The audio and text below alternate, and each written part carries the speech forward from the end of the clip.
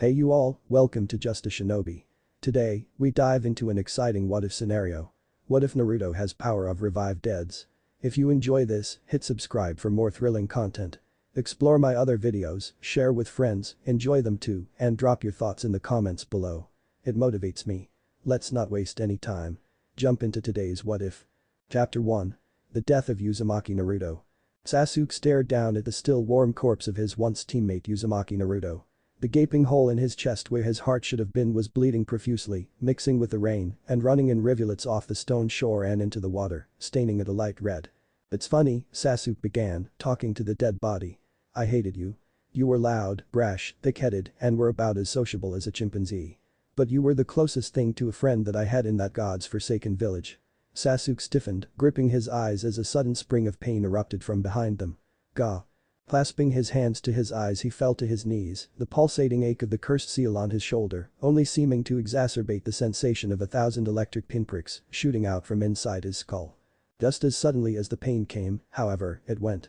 Sasuke dropped his hands to the ground to keep himself from falling and opened his eyes, only to see the dead, glassed-over eyes of Naruto staring back up at him. Naruto's red, slitted eyes had returned to their normal blue, but all semblance of the boundless optimism Naruto had exuded from them was gone. They were empty eyes, looking up at him. Judging him. "Shut up." He shouted down at the corpse, "I had to do it. I had to kill you to get the Mangekyo. I need this power to kill Itachi. You wouldn't understand. He took everything from me. I have to kill him. It's my duty." The glassy blue eyes continued to stare, regardless of Sasuke's justifications. With a loud grunt Sasuke got up before kicking Naruto's body with enough force to shove him off the rock where he stood and into the river, where it began to slowly float away, face down. Ripping his aid off Sasuke looked down at the distinct scratch crossing out the Konoha symbol. With a slight smirk he dropped it onto the stone ground, where it hit with a loud clang. Maybe Naruto wasn't as useless as he had previously believed, not that it mattered now. Looking back at Naruto as his body slowly drifted away he felt his breath hitch, looking slightly defeated. "I'm sorry." He whispered to himself. "I had to." Sasuke shook his head to clear his thoughts. This was childish and no way for an Uchiha to act. He had wasted too much time ruminating, he had to get to Orochimaru as soon as possible, who knows when Naruto's backup would arrive. Turning on his heel, Sasuke used his remaining strength to run as quickly as he could towards the rendezvous point to the north. Kakashi landed without a sound on the hard stone shore. Picking up a scratched aid he held it in front of his hound. "Pakin, what do you smell?" he asked urgently. "It's Sasuke's for sure, but there's more. The rain washed most of it away, but there's definitely a lot of Naruto's blood here." He stated, "Unfortunately, I can't smell much of a trail anymore, the rain is too heavy."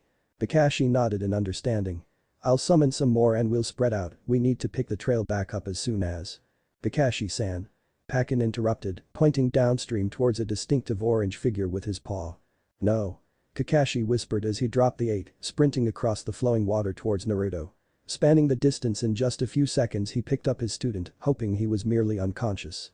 Upon seeing the gaping hole in his chest however, Kakashi knew he was dead. Scooping the rapidly cooling corpse up in his arms, Kakashi closed his single visible eye. "I'm sorry, Naruto, I didn't mean to be so late." He sighed, reining in his emotions in the way that only a hardened shinobi could, before shifting his grip so he could close Naruto's eyes. It was time for the boy to rest. "Akin," he said, turning to his furred friend on the shore. "Pick up Sasuke's Hitai aid and bring it back to the village. We'll see if we can use his scent to train other tracking hounds." Pakin nodded, picking up the aid in his mouth. Without another word, Kakashi began the long journey back to the village. "Bring me more deer antler." Tsunade shouted to one of the bustling nurses, deep bags under her eyes, showing her lack of sleep. She ground together more ingredients in an attempt to counteract the Tongurashigan pill of the Akimichi that Choji had taken. It truly was a fascinating piece of work. By forcing the body to burn through the entirety of its fat stores, the Akimichi clan had discovered how to produce an incredible amount of chakra. The only problem was that the process also produced an extraordinary amount of spiritual heat, throwing the spirit's balance towards one end of the extreme and causing it to spiral out of control, weakening the Okage-sama. Tsunade turned to see who interrupted her introspection. A genin she didn't recognize stood before her. "Your presence is requested in the morgue," he said with a bow. With a deep frown Tsunade responded, "I'm in the middle of a procedure. You can't just barge in here. Who told you to break protocol like this?" she demanded. "Kakashi-san did, ma'am. He recently returned with Naruto and ordered me to find you immediately," the young boy explained. He must be fresh out of the academy, that was why she didn't recognize him and why he was stupid enough to interrupt a medical procedure on a random Jounin's orders. Wait a minute. Naruto. Morgue. You. Tsunade snapped at another nearby nurse. I want you to grind some dried lotus root, steep it in a glass of peppermint tea, and force it down Akimichi's throat, understood? She ordered belligerently before storming off without waiting for a reply. Tsunade's heart was beating faster than was healthy for a woman of her advanced age as she rushed down the sterile white hallways of the Konoha hospital. After what was arguably the longest 60 seconds of her life, she rammed open the doors to the morgue and barged in. Kakashi. What is the meaning of this? She shouted, hoping against hope that her faux anger would change what she knew in her heart had happened to her once again. One of her precious people had died for this god's forsaken village again. She knew it. She looked only at Kakashi, refusing to acknowledge the obvious orange figure on a nearby gurney. Kakashi was sitting in a chair in the corner of the room, head resting in his hands and hunched over. Without a word he pointed to the corpse of his dead student. Tsunade slowly turned to look at Naruto. He hadn't been cleaned up at all, he was still covered in blood, sweat, and grime. Stepping closer she approached him and rested a hand on his forehead.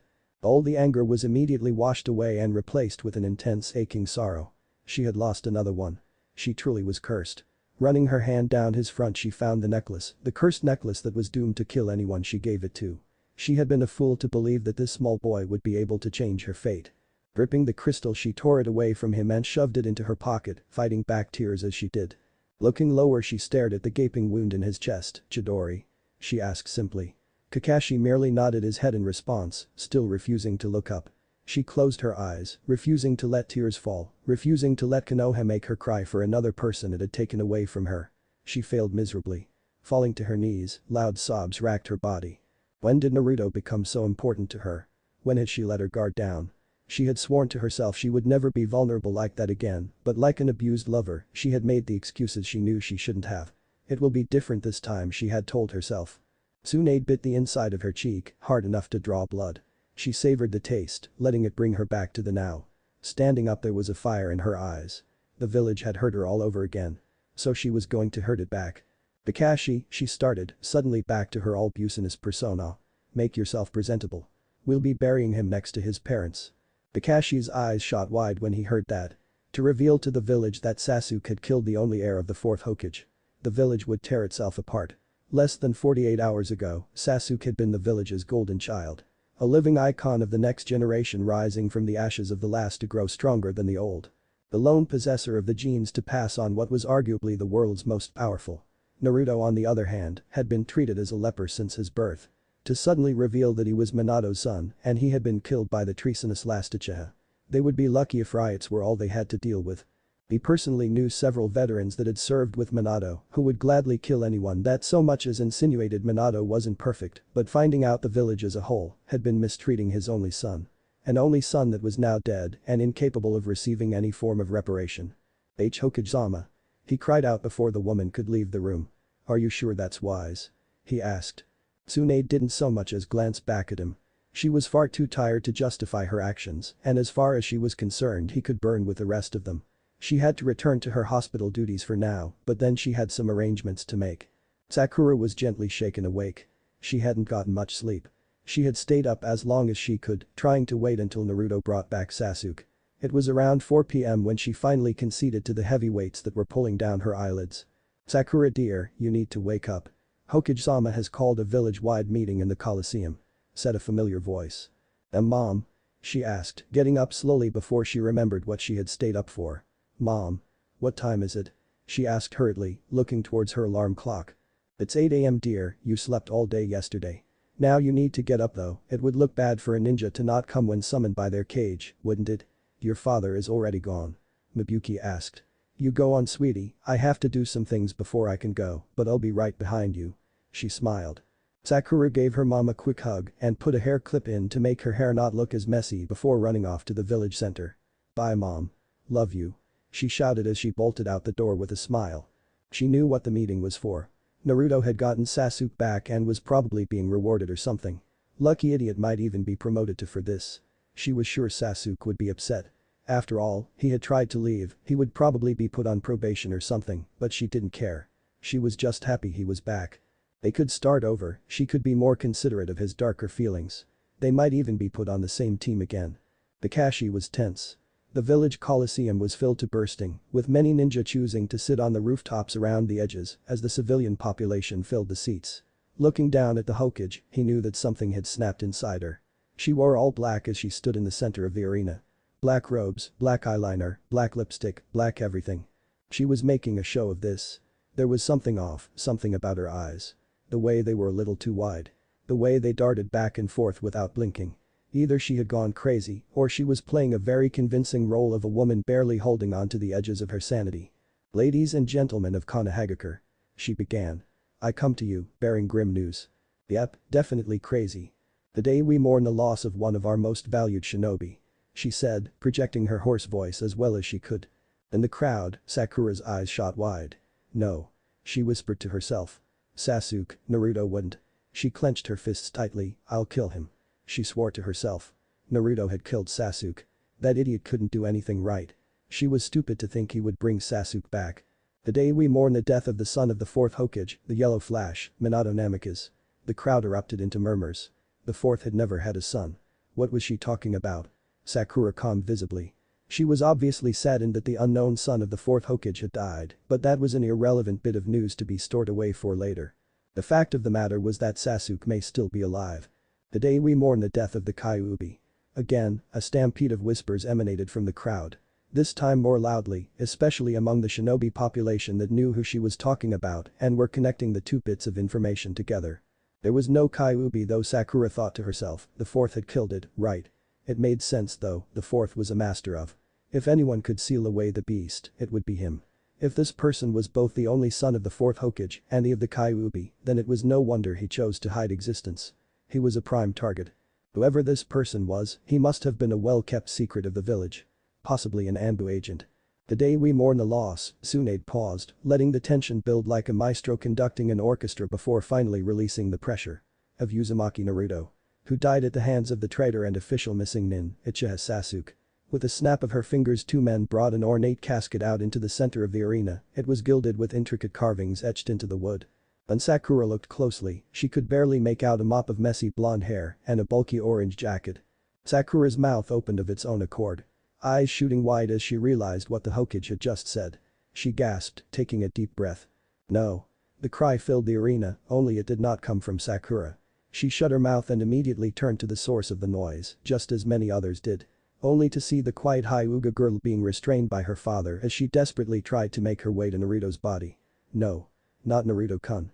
Not Naruto-kun," she screamed, tears streaming down her face. "Hinata. Behave yourself." Hiashi demanded with a hand on her arm, holding her back and attempting to force her to sit back down. "This is no way for a Hyuga to act," the man scolded.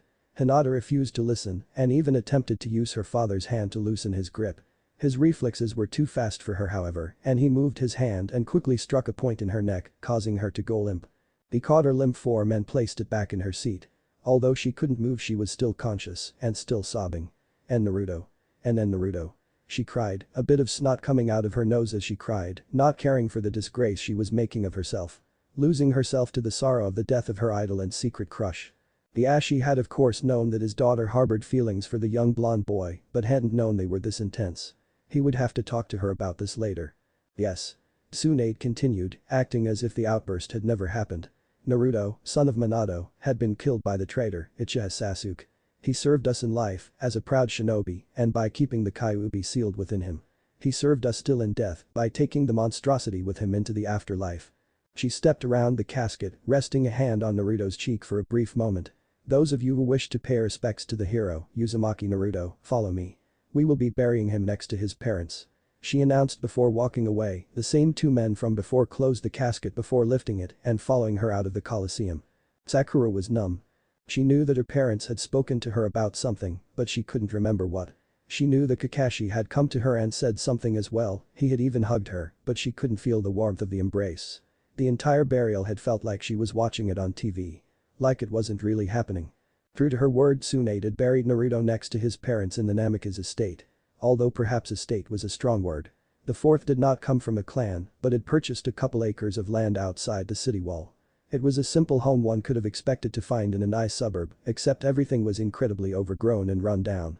Behind the house were two gravestones that simply read her safe harbor and his red hot habanero. In the back of her mind, Sakura noted that the body of the fourth was supposedly destroyed during the Kyuubi attack. Although it made perfect sense that the official report would say that if he had wanted his burial to be private with his apparent wife. Tsunade had spoken some more as Naruto's casket was buried next to his parents, but Sakura couldn't hear her. While many of the villagers chose not to follow Naruto to his burial site, there was still more than enough to make it, so she was crowded from all angles, as everyone tried to gather around the rather impromptu ceremony. She went home immediately after the final bit of dirt was placed over Naruto's grave. After her parents talked to her about friendship and loss or something, she went into her room and sat at her desk. The same desk she sat at when she had done homework back in the academy. It was funny, it had only been a year since they graduated. She couldn't remember. It was like none of that was real, like it had happened to a different person. She wasn't the person she was a mere 4 days ago. Her world had changed the moment she realized what she had done. She knew that keeping his promises was part of Naruto's. She knew he liked her. She knew she could use that to get him to go after Sasuke. If she hadn't been so pushy with Sasuke, had been a better friend and less of a flirt, he might have stayed. If she hadn't begged Naruto to go after Sasuke, he would still be alive. If she had been stronger she could have gone with him. If. It was her fault Sasuke left. It was her fault Naruto was dead. It was her fault she was all alone. Sakura was numb. The week after Naruto's burial was hectic to say the least. Kakashi was wrong about there being riots, however. So that was a positive. In fact, Kakashi realized that the village was taking the revelation that the pariah was actually a hero rather well. There were plenty of heated arguments, but no one had died yet. Many of the villagers were simply sulking, minds filled with I should have and if only. The melancholy mood was oppressive, even for him. Others, although a much smaller number, actually celebrated. Not for the death of Naruto the hero as some had taken to calling him posthumously, but for the death of the Kyuubi. Kakashi supposed they were somewhat right to celebrate. It wasn't every day a being of pure energy and manifestation of hatred was destroyed. It was only when the two groups clashed that things became a problem. The mourners believed that the celebrators were not sufficiently upset about the death of Naruto the hero, while the celebrators believed that the mourners were not sufficiently happy that Naruto had succeeded in the mission given to him by the fourth. Protecting his people from a grave threat.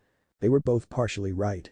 Kakashi had heard both sides of the arguments multiple times while having to defuse rather heated debates on multiple occasions.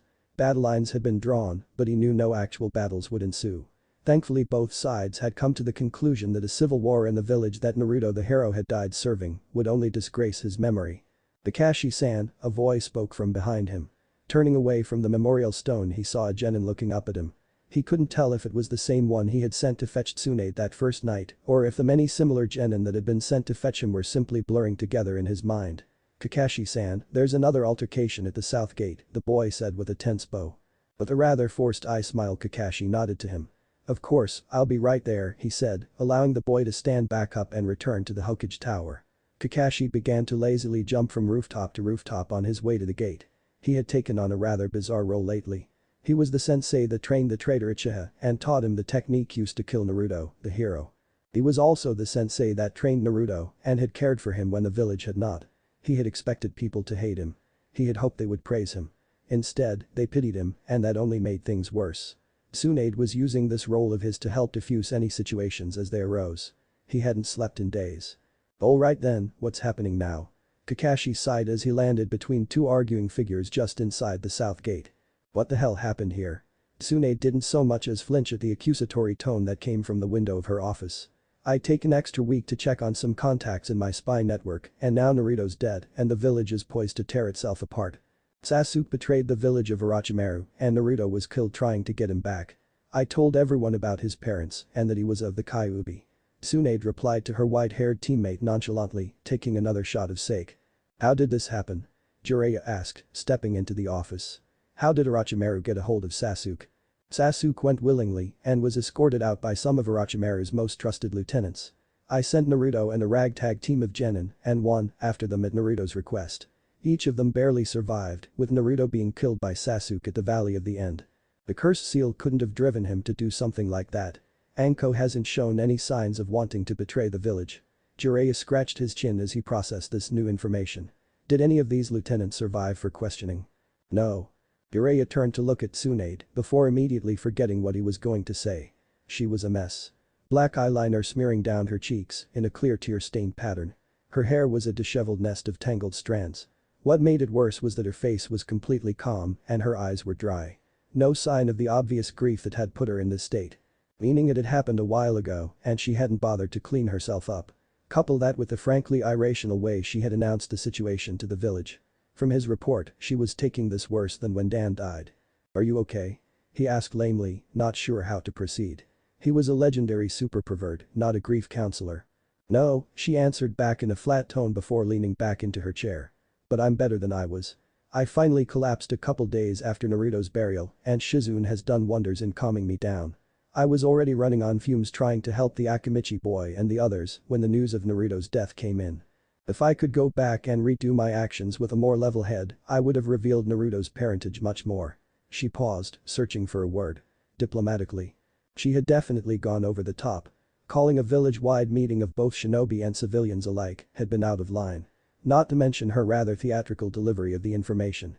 She had seen the way Kakashi looked at her throughout the event and it was a testament to the man's unwavering loyalty that he hadn't lost all faith in her because of her actions. Although maybe he did and was simply very good at hiding it. His loyalty must feel especially strained now with how she was running him ragged. She simply didn't trust anyone else to handle any Naruto-related flare-ups with a level head. Particularly when ninja were involved. Some of these arguments were reaching an almost religious level of zeal. She had wanted the village to share in her pain, not destroy itself. "But you would have still told them?"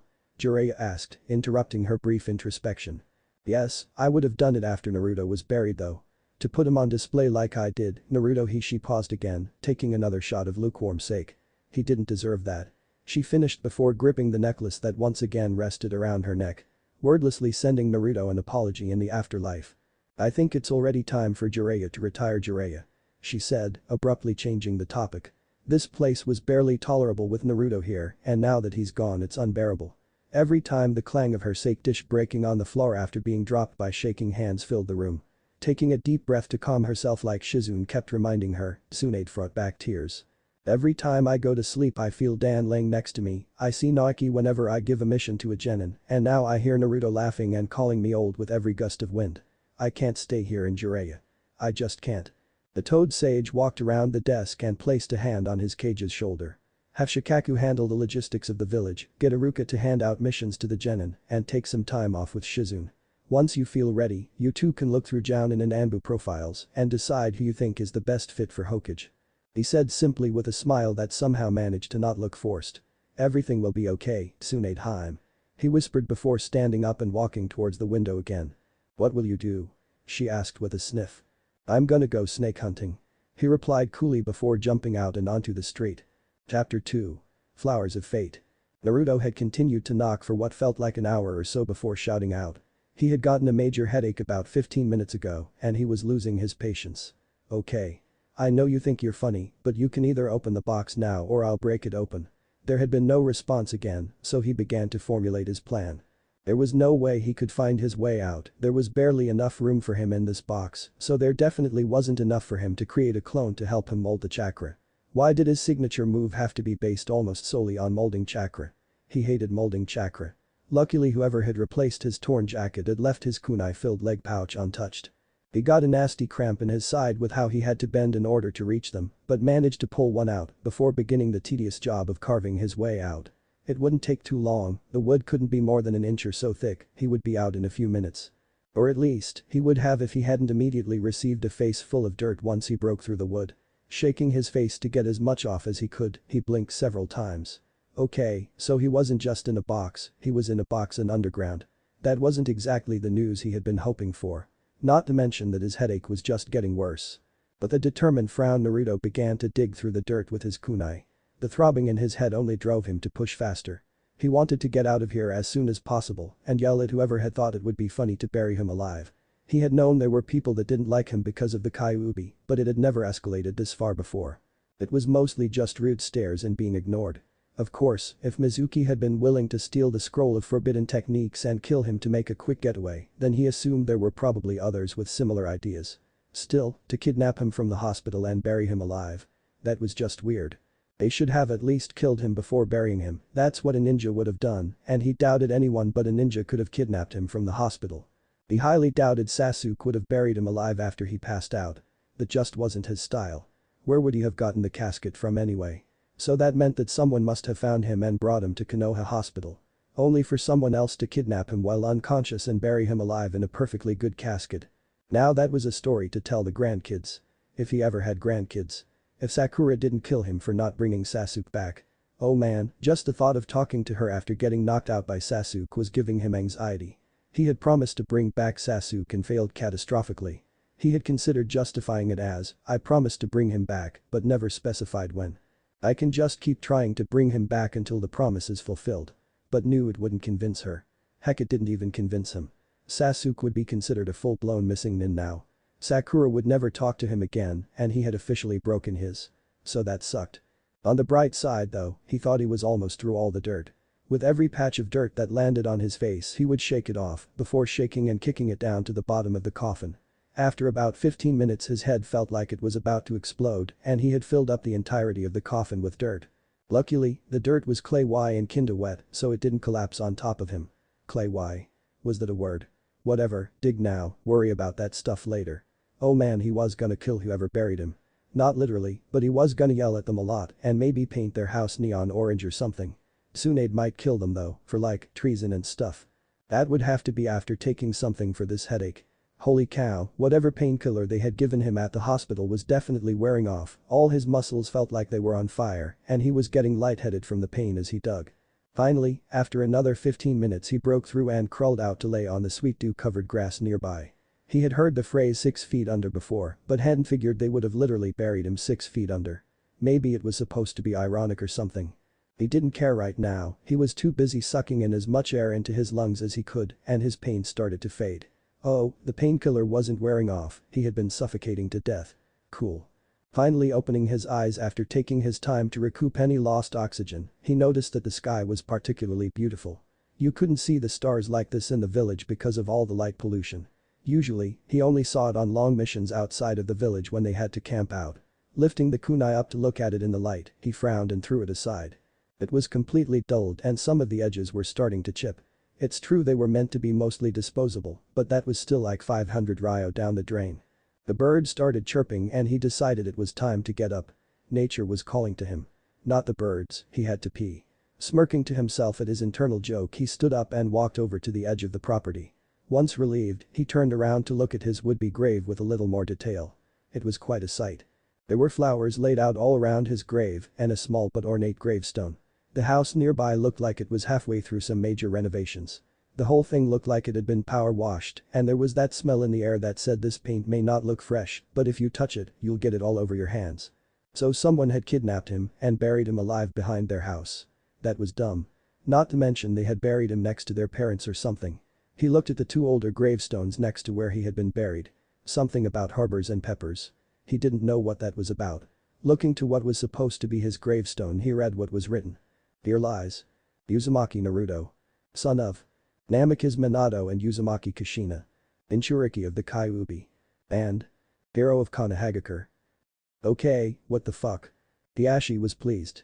After he dragged the still sobbing Hinata home from the announcement that the Naruto boy had died, he tossed her into her room, rather unceremoniously too. He had refused to let her watch the burial, or rather, he had refused to carry her to the burial and she hadn't been in any condition to go by herself. The first day almost the entire house had to listen to her wail late into the night. She just lost her friend. Hiashi had told himself, give her a day to grieve. And a day she had gotten. He swore to himself that if he had heard so much as a sniffle from her room the next day he would go in there personally.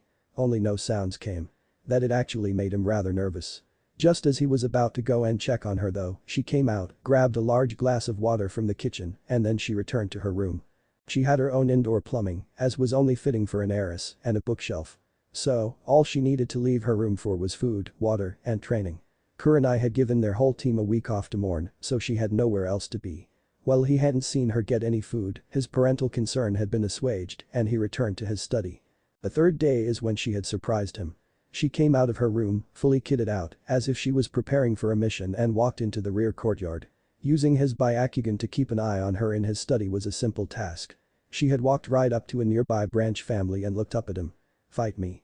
She had said simply. Hiashi's eyes had widened from shock alone. A bit of an overreaction considering he didn't have any rational reason to do so. That had been surprising, but not overly so. She had just spent 2 days in her room and had no team duties. She was probably just working out some energy and frustrations. The man had looked at Hinata like she had grown a second head but simply bowed and gave the appropriate "yes, Hinata Heim" before dropping into the stance. He began first, giving her an agonizingly slow strike that was obviously meant to be blocked. She slapped his hand away and looked at him with an angry frown. "I didn't say pity me, I said fight me," she growled. The Ashi had to consciously prevent himself from turning his head to look at Hinata. If they had looked at Hinata like she had a second head before, then she must have appeared to have 3 heads, 16 arms, and a Sharingan at this point. "Yes, Hinata Heim, forgive me," he said with another deep bow. Hiashi put his pen down so he could actively watch his daughter. What followed was 10 minutes of her barely surviving. He frowned deeply to himself, wondering what he had been expecting. A small group had gathered around the fight by that point. None of them made it outwardly obvious that they were watching, they just so happened to be eating their meal nearby, facing away at an angle, and with their Byakugan active.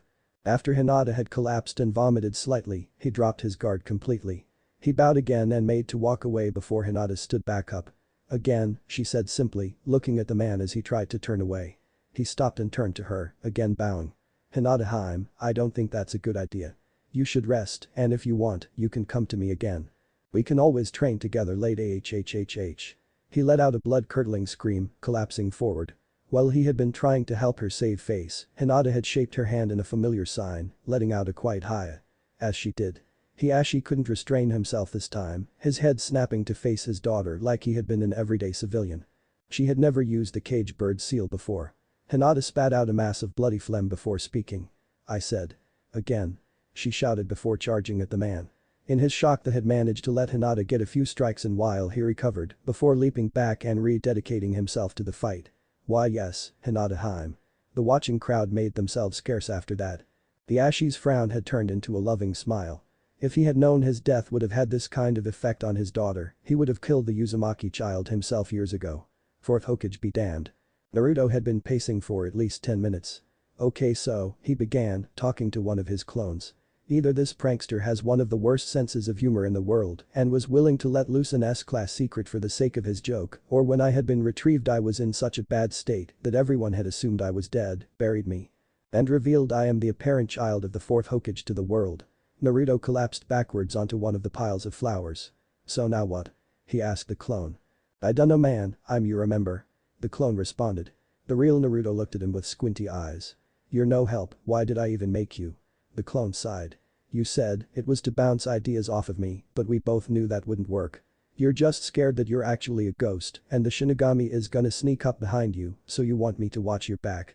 It was the real Naruto's turn to sigh now, he definitely wasn't a ghost. Ghosts didn't need to breathe or dig out of caskets. The clone was just trying to scare him. "I mean, if I go back then they're gonna think I'm undead or something. Or some jerk that's just pretending to be me. Or like 11 other different things that could end really badly for me. Us." He amended after a moment. "Oh yeah, and what are you gonna do instead? Run away? That's not part of us." The clone countered. "You mean that we broke the second we let Sasuke get away?" Naruto countered in return. "Just think what Sakura will do to us when she realizes that not only did we not get Sasuke back, but we let her think we were dead for who knows how long. We might actually die after that." "Good point. I suppose we could. Oh gods you were right. The Shinigami. He's right behind you." The clone shouted, eyes wide in terror. "What?" The real Naruto jumped up and turned around, only to hear a loud ha behind him and a poof as the clone dismissed itself. He couldn't blame it, he had thought it was funny, and now he kinda did too. Wait, why would he think it was funny too? Naruto frowned to himself before deciding to file that question under the interesting, but not important right now part of his brain. That was a really big part. He'd have to go through there one of these days. There were probably those weird cockroaches in there. Maybe that's why his mind looked like a sewer whenever he saw Kyuubi. There was a leak in that room he never checked out. Swallowing hard, Naruto did what any sensible ninja would do. He picked up one of the flowers that was left for him and started picking off the petals. One by one. "I leave. I stay. I leave. I stay. I leave." "What now?" Kakashi sighed at the genin that had just knocked on his door. He had finally managed to get a bit of sleep when he was woken up a whopping 2 hours after his head hit the pillow. He was going to have an aneurysm at this point. "Sir, Hokage-sama has requested your presence in the Hokage Tower immediately. I apologize for any inconvenience." The young girl stuttered. So this one definitely wasn't the same boy he had sent to get the Hokage. Unless he was hanged and Kakashi was just too tired to be able to tell. No, that was just the lack of sleep talking. There was no demon genin that had nothing better to do than bug him. At least not anymore. Wow, okay, Kakashi thought to himself. Screw you too, brain. Standing tall, Kakashi patted the girl on the top of her head. It's fine, it's not your fault. Take your time getting back. I'm on my way. He said, trying to be extra kind to make up for his rather cruel greeting earlier. Locking the door behind him, he jumped on top of his place's roof and began to journey towards the Hokage Tower. He could have sworn he heard a hinge pop behind him as he jumped away, but convinced himself he was hearing things. Are you sure he's the best candidate? Shizune asked her mentor. What if the villagers freak out? He hasn't gotten a psych evaluation since Naruto's death. What if he's not stable? Then, they can rot in hell. He's the best for the job right now, despite his current situation. I don't want to spend the next 2 weeks here looking through profiles just to pick him anyway. Besides, Tsunade continued. I'm not exactly stable right now either. Do you really think I'd do a better job of keeping this place together than him? I'm drinking way too much, and if I don't do those breathing exercises every 30 minutes or so, it feels like my brain will melt. Hell, I'm the one who grades most of those psych evaluations, and I wouldn't even pass myself at this point. Shizune looked like she was about to argue, but there was a sudden knock at the door. That was odd, they had expected Kakashi to come in through the window. Enter. Tsunade spoke with all the dignity and authority that she could muster. Kakashi walked into the room slowly. There was a rather dark bag under his one eye, and Shizune noted to herself that he was giving off an eerily similar vibe to the one that Tsunade had given before she collapsed a few days ago. Shizune had gotten her to take a shower and clean herself up, but she was still wearing the black robe and had trouble sleeping. Kakashi bowed deeply in an unusually serious mood. He bowed down for perhaps a few seconds too long before sighing, Hokage-sama. And standing back up. Are you okay, Kakashi-san? Tsunade immediately asked, Dr. Mode taking over. You don't look well. Please, sit. Moderate to severe sleep deprivation, causing mild audio-visual hallucinations. Minor chest pain and loss of appetite, possibly unrelated but unlikely, he said stoically, giving a rather spot-on self-diagnosis. He gave her an eye smile before taking the offered seat. Nothing compared to my time in Anbu though. I'll be fine. I see. She began to give a slightly worried frown. Tell me, Kakashi, are you loyal to Konoha? She asked, changing the subject. Kakashi barely managed to stop himself from raising his eyebrow. He hadn't expected that. He knew there was a good chance he would be questioned. After all, he was the sensei to the traitor Uchiha. But, he figured it would have happened within the first few days after his return. When it didn't, he assumed they either didn't question his loyalty or they were too busy. It made sense though. Run him ragged with constant small missions and then question him when he had his guard lowered. Yes ma'am, he answered quickly, perhaps too quickly, but he hoped not.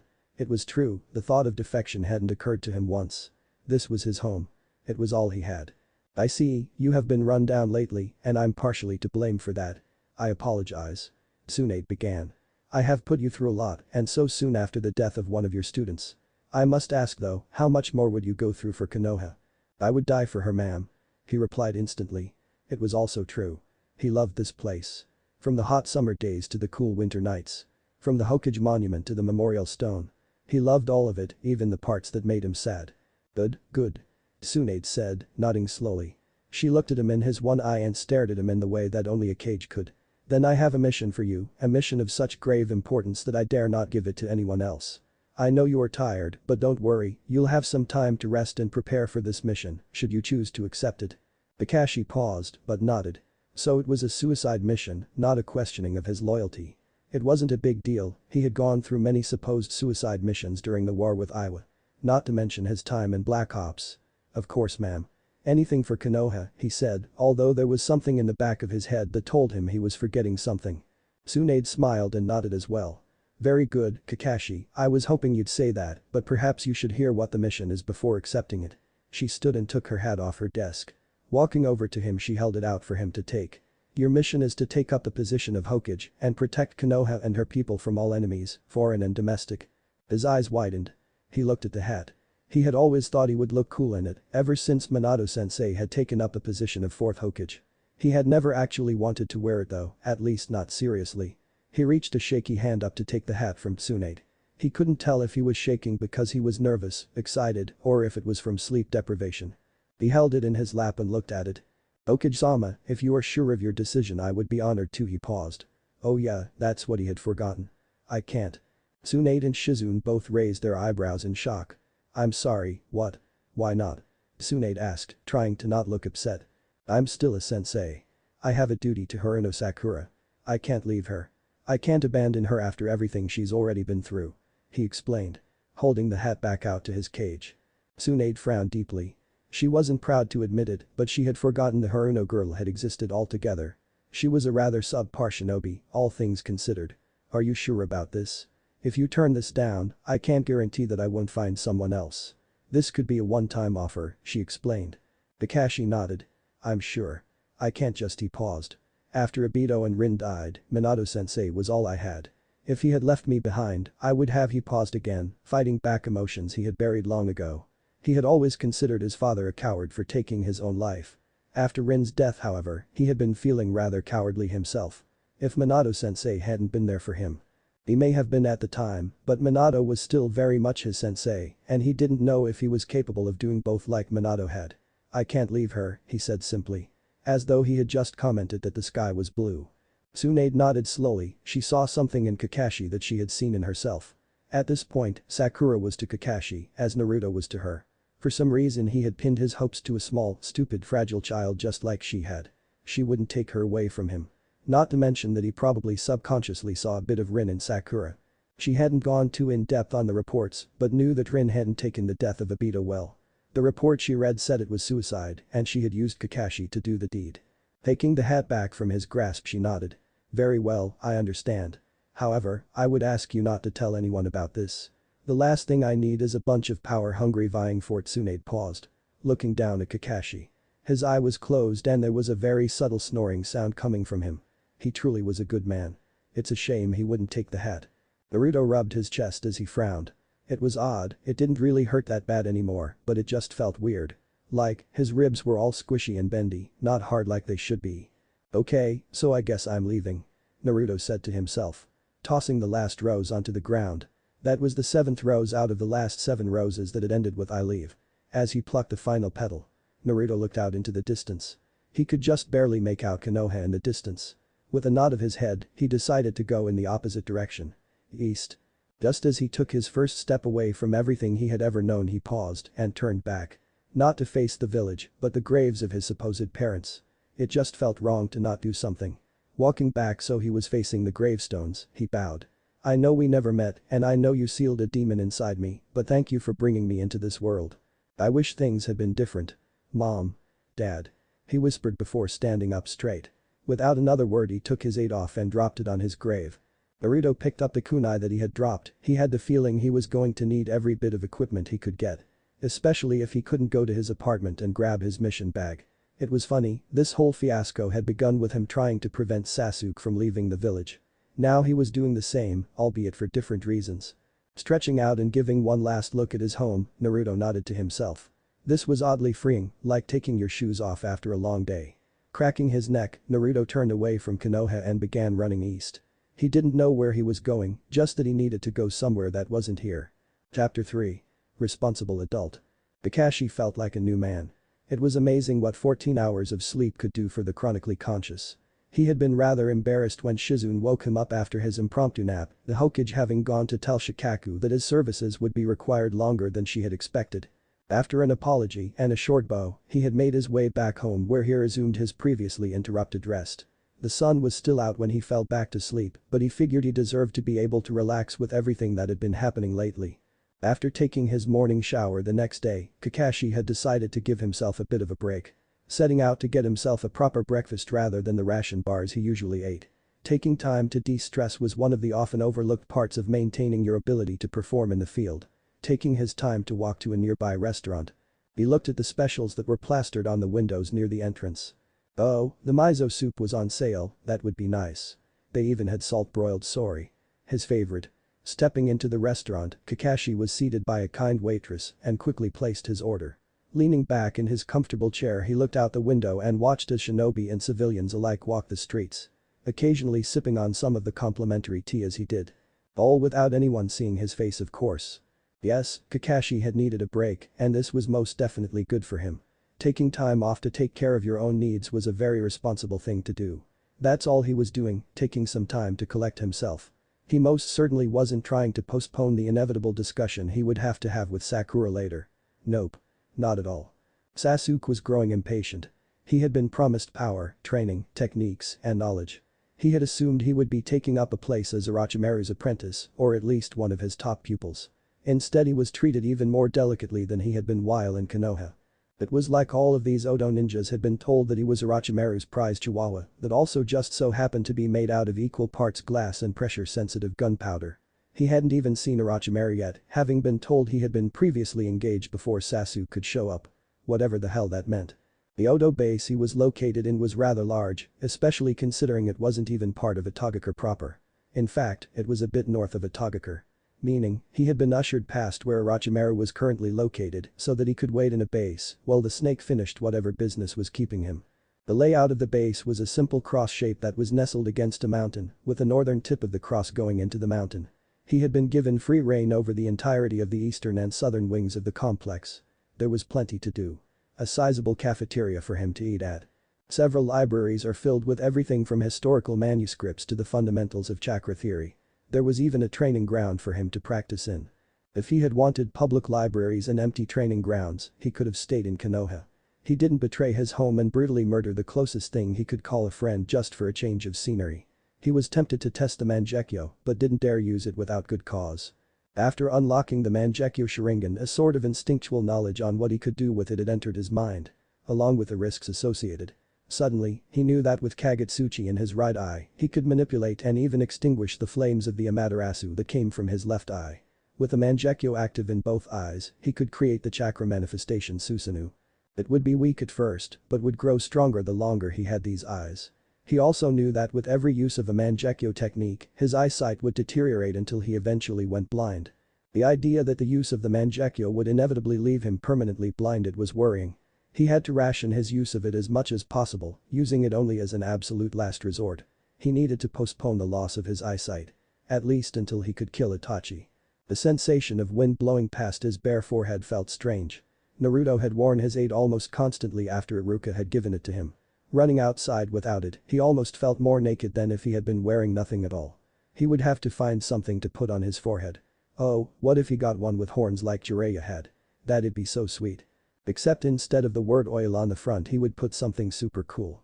He didn't know what it was gonna be yet, but he knew it was gonna be awesome. He was making good time, not that he was trying that hard. He highly doubted anyone would try to track down someone they had buried. His grave had been recently dug, so no one should notice that a bit of dirt was out of place.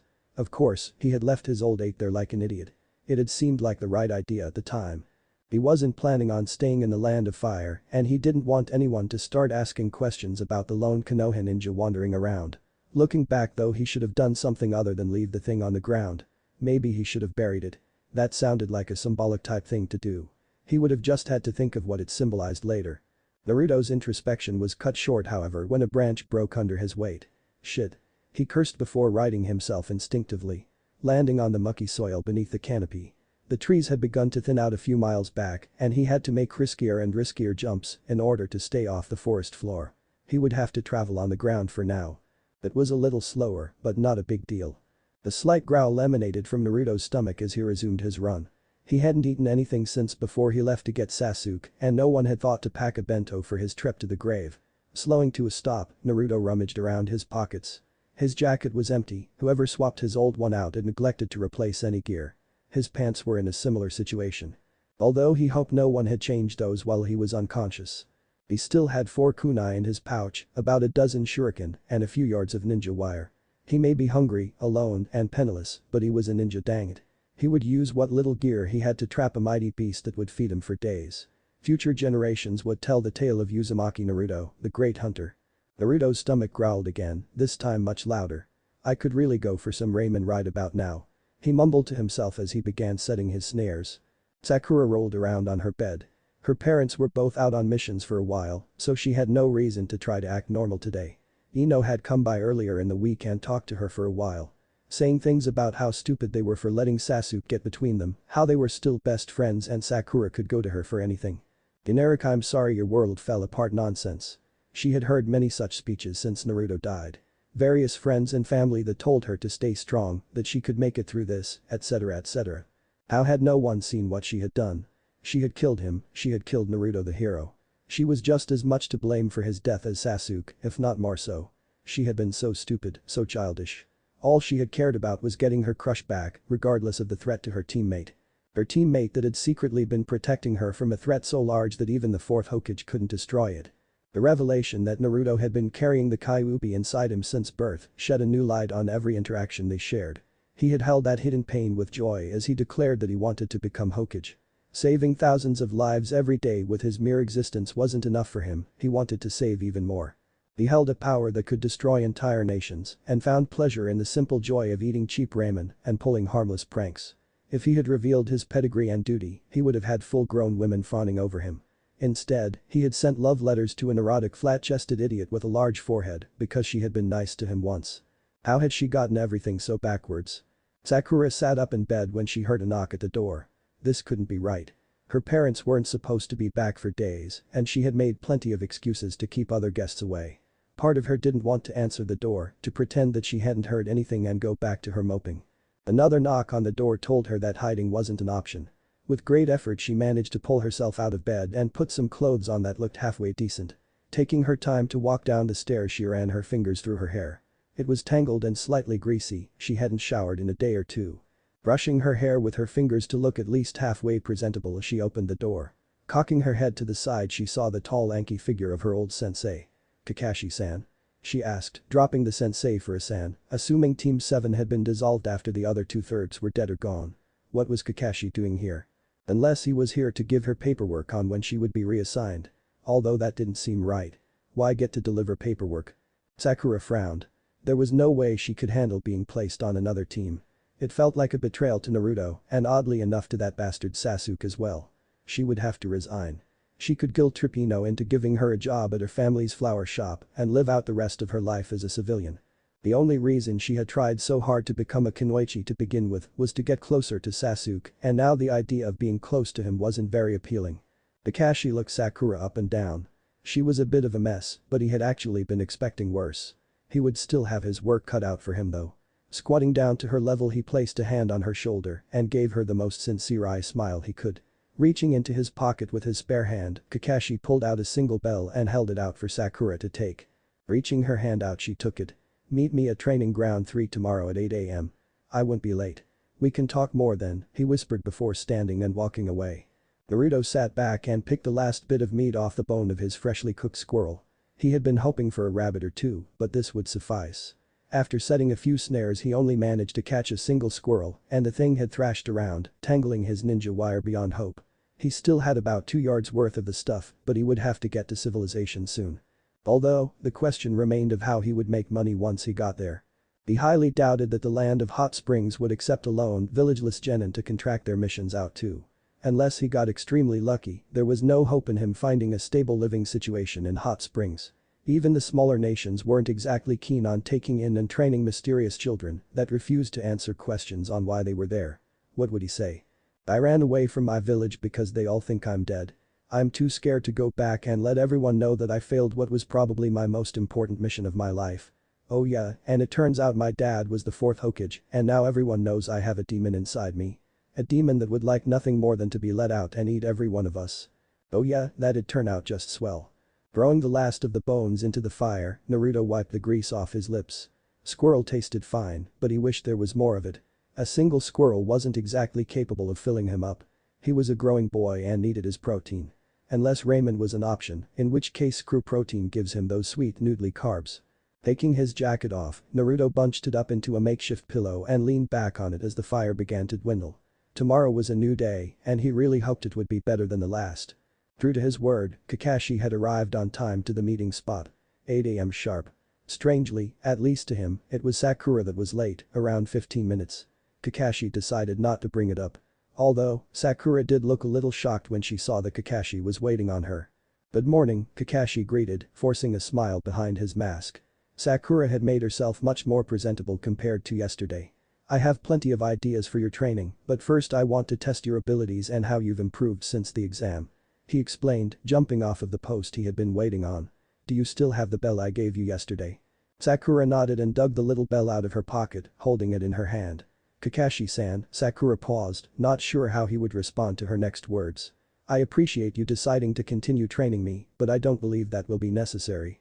After thinking about it more last night, I've decided to resign. I've decided that being a ninja isn't for me. No. Kakashi said. Direct and serious. His smile dropped. As your sensei, all resignation requests must first be approved by me before being further approved by the Hokage. I refuse your resignation. What? Kakashi-san. Kakashi-sensei. The correction. I'm not cut out to be a ninja. She continued, heedless of his interruption. I'm just a genin, and I've already killed one teammate and driven another to treason. I'm great at paperwork, but I can't handle being a kunoichi. Kakashi cocked his head to the side. It was amazing how the world appeared to revolve around you when you were younger. Do you really believe that? That you're the sole reason Sasuke betrayed the village or that Naruto went after him? He asked rhetorically. Sasuke has been fighting his demons since his family was killed. No actions you did or didn't take would have changed that. Besides, my teammate annoyed me isn't a viable excuse for treason and murder. Sakura frowned at that. True, Sasuke had been fighting a losing war with his childhood since she knew him, but there was still a sliver of a chance that if she had behaved differently, it would have turned out better. What about Naruto? She began, deciding to drop the earlier line of reasoning, knowing she wouldn't be able to convince Kakashi. I begged him to bring Sasuke back, I made him promise to bring Sasuke back. If I hadn't done that, then he might still be alive. I took advantage of his feelings for me, and now he's dead because of it. Do you honestly believe that Naruto wouldn't have gone after Sasuke if he hadn't promised to bring Sasuke back? Yes, keeping his promises was a major part of Naruto's, but he saw Sasuke as a brother, you couldn't have stopped him from going after Sasuke if you tried. Kakashi explained before stepping forward and placing a comforting hand on Sakura's head. Sakura, I'm not going to lie and pretend that you can go back to the way things were before Sasuke left. You're a new person now, your experiences have shaped you. Every day we wake up a different person than the one we were before we went to sleep. If you truly want to honor Naruto's memory, then take the pain you felt and make it a part of you. Use it to drive yourself to be a new, better Sakura. Would you let Naruto's death mean nothing? Just a footnote in a history book? Or will you grow and carry his dreams for him? Sakura was fighting back tears, but she could feel her resolve grow to match them. Her burden was still heavy. She would bear it. She would kill her old self. The weak love-struck child that thought about nothing but boys and popularity. She would rise anew with the sun and face her challenges head-on. To do anything less would be to disgrace Naruto's memory. It would make Sasuke write about Konoha. It would make Sasuke write about her. Her head hurt. She had been whipping back and forth between extreme emotions since Sasuke left, and it seemed like only now was she finding a reasonable place to settle in the middle. So, now that you're a new person, I think a new introduction is in order. Kakashi took his hand off of Sakura's head and sat cross-legged on the grass. My name is Hada Kakashi. I like many things and dislike many more, but I can't stand those who betray their friends or themselves. My dream is to finish training my student and protect Konoha until I am no longer needed. Sakura nodded at his introduction. It was much more sincere than the first time he introduced himself. She took a deep breath. She would do it, she would rise above what Sasuke had done to her and carry on, just like Naruto would have. My name is Haruno Sakura. I like relaxing with a book on warm summer days. I dislike traitors and being weak. My dream is to. She paused. No, it wasn't a dream, it was a duty. I will carry on Naruto's dream. I will become Hokage. Maybe a reasonable place to settle in the middle hadn't been completely accurate. To pick up Naruto's torch and attempt to become Hokage was its own type of extreme, but it was one she could live with. I won't forget you, Naruto. Sakura thought to herself, I still blame myself for your death, but I won't let it be in vain. I'll become Hokage, just like you would have if it weren't for me. I'll make this village a better place. A place you would have been proud to call home. Kakashi smirked at her declaration. He hadn't expected that. She was still young though, and had all the time in the world to adjust her dreams as she went. He didn't know if she had what it took to become Hokage, but he would help her try. He clapped, standing up. Now then, about that test. You have a bell, I want it. Your job is to keep it from me. No trick answers this time. I'm genuinely going to try and get that bell, and you're going to try to stop that from happening. Ready. Go. Chapter 4. Shall not be infringed. Greedily inhaling the oxygen from the mask held in front of him by Kabuto, Orochimaru gasped in pain. He had waited until the last possible moment to switch bodies, hoping that Sasuke would arrive before his previous body expired.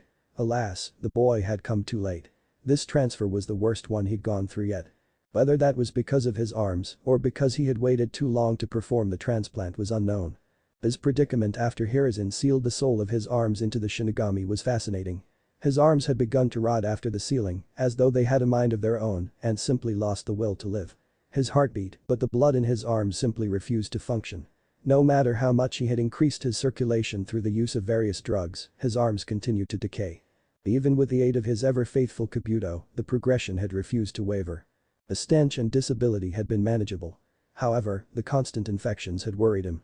He had taken the strongest antibiotics available, but they could only do so much when your cardiovascular system was directly attached to rotting, necrotic tissue. Kabuto had informed him that the infection had reached his heart and had begun to spread to his brain as well. If he didn't switch bodies when he did, he would have died. He didn't plan on dying, ever.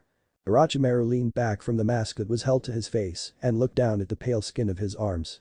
His current body was taken from an Oto that had been quite a specimen. She had dedicated herself fully to the art of Taijutsu, spending little effort to work and grow her chakra network. This made it exceptionally easy for him to uproot her soul and supplant it with his own. It also meant that the usual physical augmentations he applied to his hosts had been even more effective than usual. He would need all the help he could get in the physical aspects of being a ninja, particularly with the use of his ninjutsu hampered as it was. He was capable of moving his arms again, yet there was no sensation. No, that wasn't true, he could feel them move, but he couldn't connect the sensation to any form of context in his mind. It was a bizarre form of synesthesia that he had never experienced before. He could tell by his charts that for all intents and purposes he was now a perfectly healthy 23-year-old woman. Yet when it came to moving his arms it felt like he was swimming in some kind of thick syrup. The movement was entirely conscious, there was no instinct behind his actions. Status report. Orochimaru whispered with a hoarse voice towards his assistant. Sasuke arrived at Itagakure while you were mid-transfer. Kabuto began, I diverted his escort to base 33 and ordered them to treat him as an S-class guest until such a time that you could collect him personally. Yesterday's report says he is growing restless. You were unconscious for over 5 days, Orochimaru-sama. Kabuto took a breath before continuing. Several of our double agents inside Jiraiya's spy network have gone missing, while the ones that still managed to report to us are sending in contradictory and nebulous information. We are unaware if they are compromised as well, or if Jiraiya is feeding false information to all his agents as chaff in an attempt to disorient the entire system. Kabuto paused after his report. There was also a bit of information I picked up when conversing with Uchiha-san's escort. Although, it may be inaccurate. Continue, the Snake Sannin spoke. It appears as though Sasuke has awakened the Mangekyo Sharingan. Orochimaru stood quickly, fumbling a little. He wasn't used to having breasts, he would have to have them removed later. Orochimaru-sama. Kabuto interrupted. Please, remain seated. Your soul has only just taken hold inside your host, you are still weak. I'm strong enough to greet my new pupil, Kabu Orochimaru began, before a rush of vertigo overtook him and he stumbled forward. He tried to bring his hands up to catch his fall, but they didn't react and he landed flat on his face. Orochimaru-sama. Kabuto shouted before turning to a nearby guard. Bring me a syringe of norepinephrine now. That won't be necessary, Kabuto. Orochimaru spoke calmly into the tile floor. Finally, after making the conscious effort of which individual muscles to tense and relax in his arms, he managed to push himself off the floor. I am merely still getting used to this body. There is no need to worry. Getting to his feet, Orochimaru sighed, looking down at his breasts. Although perhaps you are right and one more day of rest won't hurt. Prepare the operating room. I wish to be rid of these fatty lumps. Naruto tried to look inconspicuous as he explored. He had managed to find a small port town just on the inside of the border of hot springs after another day and a half of travel. It was large enough that there was a chance that he could find some work, but small and out of the way enough that the odds of running into a Konohan inn was unlikely. The town's name was Shiakiri, and it appeared as though its primary purpose was as a sort of transport hub between the lands of fire, lightning, and water. Particularly for purposes of trading mainland goods for the various fish that inhabited the reefs of the land of water. Watching the dockworkers go about their business was rather fascinating actually. Naruto had never known that tuna was that large. He only ever got the cheap cans that he liked to mix into his ramen when he wanted to feel fancy. The smell of seawater and fish filled the dense fog that covered the town as Naruto watched the dockworkers move crates of goods about. Hey, kid. A voice shouted from nearby, startling Naruto with how he hadn't managed to notice the burly man that was walking towards him. He was just under 6 feet tall and had a gut that would put Tsunade's bosom to shame. It looked like all the hair on his head had decided to migrate down to his chin, leaving a shiny scalp with a greasy, wiry beard. You lost or something? Where are your parents? The concerned adult. Naruto could use this. They're dead, sir. Naruto said, playing up the sadness just enough to make the man pity him, but not enough that he felt like an asshole for doing it. The best kinds of lies were the ones that were half true.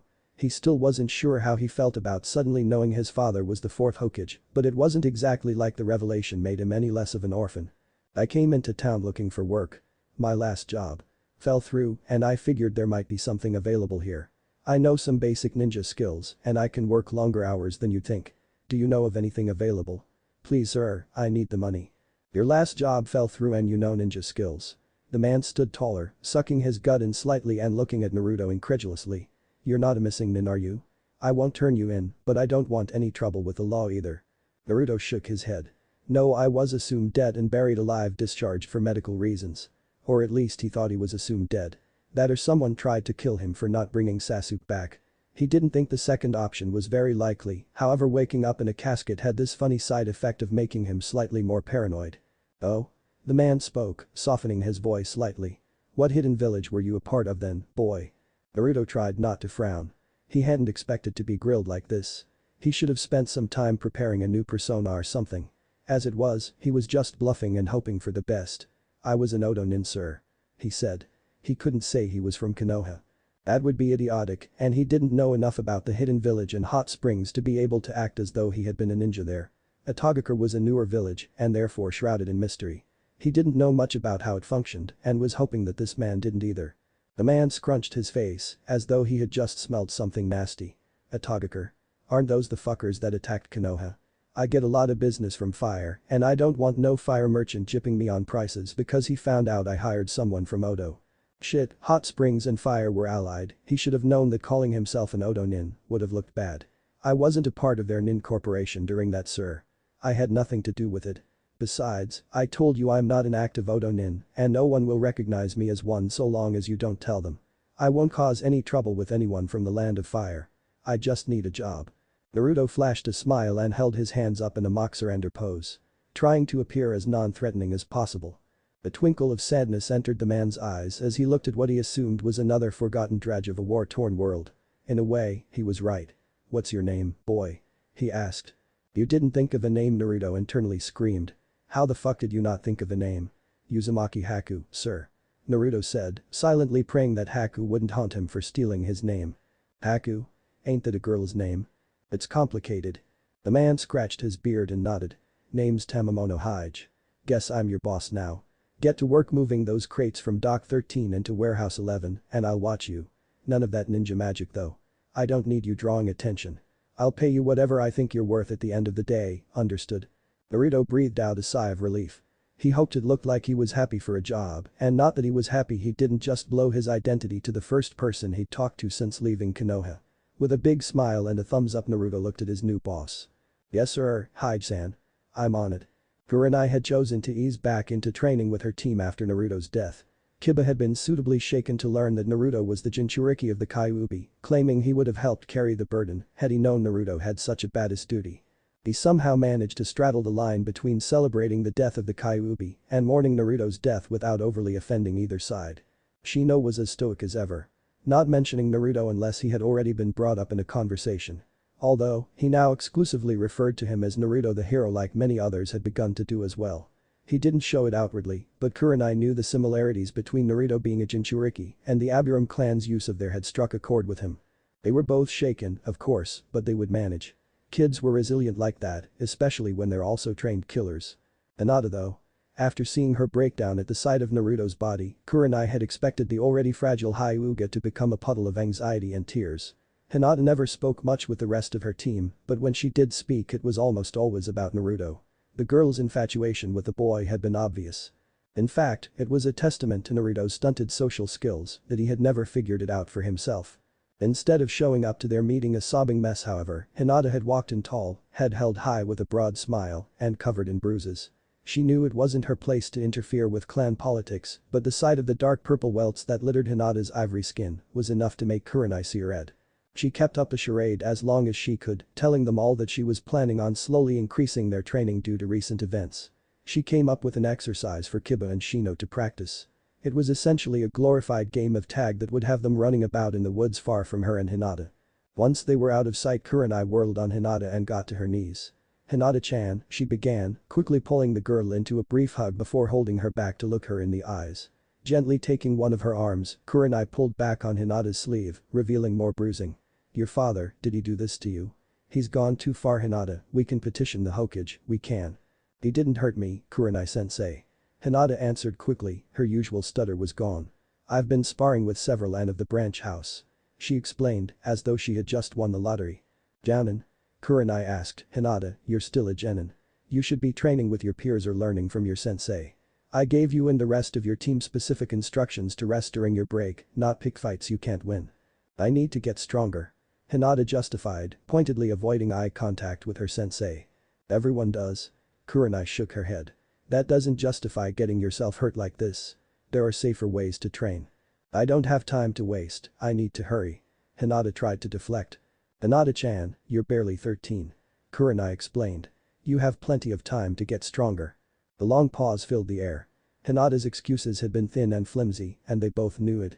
Kurenai waited for the next excuse, when one didn't come she made to continue, but Hinata spoke first. I never told him I loved him, Hinata whispered, tears welling in her lilac eyes. Her smile dropped as they threatened to spill over. What? I never told him I loved him. And Naruto-kun died. Alone. Thinking no one cared for him. Thinking no one loved him. I loved him. I should have told him.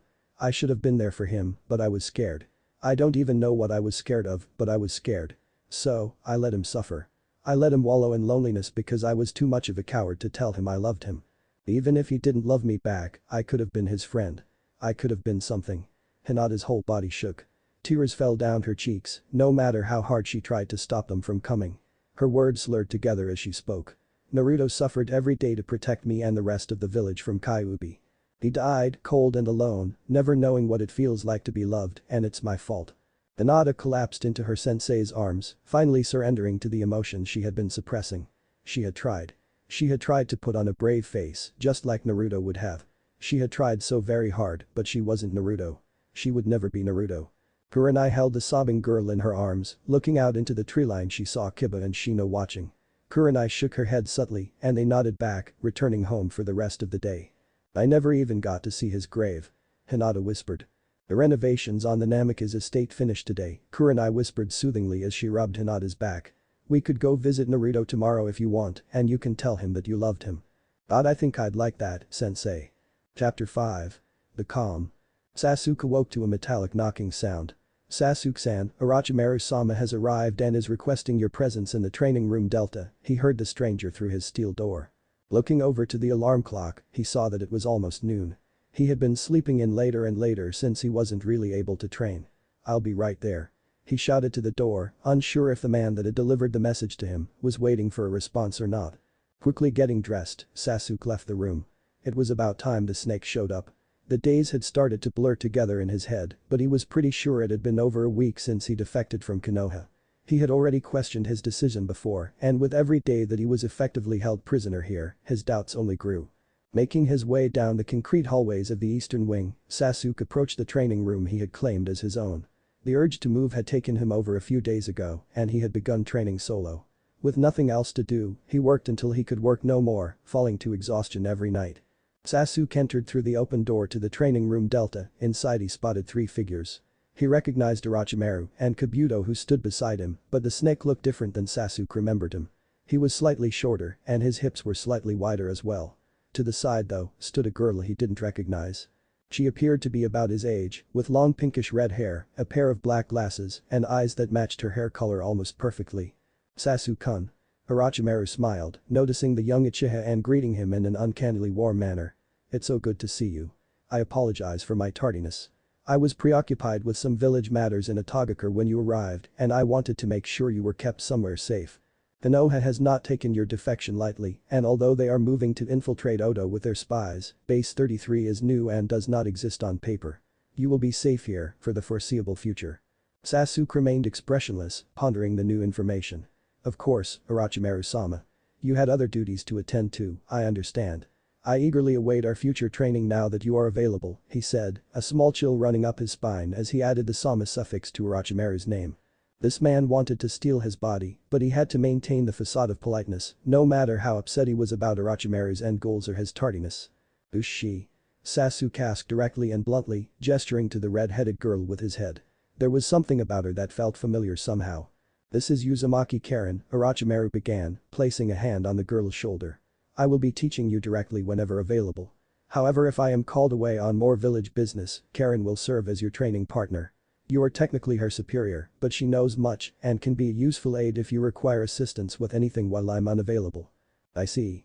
Sasuke's eyes widened slightly as he swallowed hard. She was in Uzumaki. The hair and eyes were completely different, but her face. There was definitely a resemblance to Naruto. She could have claimed to be Naruto's long-lost sister, and he would have believed her. "You've already met Kabuto," Orochimaru continued. "He is one of my most trusted operatives. However, today he is here because of his medical expertise. I was hoping you could activate your Sharingan and allow him to run some diagnostics on you. Merely as a precaution, I assure you." Sasuke did as he was told, activating his Sharingan. Immediately the subtleties of the world unveiled themselves to him. He could see every heartbeat in the slight staccato vibrations of the clothing on their chests. He could see the dust motes in the air rush to fill Karen's lungs when she gasped. Kabuto's hands, raising to the sides of his head with their pale green glow, moved agonizingly slowly. Orochimaru's mouth drew into a smile, and Sasuke could detect the minute contractions of each muscle fiber like a tsunami across the skin of the man's face. "I see the rumor was accurate and you have awoken the Mangekyo Sharingan. What do you know about Mangekyo?" Sasuke asked as Kabuto's chakra-infused hands rested against his temples. "Only that it is the ultimate evolution of the Sharingan and that its continued use will cause blindness in the wielder. I also know that it gives you access to the Tsukiyomi, Amaterasu, and your Susanoo." "Not Tsukiyomi," Sasuke corrected as Kabuto took his hands away. "Each Mangekyo is unique. I can create unquenchable flames with Amaterasu, like Itachi, but I can also extinguish them with Kagetsuchi." "I see, so the name Amaterasu refers to the technique used to create the flames, not the flames themselves. Interesting." Orochimaru spoke ponderously as Sasuke deactivated his eyes. "You know much about your new abilities even though I received no news of you using them yet. How is that?" "This knowledge comes intrinsically with the activation of the Mangekyo," Sasuke spoke and noted that Kabuto was taking an awful lot of notes for someone that was just doing a precautionary analysis. "Fascinating. Do you believe you could break Itachi's Tsukiyomi with your new eyes?" Orochimaru asked, the faintest hint of excitement crossing into his voice. "I know it's possible now, but whether or not I currently have the strength to do so I can't say." "Then it appears as though you were destined to avenge your clan, Sasuke. You can counter not one, but both of Itachi's Mangekyo techniques with your own. I'm sure with time, your Susanoo will grow beyond his as well," Orochimaru said, stroking Sasuke's ego. "Tell me though, I never learned how Mangekyo is awakened. How did you do it?" Sasuke stiffened slightly. He hadn't realized his abilities were so perfectly matched against Itachi's. "That's a clan secret, I'm afraid." Orochimaru's uncanny smile didn't budge. "Understandable, Sasuke-kun, but you can't blame an old scientist for being curious." Haha. Orochimaru's smile dropped as he turned to Kabuto. "Well, what did you learn?" "Sasuke-kun is in great condition," Kabuto answered. "And, there is no degradation detected in his eyes. He's a perfectly healthy ninja in every sense." Orochimaru's smile returned, although this time its uncanny nature was increased tenfold. "Good. Well then, Sasuke-kun, before we begin your training, let's assess where you currently stand. Attack me with everything you have. Although, I'll have to ask you to refrain from using your Mangekyo techniques. They are to be used only as a last resort in a life-threatening situation, understood? Karen, you will observe Sasuke-kun's combat style and think of ways you can mold your own around it, understood?" "Why yes, Orochimaru-sama." The girl said with a deep bow and a nervous adjustment of her glasses, speaking for the first time since Sasuke came into the room. "Very well, Sasuke, you may begin." Whenever Orochimaru suddenly had to jump aside to avoid a fireball that was hurtling towards him. He chuckled to himself. He couldn't wait until he could transfer bodies again. "I'm rich." Naruto shouted into the air as he received his payment. A full 8,000 ryo, just for him. Huge smiled at the boy's reaction and shook his head. That was double what he got yesterday. Although, admittedly, he hadn't started working until halfway through the day yesterday. "You work your ass off, Haku-san, you'd started. You carried almost as much as some of my best workers. I swear, you ninja are a different breed. Almost makes me wish my parents had trained me to kill since birth, ha." Naruto just smiled at the man. "Thanks, Hyde-san. I will try my best. Say, what time should I show up tomorrow?" There weren't any hours posted on the board like yesterday. Huge frowned a little. "About that, with your help we finished earlier than we thought. We don't need to stay in port any longer, we're heading out to Kiri to buy some more fish while they're still in season." The demand for sea trout has gone way up recently and I can't sit on my laurels doing nothing. Something big is brewing in Kiri and I need to get as much business done before they start to rip each other apart. Oh. So you're leaving? Naruto asked, trying not to sound hurt. He had already begun to consider Hyde a friend. He was a little sad to see the large man go. Hyde shrugged. I mean, unless you want to live on a boat for a month and a half, then yeah. I can't ask a kid to live the sea life though. I can go. Naruto said quickly. I still need the money and it's not like I'm sticking around here for any reason in particular. How much will you pay me to go? 20,000 ryo a day. We're talking 14-hour days though, Haku. Hyde warned. I'll be fine. I've gone through worse. Naruto explained, his eyes seeing nothing but ryo signs. Come on, please let me go. Please, please, please. Hyde just chuckled and shook his head. Alright, Haku, but if you complain too much we're gonna make you walk the plank. Ha.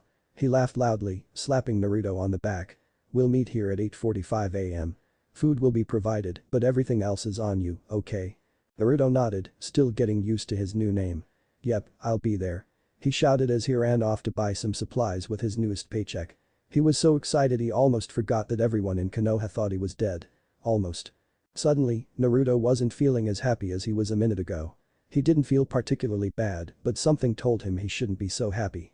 Naruto shook his head to clear his thoughts. He needed to get enough equipment to last for a journey to Kiri and back. Looking down at his clothes he frowned. He liked his orange jacket and pants, but they weren't exactly low profile. He also needed more kunai, shuriken, ninja wire, and other stuff. Naruto walked into the market district and looked around to see if there were any ninja supply stores. They were littered all over Konoha, but he couldn't manage to find one here.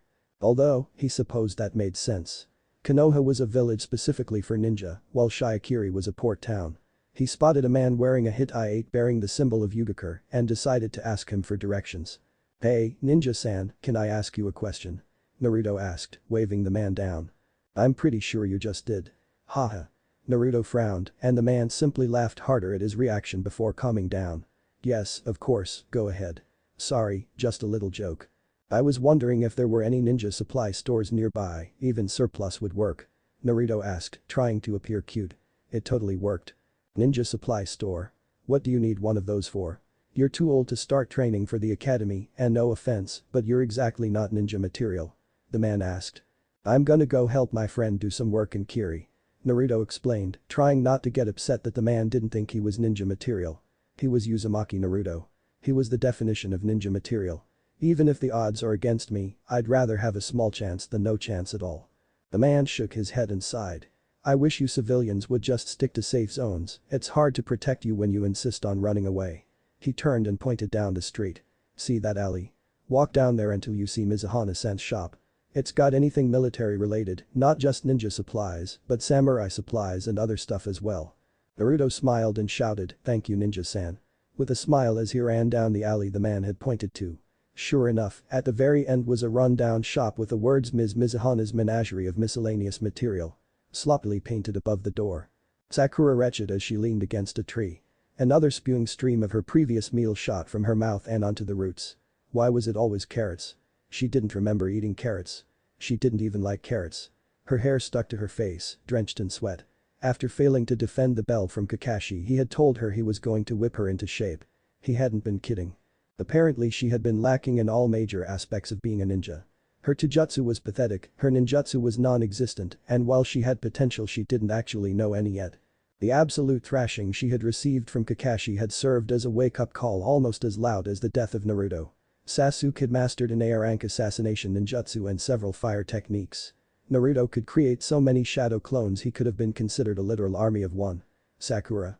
She was a decent aim with her shuriken and kunai.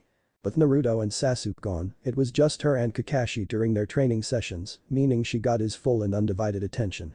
This was a bit of a blessing and a curse. She would happily admit that with a dedicated sensei and her new motivation, she was learning much faster than she had before. However, he never let her slack, no breaks, full steam until you're out.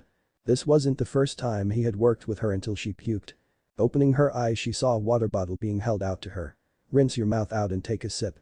Kakashi said with a smile. Sakura nodded in return.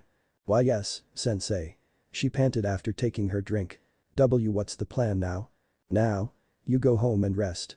You're out of steam and pushing you until you break won't make you any stronger or any faster. Your body will slowly adapt to the new strain we're putting on it. Your chakra control is amazing and you would be a great meeting in, but I only know the basics of medicine. So, I'm going to teach you some first aid. Later, I'll see if I can convince Kurenai to teach you a little something about it." Sakura nodded. "Yeah." She muttered. She knew that her response didn't make sense given what Kakashi had said, but she was too tired to figure out why and fix it. She stepped away from her puke and leaned against another nearby tree, breathing deeply with her belly to try and slow her heart rate down. "Good." Kakashi smiled and pulled out a book, handing it to Sakura. "I want you to read up to chapter 3 by tomorrow. We can practice more then, okay?" Sakura nodded. She didn't want to complain, but she was pretty out of it and her head was swimming. Kakashi placed a hand on Sakura's shoulder. "I know I'm working hard for you. I don't want you to get discouraged. I promise it'll be worth it in the end. Why don't I take you out to lunch, my treat? We can meet up in an hour at that new dango shop. That'll give you time to cool off and clean up." Sakura smiled at Kakashi. He had become much more sincere in his interactions with her since Naruto's death.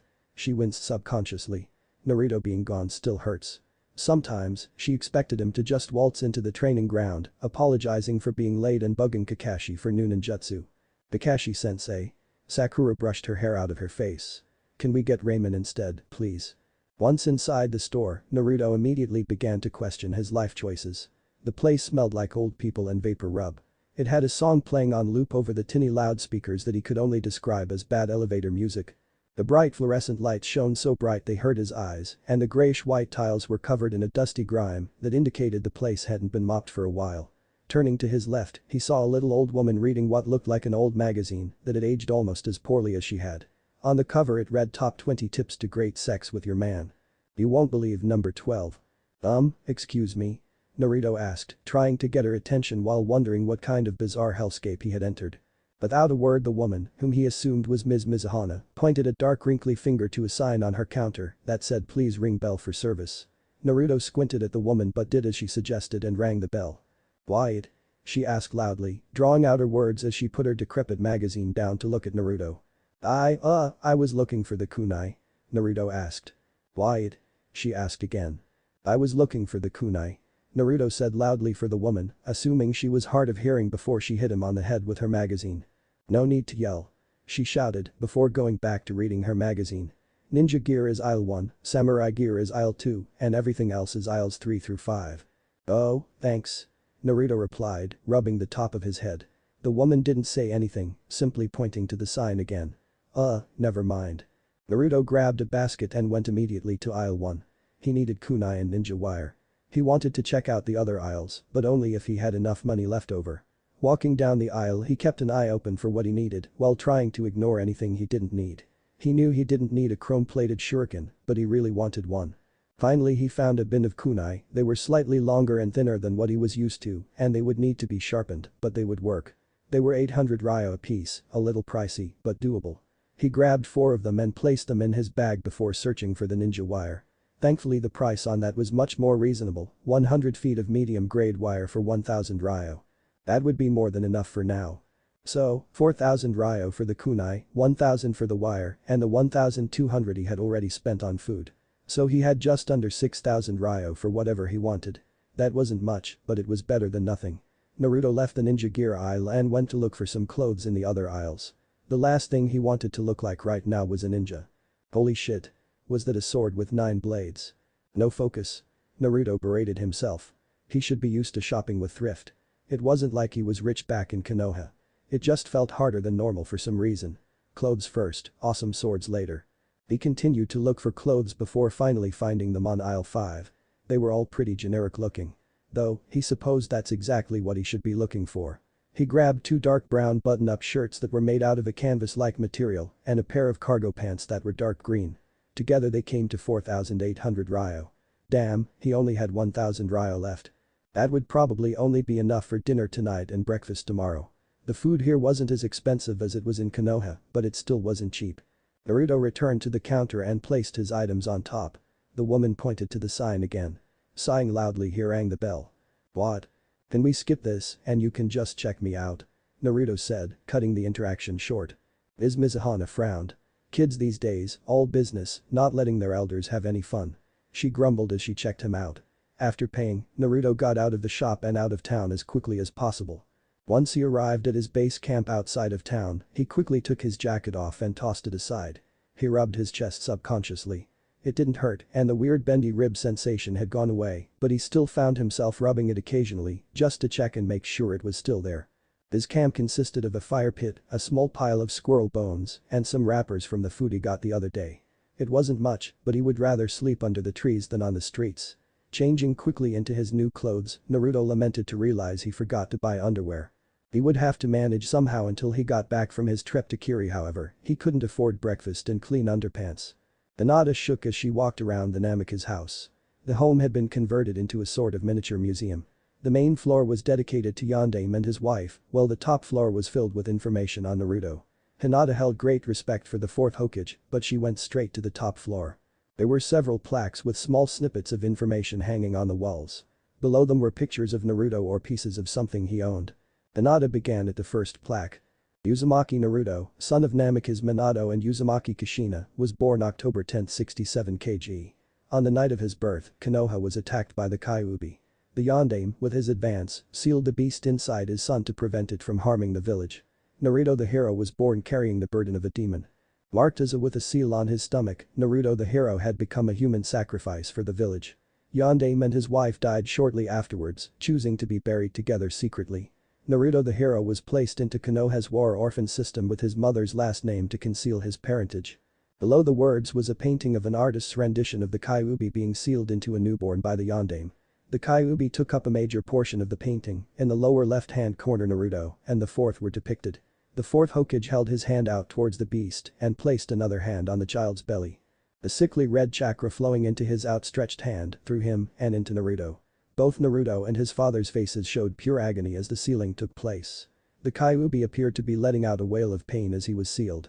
Hinata didn't cry, Kurenai was standing next to her and she didn't want to cry in front of her teacher so soon after her breakdown.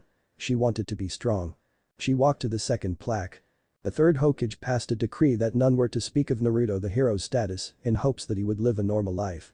However, the village did not understand the role of Naruto the hero and proceeded to speak ill of him whenever possible. After several cases of neglect, Naruto the hero left the war orphan system and began to live on his own at the age of 8, with frequent checkups from Anbu caretakers. Rather than unleash the Kyuubi as punishment for his mistreatment, Naruto the hero pulled harmless pranks and encouraged his abusers to lighten up and be happier. Hinata's brow furrowed. She didn't know Naruto left the orphanage due to neglect. She had assumed he just wanted his own place. Below the plaque was a copy of Sarutobi's now declassified order to make Naruto's status an S-class secret, Naruto's old apartment key, and a paintbrush with orange paint dried in the bristles. All locked behind a glass box. Hinata moved to go towards the third plaque, but a hand was placed on her shoulder. She jumped slightly. Hinata-chan, they'll be closing soon. If you want to see Naruto's grave, we should go now. Kurenai spoke softly to the girl. Hinata looked at the rest of the museum and nodded. She could always come back later. In fact, she planned to. Why yes, of course. I was just. Let's go. She whispered as she was led by her sensei outside. Once outside the home-turned exhibit, Hinata walked to the larger of the 3 gravestones. Apparently it was decided to keep Minato and Kushina's original modest gravestones. Tsunade had spared no expense with the creation of Naruto's gravestone. However, it was beautiful. Hinata stopped just shy of the grave. Sod had been laid over the bare earth and Naruto's hit-8 was laid in front of the stone. Hinata kneeled on the grass and bowed to the stone. Hello, Naruto-kun. She spoke softly. I came to visit and to talk about some things. I'll leave you be, so speak your mind. I promise not to eavesdrop. Kurenai whispered as she patted Hinata on the shoulder, walking off. They had decided to come just before closing, guessing there would be a higher chance that Hinata could be alone with Naruto. Luckily, they were correct. I know we didn't talk that much and that's my fault. I came to tell you something I should have told you a long time ago. Hinata paused, even in death the thought of Naruto knowing about her love for him scared her. She hadn't been good enough for Naruto the dead last, she would never be good enough for Naruto the hero. If you want to know, things have been doing okay for me. I've been training a lot harder so I could be good enough to. Hinata paused, good enough to what? She didn't know what she wanted, but she knew she wasn't good enough to get it. It's hard though, with you gone. I used to follow you around, did you know that? I'd watch you pull your pranks, I'd watch you laugh off all your mistakes, and it made me happy. It made me happy to know that, even though someone was in a bad situation, they could choose to be happy. I always wanted to be like that, to be like you. Hinata froze, no more wasting time, she had stalled in the museum and she was stalling now, she had to tell him. I love you, Naruto. Even though you're gone now, I still do. I think about you all the time. I know you thought no one loved you, but I did. I loved you more than was normal. I know she paused again, she hoped Kurenai had been honest and was out of earshot. I know I'm not normal. Normal people don't stalk their crush. I'm not just in love with you, Naruto. I don't just have love for you. I am in love with you. Somehow, somewhere, I broke and I filled the cracks with you. I put the pieces back together with glue made out of Naruto, keeping it from falling apart. I should have told you, Naruto, I would have done anything for you. I could have made your life easier. I could have made the pain more bearable. I'm sorry. Hinata wiped tears out of her eyes. Naruto wouldn't have wanted her to cry. She reached out and took his aid. Holding it in her hand, she looked down at it. She held it to her face and inhaled. It still smelled like him. Like ramen, sweat, sunshine, and smiles. Wait, wasn't Naruto buried with his hit I ate? How did it get here? Why was it out here and not in the exhibit? It was his, right? Quickly pulling it away from her nose, she looked between the cloth and the metal plate. Yeah, an Ichiraku ramen coupon. She had watched him use it multiple times. This was his, but how did it end up here? A whisper of a thought crossed Hinata's mind. What if? She had to check, she didn't want to. It was wrong. She wanted to remember Naruto as the smiling boy, not a decaying corpse. She had to check though. She had to. Hinata activated her Byakugan. It couldn't see as far into the earth as it could normally, but it could see far enough. To her left she saw the bones of Minato and Kushina, although she noted that Minato's skeleton was missing a few bones. Directly beneath her, however. Hey Kurenai-sensei. He's gone. Hinata shouted with evident panic in her voice. What? Hinata-chan, what are you? Kurenai ran back to her student before she recognized the Byakugan's signature bulging of the veins around Hinata's eyes. Hinata looked like she had gone mad. Tears streamed down her cheeks and her face was distorted into a mixed reaction of shock, despair, and an intense rage. Naruto-kun. His body is gone. The girl repeated, fingers digging into the soil. Chapter 6. The Storm. Naruto stared up at the large wooden mast of the ship he was about to board. It was a big step. If he got on this ship he would be gone for months, if not longer. There would be no turning back. If he wanted to return to Konoha, it would be now or never. That's when the sudden realization hit him. A realization that he had been doggedly refusing to face. If he wanted to go back it had to be now, but that was the problem. He didn't want to go back. He didn't want to go back. He didn't want to tell Sakura that he'd failed or that he'd broken his. He didn't want to put up with her yelling, hitting, and crying. He didn't want to explain to Tsunade that he had decided to abandon the village because some stupid flowers told him to. He didn't want to deal with Kakashi always being late. He didn't want to beg Jiraiya and Kakashi in order to get any kind of training done. He didn't want to deal with the looks and snide remarks of the villagers. He didn't want to do any of that. He didn't want to be Hokage anymore. Naruto let out a breath he didn't know he had been holding and clutched his chest.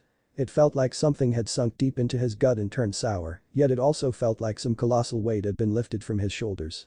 He didn't know it was possible for him to not want to be Hokage. That was just heretical or something. He had always wanted to be Hokage.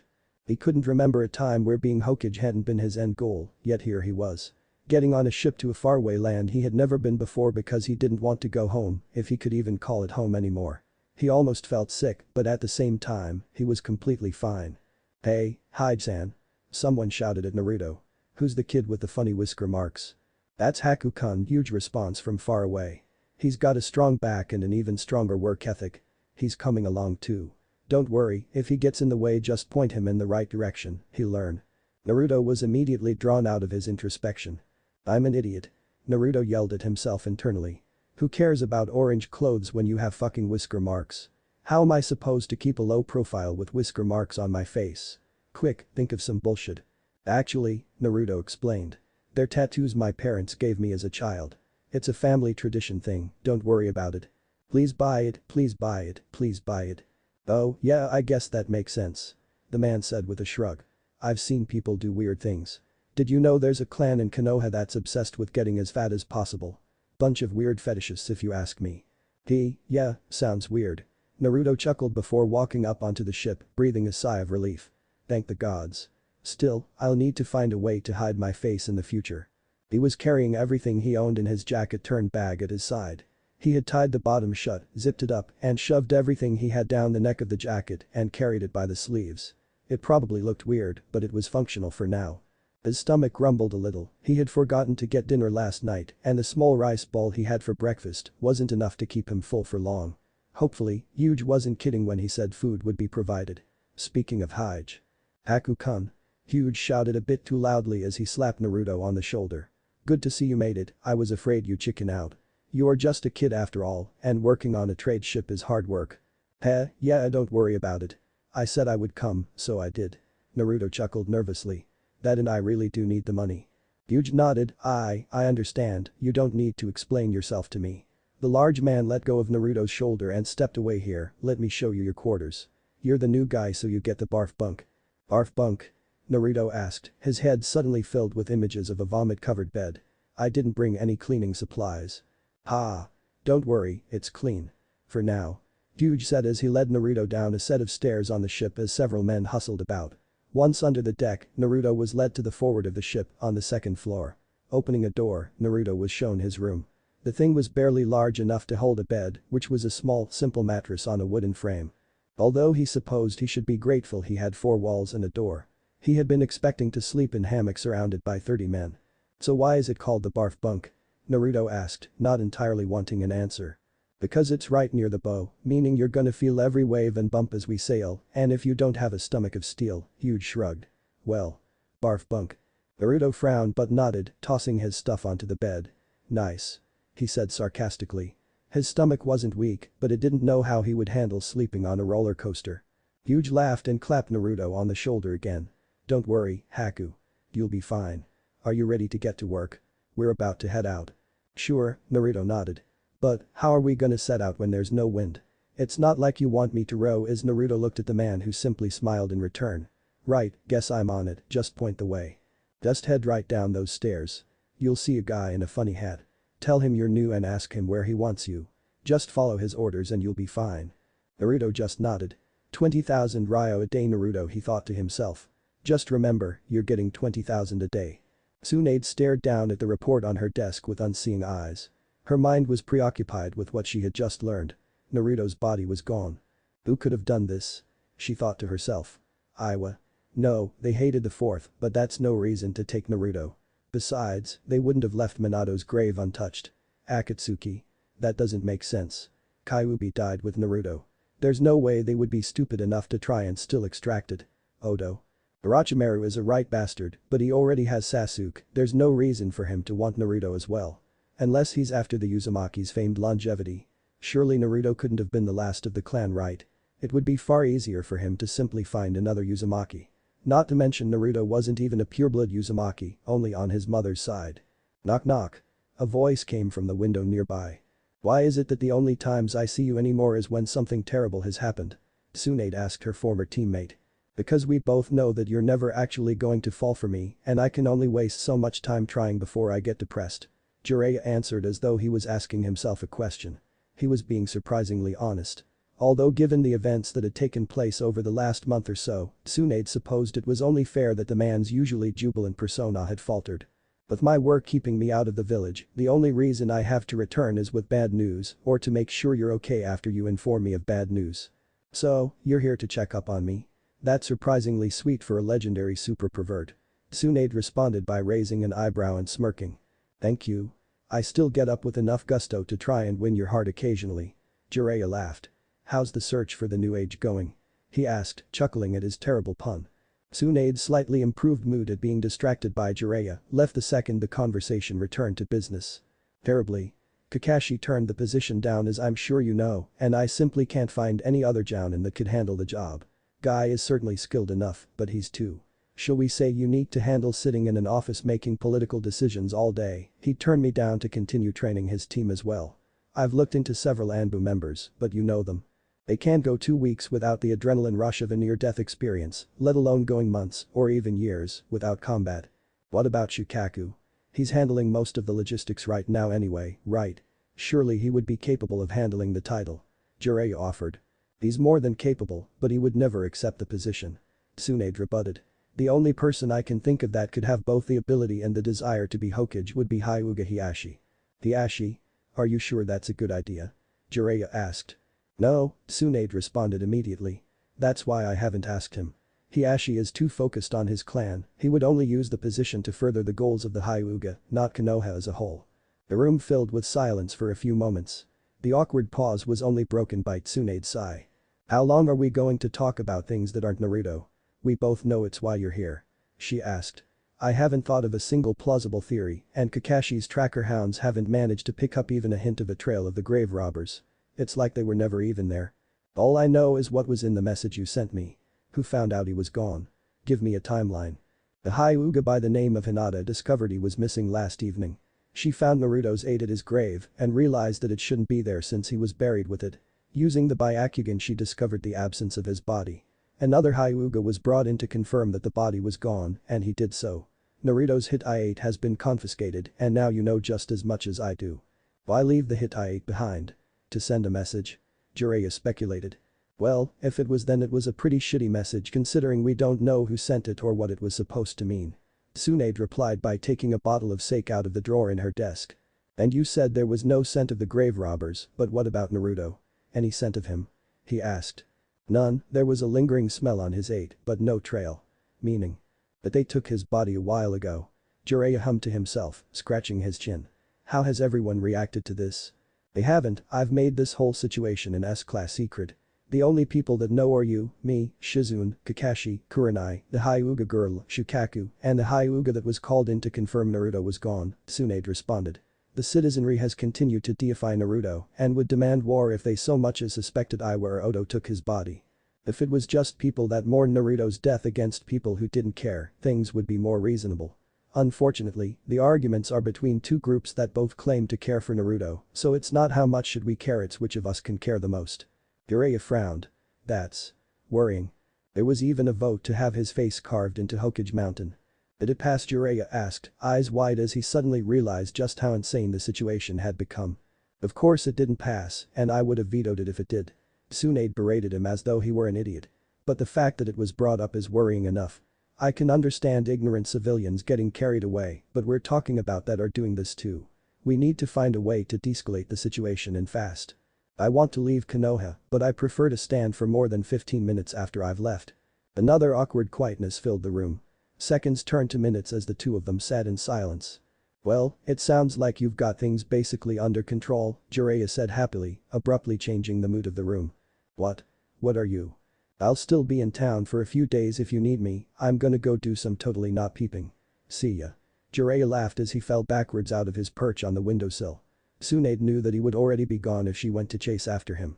She frowned and took a giant swig straight out of the bottle before doing some of her breathing exercises. Asshole. Every muscle in Naruto's body ached. He didn't know that rowing took so much effort. After several hours of rowing, the wind had finally picked up and the oars had been retracted. The whole situation was made slightly easier thanks to the rowmaster's singing voice. He sang as the men rowed and it was quite frankly beautiful. The purpose was supposedly to help the men synchronize their rows by matching them with the rhythm of his song, but Naruto suspected the secondary reason was as a morale booster. He laid face down on his bed as the jerky rhythm of the ship rocked him. He had received about 15 minutes for his lunch break, which consisted of rice with some oily fish on top. Somewhere in the back of his mind, he figured he should be upset at such a lackluster meal, but he had been too hungry to care and gobbled it down greedily before returning to rowing. He was slightly regretting eating as much as he did though as the waves rocked his sleeping quarters. His shift was supposed to be 14 hours, but after having a look at him, Yuji had decided to let him have the rest of the day off after 12 hours, while most of the other men rowing had swapped out to take a break and handle the rigging up top. Naruto had stayed in the lower deck and rowed. He didn't know about rigging after all, and according to Hige the first day or two after setting off were always the most hectic. He promised to teach Naruto later, but for now, he was stuck rowing until things calmed down. Naruto let the sheets on top of his bunk soak in his sweat as he lay face down on the mattress. And all the other men had agreed that Naruto did have some crazy endurance for a 13-year-old, but he was still a 13-year-old trying to do a man's job, and Naruto could feel it. Closing his eyes, Naruto snored softly, letting the not-so-gentle back and forth motion of the ship rock him to sleep. "So what do you think?" Kakashi asked Kurenai as he poked at his food. The two of them sat across from each other at a small table in the lounge. Contrary to popular belief however, the lounge had more in common with a school cafeteria than some kind of fancy bar.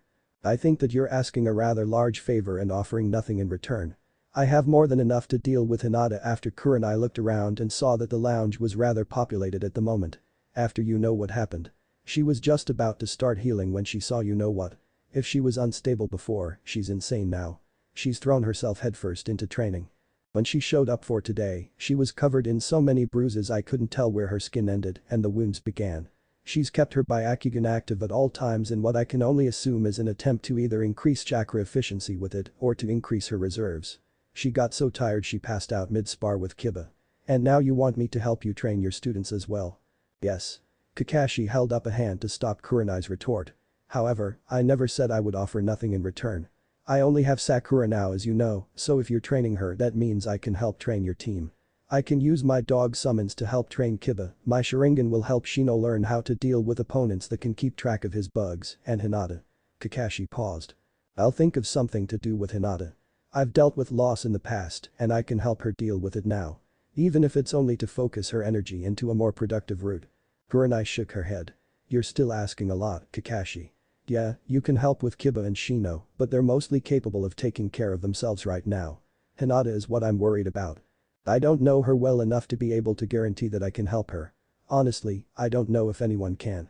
The Hyuga have been pushing out emotionally shattered shinobi for years, I can't promise I can reverse the damage they've done, but I can try. Kurenai took a pickled plum off of Kakashi's tray and popped it in her mouth, savoring the sour but sweet flavor for a moment before she swallowed and spoke. I know you need help with Sakura, but Hinata is my priority right now. We'll give it a 1-week trial run. If you can convince me you're helping Hinata then I'll continue to help Sakura. Deal? Kakashi reached out and shook Kurenai's hand. Deal. He replied before stealing a dumpling off of her tray. She didn't see him do it, but he had managed to gobble it down and smiled at her from behind his mask as he chewed the savory treat. Naruto clung to the sheets as he suddenly woke. He knew that the barf bunk was supposed to be bumpy, but he wasn't sure it was supposed to be this bumpy. He blinked rapidly to clear his eyes of sleep before being flung up off of his bed and into the ceiling of his small quarters by a particularly violent bump. Okay, this can't be normal. He shouted to himself before crawling off the bed and out of the room. What's going on here, Oof? Naruto grunted as he was suddenly tossed down the hall and into the wall near the staircase, hitting his head. Taking a moment to rub his head and make sure he was okay, he stood back up and made for the stairs. He quickly climbed up and looked around. The scene on deck looked like something out of a play or a movie. Large burly men in wide undershirts ran about pulling on levers and ropes while a man up top frantically turned the ship's wheel erratically. The sky was a dark bluish gray with sporadic rays of light shining down and harsh salty wind flew about them like a hurricane. Naruto was struck by the thought that if it weren't for the sense of impending doom, it would all look rather beautiful. Spotting a familiar face amidst the crowd, Naruto shouted out as loudly as he could. Hide-san. The man didn't reply, too busy yelling orders at various men and unable to hear Naruto's voice above the roar of the winds and waves. Naruto used chakra adhesion to stay stuck to the ship's deck as he made his way to his employer and friend. Hide-san. Naruto shouted again. This time the man heard and turned to the young boy. Haku. Get below deck, it's safe there. You can't help here. Huge yelled as he moved to usher Naruto back below deck, suddenly they were both knocked over by another wave striking the ship and flooding the deck. They were both flung apart to separate ends of the deck and several voices could be heard crying for help from the ocean below, many men having been thrown overboard by the wave. Naruto coughed as he tried to wipe his eyes, the salt water making them sting and making it hard to see. Naruto looked around for Huge, wanting to make sure the man was safe.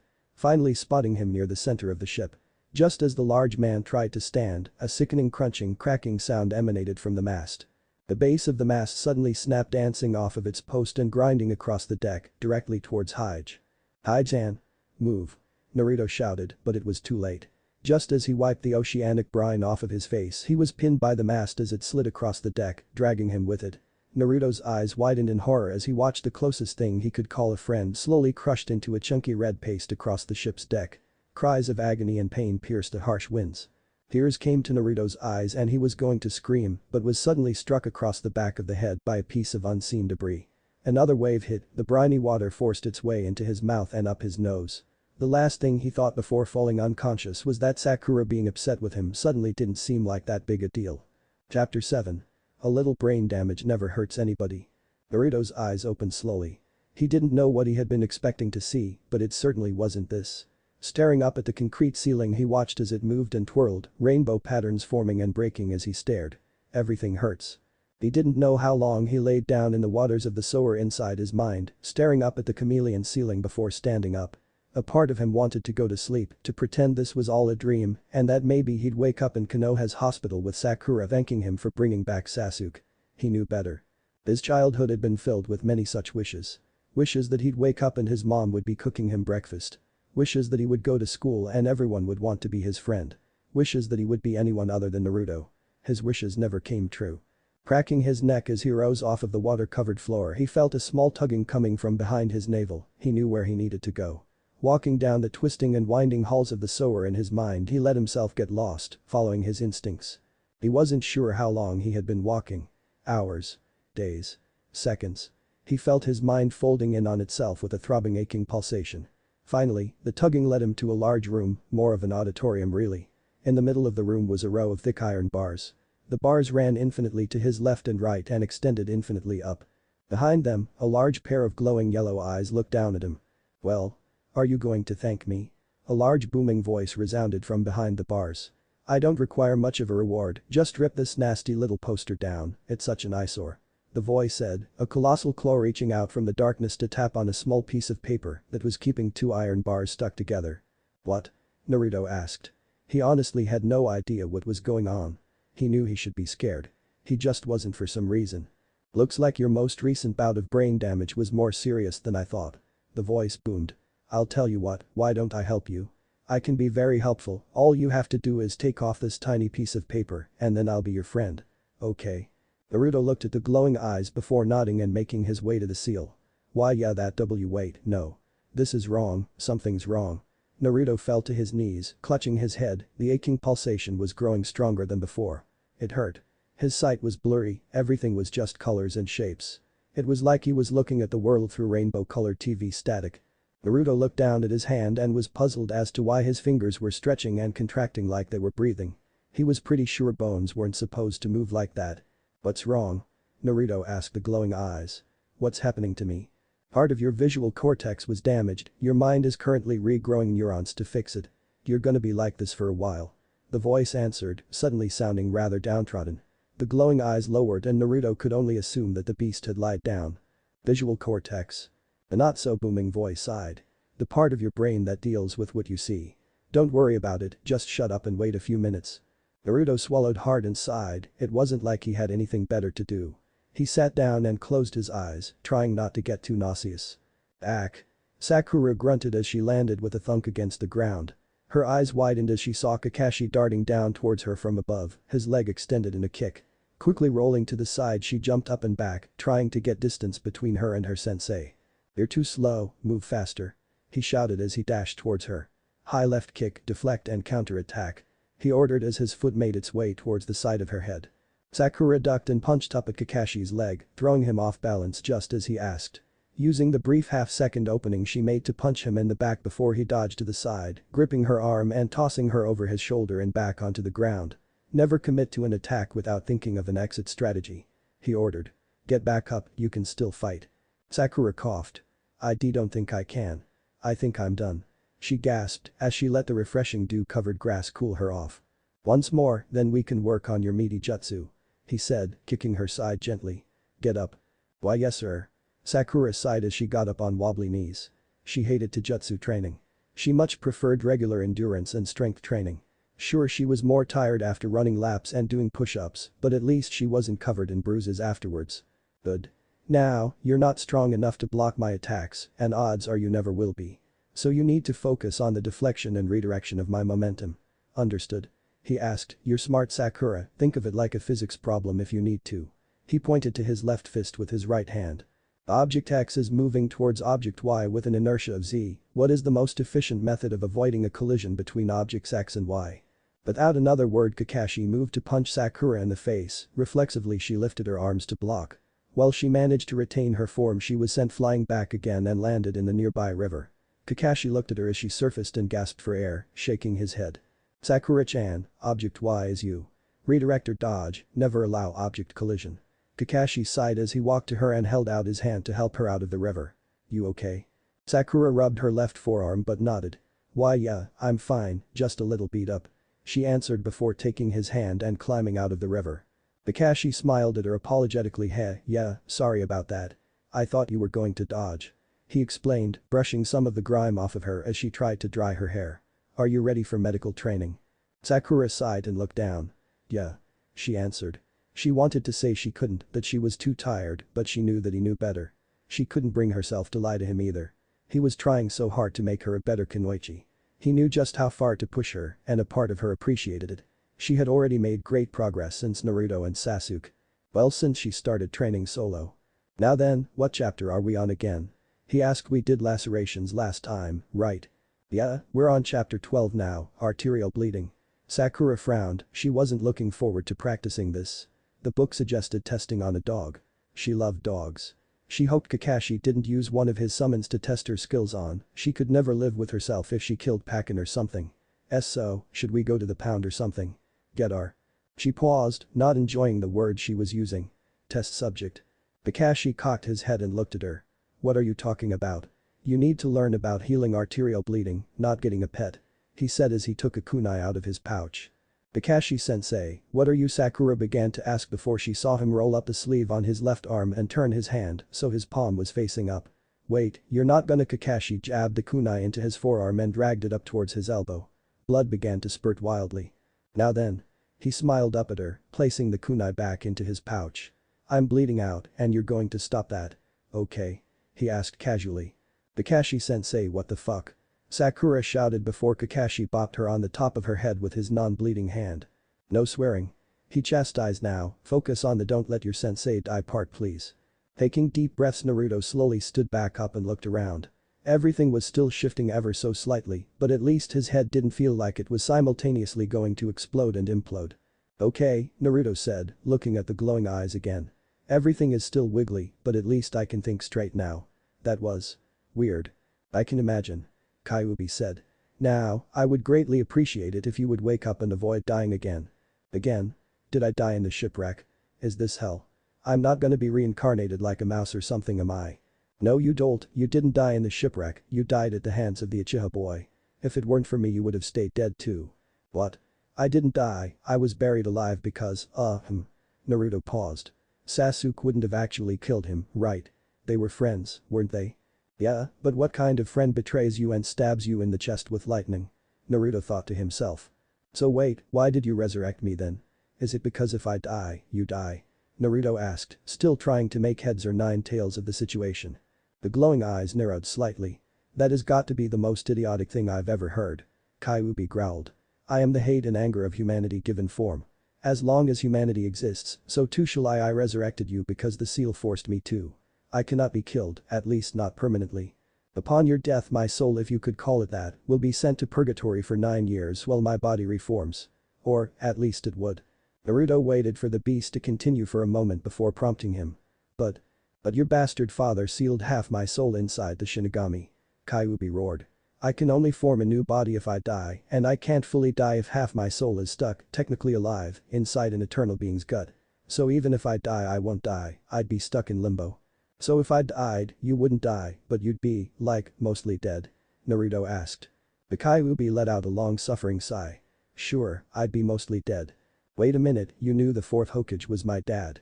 Why didn't you tell me? Naruto demanded. Because I hate you. Kyuubi replied nonchalantly. Well then, Naruto paused, slightly taken aback by the bluntness of his guest. Is there anything else I should know before I wake up stranded in the middle of the ocean? Don't expect any more help from me for a while. That damned seal took a lot out of me, it'll be a while before I'm back in proper condition. How long? Naruto asked. About 3 years. The demon's eyes responded. Damn. There was a long pause after that.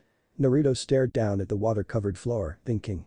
Wait, you said the whole visual context thing was only my most recent bout of brain damage. What did you mean? Naruto asked. It's the visual cortex, and it means that this isn't the first time you've had to regrow neurons. The amount of brain damage you received after you died was severe, but nowhere near as bad as it could have been. You're lucky you're in Uzumaki and or else you'd be brain dead right now. Wait, but Sasuke hit me in the chest, not the head. Naruto corrected. Yes, but the brain needs oxygen, and your heart was destroyed, meaning no blood to your brain. Almost your entire brain had died before I managed to heal your heart and started pumping blood again. Once you crawled out of that box that humans put their dead in and got some air, we started to heal your brain as well. Your DNA holds the code to recreate all your neurons, however, the connections between your neurons are entirely nurture, not nature. So you have the brain of a newborn, but the memories and body of a 13-year-old. You'll need to relearn all your impulse control, planning, how to properly react to stimulus, etc. It's the difference between knowing an equation and knowing when to use it. Ayubi yawned and Naruto stared at the monologuing demon, slack-jawed. It's why you imprinted on the fat man like a lost puppy, it's why you had such a hard time ignoring the trash in the old woman's shop, it's why you remembered to get new clothes for a disguise, but forgot that you have whisker marks. Your brain is still trying to figure out how to make connections again. Naruto blinked rapidly. What? Ayubi sighed. Okay, I'm bored of you now. Go away. No, wait. I have more questions. Naruto shouted before he felt his body fold in on itself and he popped out of his mindscape. Now alone in his prison, the Kyuubi allowed the shadow he had formed over his body to recede. No longer was he the strong and proud nine-tailed demon fox. His form had diminished. His red fur was mangy and he looked emaciated, his ribs were clearly visible through his skin and fur. His great shame behind him were not his 9 tails, with which he could destroy mountains and cities, but instead, there was a single broken tail. Kyuubi closed his eyes, trying to sleep. As far as he was concerned, the next 3 years couldn't pass quickly enough.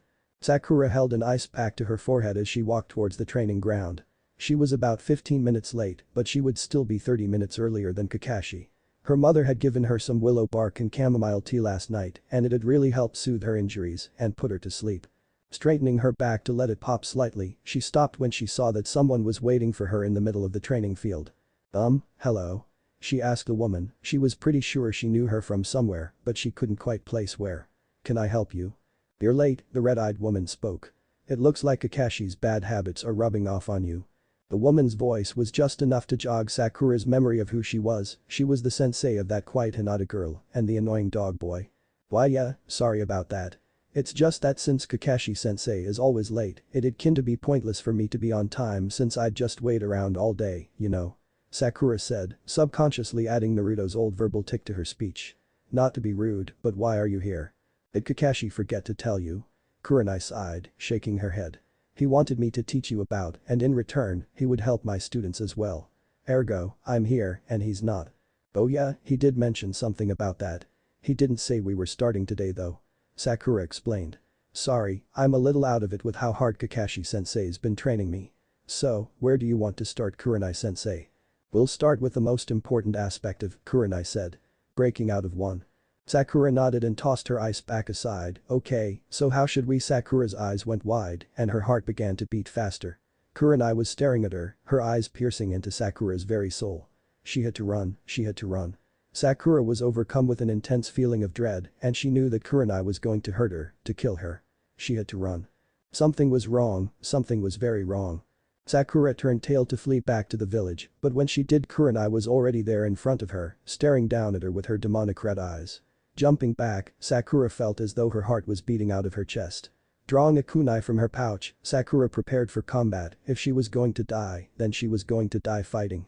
Just as quickly as the intense dread had set over her, however, it left. Sakura blinked several times to find that she was preparing to do combat with a small tree. What? The best way to learn is by doing. Sakura heard Kurenai speak from behind her. You didn't detect that you were in a, nor did you attempt to break free. I'm not putting much into this, a simple chakra pulse would have been enough to break free. These are academy basics, Sakura, try again. You have great chakra control, meaning you'll be able to pick up easily. However, you're also more sensitive too and will find it more difficult to detect and break free from it. This is the double-edged sword of natural talent. Try again. Wait. Sakura tried to speak before her eyes widened and an intense feeling of dread settled over her. She had to run, she had to run. With a loud cough, Naruto spat out a mixture of blood and brine. His eyes stung from the salt water that had covered them. Rolling onto his back, Naruto rubbed his face and let out a loud groan. Every inch of his body ached. Opening his eyes, he looked around his surroundings. He had managed to wash up on a beach, although he didn't know where the beach was. Hopefully, it was somewhere near the land of hot springs and not some random island in water country.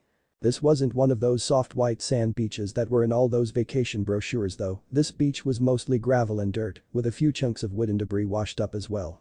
Naruto stood and looked around, there was nothing to salvage on the beach, at least not right now. He had nothing but his plain clothes and dirty underwear, he didn't even have his kunai pouch with him anymore. He was alone and unarmed on an unknown beach in potentially hostile territory. Great. Naruto thought to himself sardonically. Looking further inland, Naruto saw what looked like an old decrepit tower in the distance. With a shrug and a sigh, he began to make his way to the ruins. The journey was less than enjoyable. Considering all the roads and pathways were overgrown and run down. Not to mention the fact that his left ankle kept making this weird painful popping noise every time he put too much pressure on it. He wasn't even entirely sure he was following a real path, it could have been a game trail for all he knew. The trees were tall and wide, with thick branches that were covered in spiky needles. Naruto had to push large stalks of bamboo aside on the path as he made his way through the dense vegetation.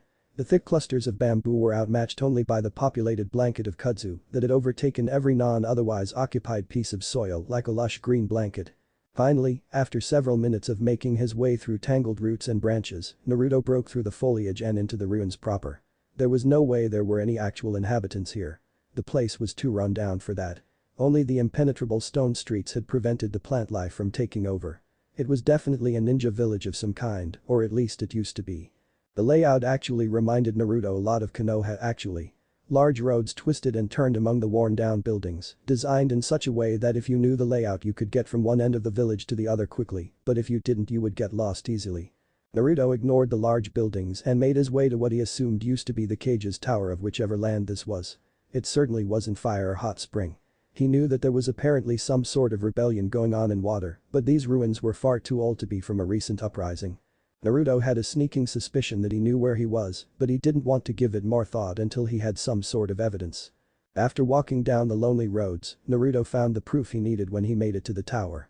The large stone structure jutted up into the sky, even with most of its top section blown off, it was still a sight to behold. Looking up he saw a familiar spiral shape carved into the stone walls of the tower. If that wasn't enough to convince Naruto of where he was, there was a brass plate riveted above the entryway to the tower that simply read, Yuzukage Tower in big bold letters. Naruto looked up at the sign and smiled softly, a tingling sensation crept all over his skin and his hair stood on end. He closed his eyes and enjoyed the bizarre euphoric sensation. He had never felt like this before, but at the same time, he knew exactly what the feeling was. It was a feeling he had longed for his entire life, a feeling that he thought he would never receive. He had thought that he would find the feeling in Konoha after proving himself to its people, but he was wrong. The feeling had been here all along, waiting for him. I'm home. He whispered to himself, fighting back tears. Chapter 8. Many threads to sever and tie. Naruto stared up at the Yuzukage's tower for a long time, letting the flood of new emotions wash over him. He looked in wonder, basking in the silhouette as it stood mighty against the setting sun. That is until his stomach growled at him. With a frown, Naruto looked down at his gut. You've dealt with worse, shut up. He grumbled before looking around. Drawing his hands together into a familiar hand sign, Naruto yelled out. Kage Bunshin no Jutsu. Before a flash of smoke surrounded him, once the smoke dissipated he stood in a crowd of 8 shadow clones. Now that Hide-san is gone. Naruto didn't have any reason to not use his ninja magic. Okay guys, you go look for bamboo shoots and dig up some kudzu roots. I'm pretty sure Iruka-sensei said they were edible if you boiled them. Naruto said before pointing to one clone in particular. You, look through some of the houses here, see if you can find some pots or anything of use. What are you gonna do, boss? One of the clones asked. I'm gonna look in the cage tower, this is our home, we need to learn about it. All of the clones nodded in understanding. MHMM. Yeah, sounds good. Very wise. That's boss for you. Yea verily. Naruto rolled his eyes. Okay, whatever, now split up, he spoke before leaving his clones behind to walk into the tower. The entryway was trashed, he could see that there was some form of receptionist desk that had been destroyed as concrete and stone rubble lined the floors. For the land of whirlpools, there was a surprising amount of stone and masonry in their buildings. Although Naruto supposed making a tower out of whirlpools would be pretty hard. Naruto drew his hands together again and summoned 2 more clones. Okay guys, split up and look around, he ordered before going upstairs. The 2 clones began to look more in depth around the rooms on the ground floor. Climbing up the tower, Naruto saw ruined room after ruined room. The place was covered in a thick layer of dust, not having been disturbed in years. There were several papers strewn about, but they were all decayed and crumbled in his hands when he tried to pick them up, from the looks of them, though they were just records of various missions and such. Continuing to climb up from floor to floor, Naruto searched every nook and cranny, but didn't find much. Finally, Naruto reached the top floor, or rather, what was currently the top floor. Everything that had been above the current floor had been destroyed somehow. Naruto looked up into the sky and frowned. He had been hoping for more, of course. He knew that the ruins of a village that had been pillaged and destroyed over a decade ago wouldn't be in the best condition, but he thought there would be something. "Boss." A voice cried out excitedly from him. "Come check out what we found." Turning around, Naruto saw one of his clones beckoning him down the stairs. "Which one are you?" he asked. "I'm one of the ones that was supposed to look on the main floor. We found something cool looking." Naruto nodded. "Sweet," he mumbled before following the clone down to the ground floor. Walking into the room behind the reception area, Naruto looked at one of his clones as he was ripping up the carpets. "What are you doing?" Naruto asked. "There was a bump under the carpet so I cut it open. There's a hidden door, dude. It's probably got gold or something in there." The clone replied happily as he continued to rip up the carpet, finally revealing the entirety of the trapdoor. "Here, help me open it, it looks really heavy." Naruto walked over to his clone and looked at the door. It was a simple stone slab with metal rings inlet in two of the corners to make it easier to lift. It was laid flush with the rest of the floor. "How the hell did you find this thing?" Naruto asked the clone as he gripped one of the rings. He tripped and landed on it face first. Clone 2 interrupted with a smirk before the first could respond. "Shut up, dude. You promised you wouldn't tell." Clone 1 protested. The second clone just shrugged and laughed a little. Naruto laughed a little too, but shook his head. "Focus, guys. Here, help me with this." Clone 1 nodded before gripping the second metal ring. Looking at each other, Clone 1 and Naruto nodded as they counted down. 1, 2, 3. They grunted as they lifted the stone slab and placed it aside. Looking down, Naruto saw what looked like a bottomless pit. "Nodded," he mumbled. "Nodded?" Clone 1 shouted before looking at Clone 2. "Looks like you're up." Clone 2 frowned but sighed. "Alright, fine." He grumbled before stepping up to the square pit and looking down. Without a word, he jumped down into the abyss. Naruto and Clone 1 stared down the pit for several minutes before looking back to each other. "Think he's dead?" Clone 1 asked. No, but as the boss, I volunteer to find out," Naruto replied. Clone 1 nodded with a resigned look. "Fine, guess it's my turn too." "Hey, boss." Clone 2 shouted up from deep in the hole. "You're gonna wanna see this." Sasuke grit his teeth slightly. Orochimaru had been called away on village business again, and he was far from happy about it. The snake had given Sasuke some scrolls containing lightning and fire-based chakra manipulation techniques and told him to practice. With his eyes he could easily copy any he saw, but the efficiency he used them with was entirely dependent on his chakra control. He had always struggled to mold chakra. His thoughts drifted back to his time in Wave Country, where he had barely managed to outpace the dead last fool Naruto with a tree climbing exercise. Naruto was renowned for his terrible chakra control, but had managed to keep up with Sasuke. He didn't want to think about what that meant for his chakra control. The Karen girl was helpful, however, although he knew it was partially due to her orders that she helped him. She apparently had some sort of gift when it came to chakra molding. The loud popping sound of the light bulb in his hand exploding drew him out of his thoughts, tiny shards of glass bouncing off of his protective goggles. "Shit." He cursed loudly, having lost focus again. "You're being too rough with it, Sasuke-kun," the girl said as he threw the shattered bulb aside and onto an ever-growing pile. "Don't think of it as pushing lightning into the bulb. Pour it out into the bulb gently, let it flow naturally. Lightning and water may be considered near opposites, but they behave very similarly. They both hate being constrained or put under pressure and will flow out naturally when given the chance. Don't push, pour," she said gently. Sasuke looked at her with a glare, his sour mood only slightly lightened by her soft voice and smile. Her appearance drove something about him off, however. It was like she was a combination of Sakura and Naruto. Her hair reminded him of Sakura, but her face reminded him of Naruto. It was bizarre, to say the least. While her physical appearance reminded him of his former teammates, her personality and attitude did anything but. Naruto was brash and annoyingly loud, with Sakura behaving very similarly whenever she wasn't addressing Sasuke directly. Karen though was gentle and never brought her voice above a whisper. It almost reminded him of the Hyuga girl, except Karen was clearly more self-confident, not having a stutter and willing to look him in the eyes.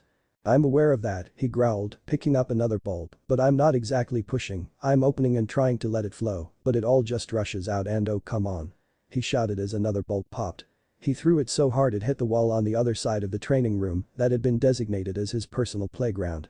Karen pouted a little, looking down at the floor to try and think as she sat on the floor. She hummed to herself. "Sasuke-kun, you're under too much pressure." "Well, you're putting your chakra under too much pressure, but that's most likely a subconscious action you're performing due to stress." Sasuke curled an eyebrow at the girl, the way she spoke was clinical but still warm.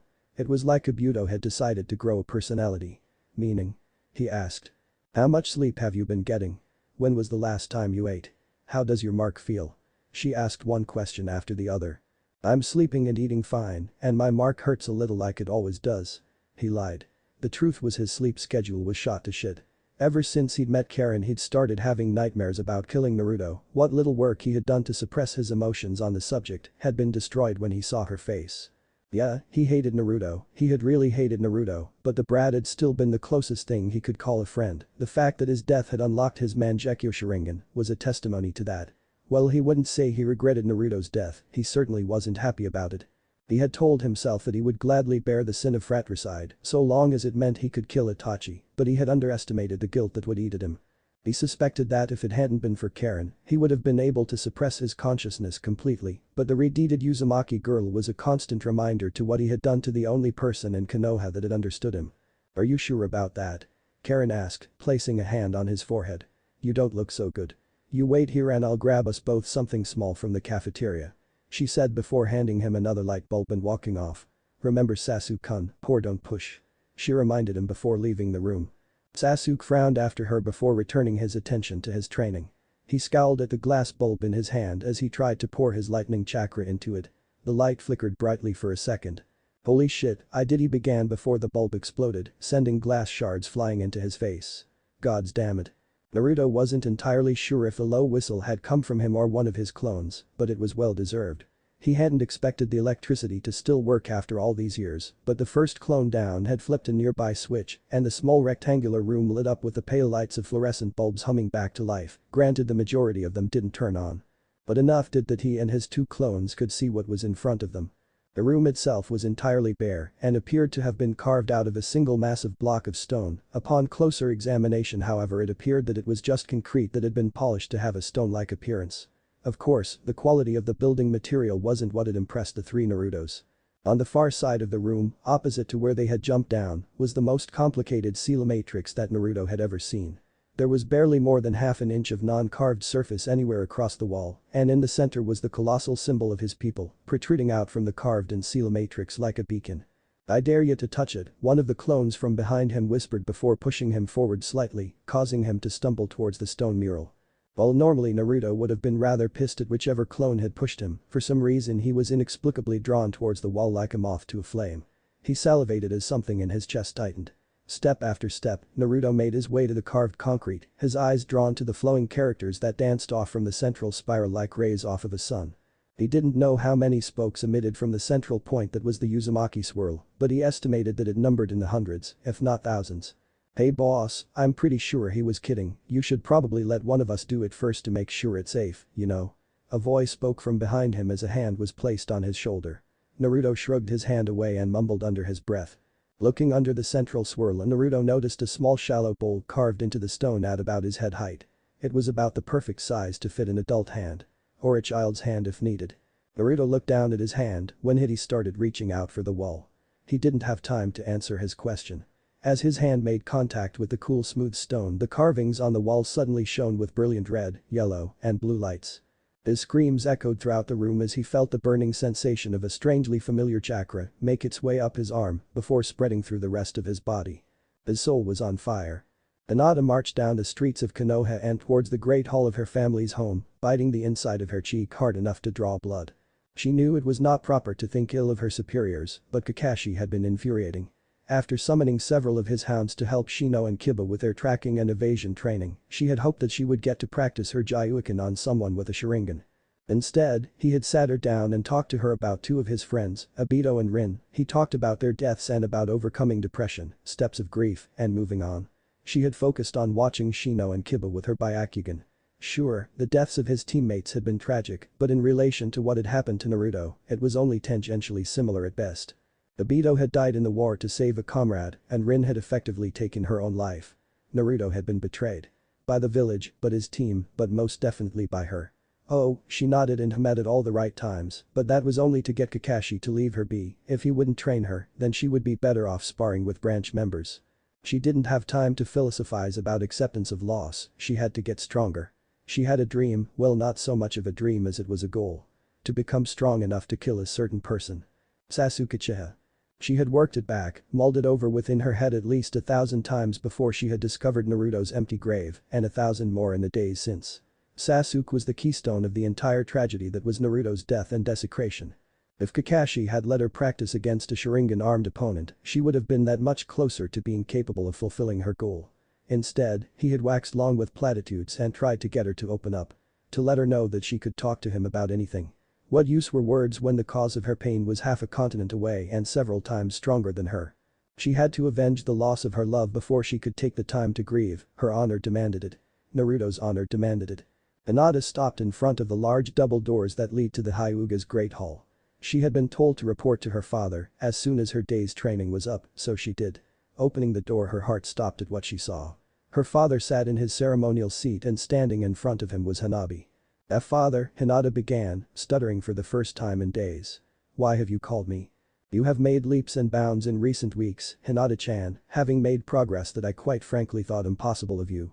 Yet it appears as though the recent stall in your strength has broken and has allowed you to spring forward.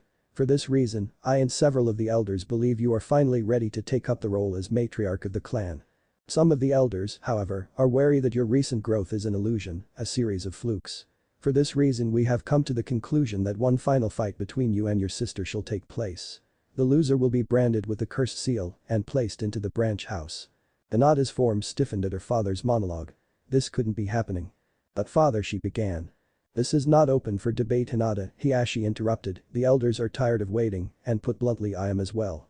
Father, I just returned from training and am tired, it would not be fair to make me fight now." Hinata bluffed. Maybe if she could stall she could think of something to prevent either her or her sister from being branded.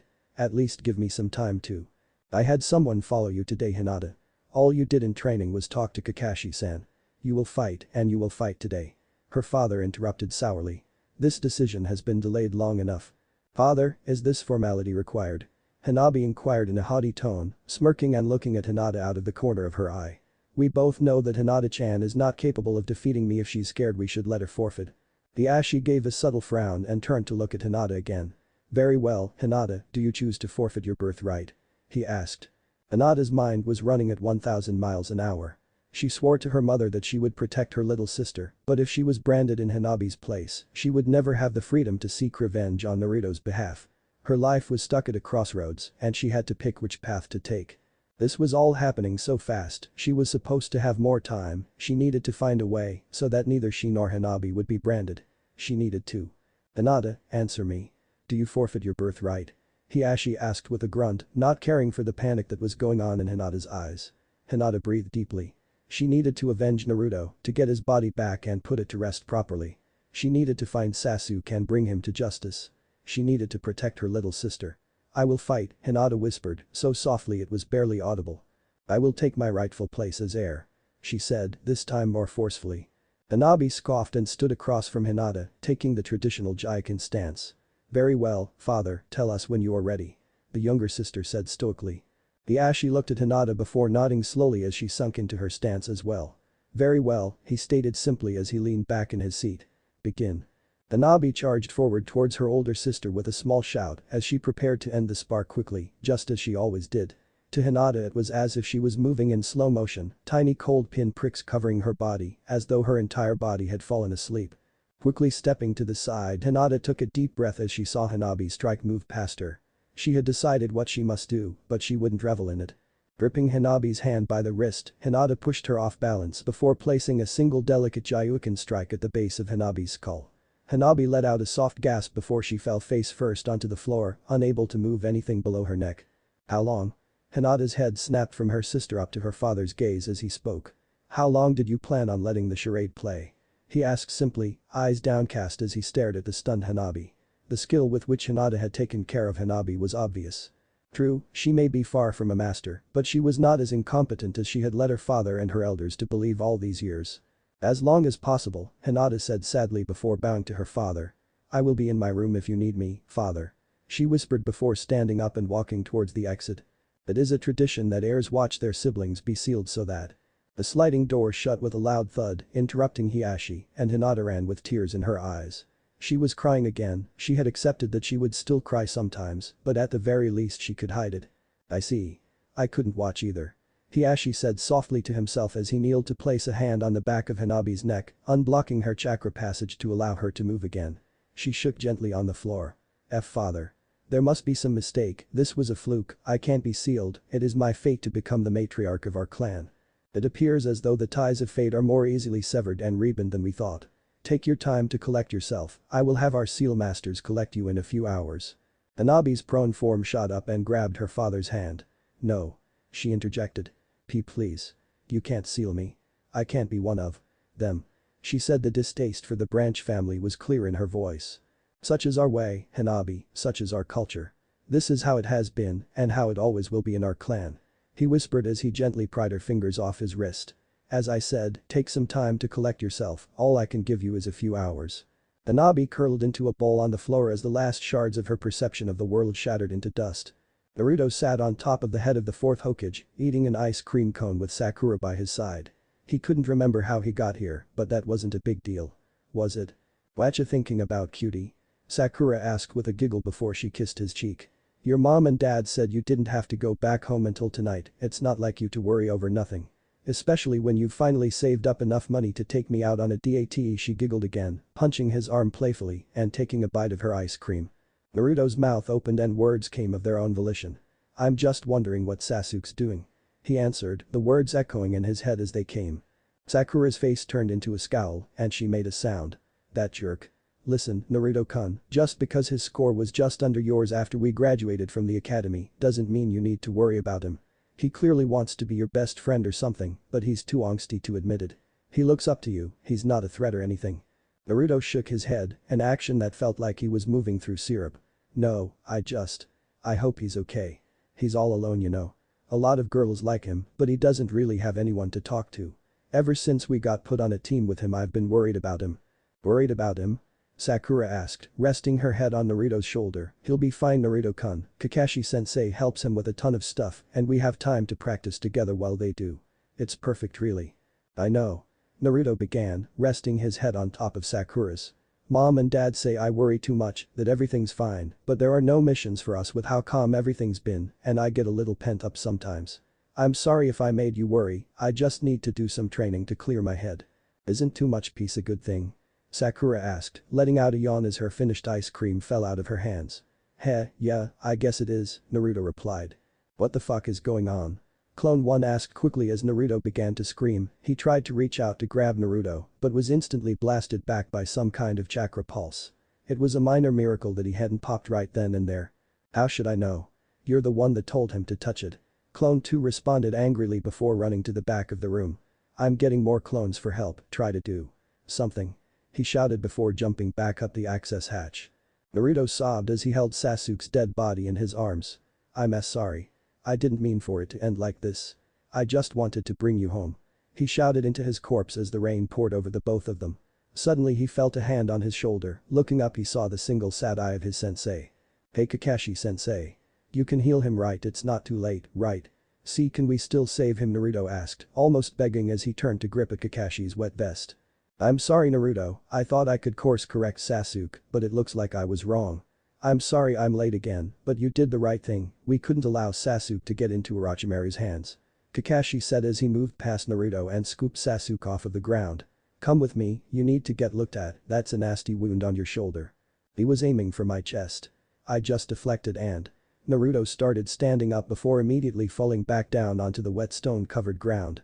Everything was upside down and inside out. His head was folding in on itself. There was and wasn't. This wasn't it, was it? Or maybe the other it wasn't it and this was the it that. Clone 2 ran through the desolate streets of Uzushiogakure yelling at the top of his lungs. Emergency at the tower. Emergency at the tower. Everyone get off your ass and get back to Naruto.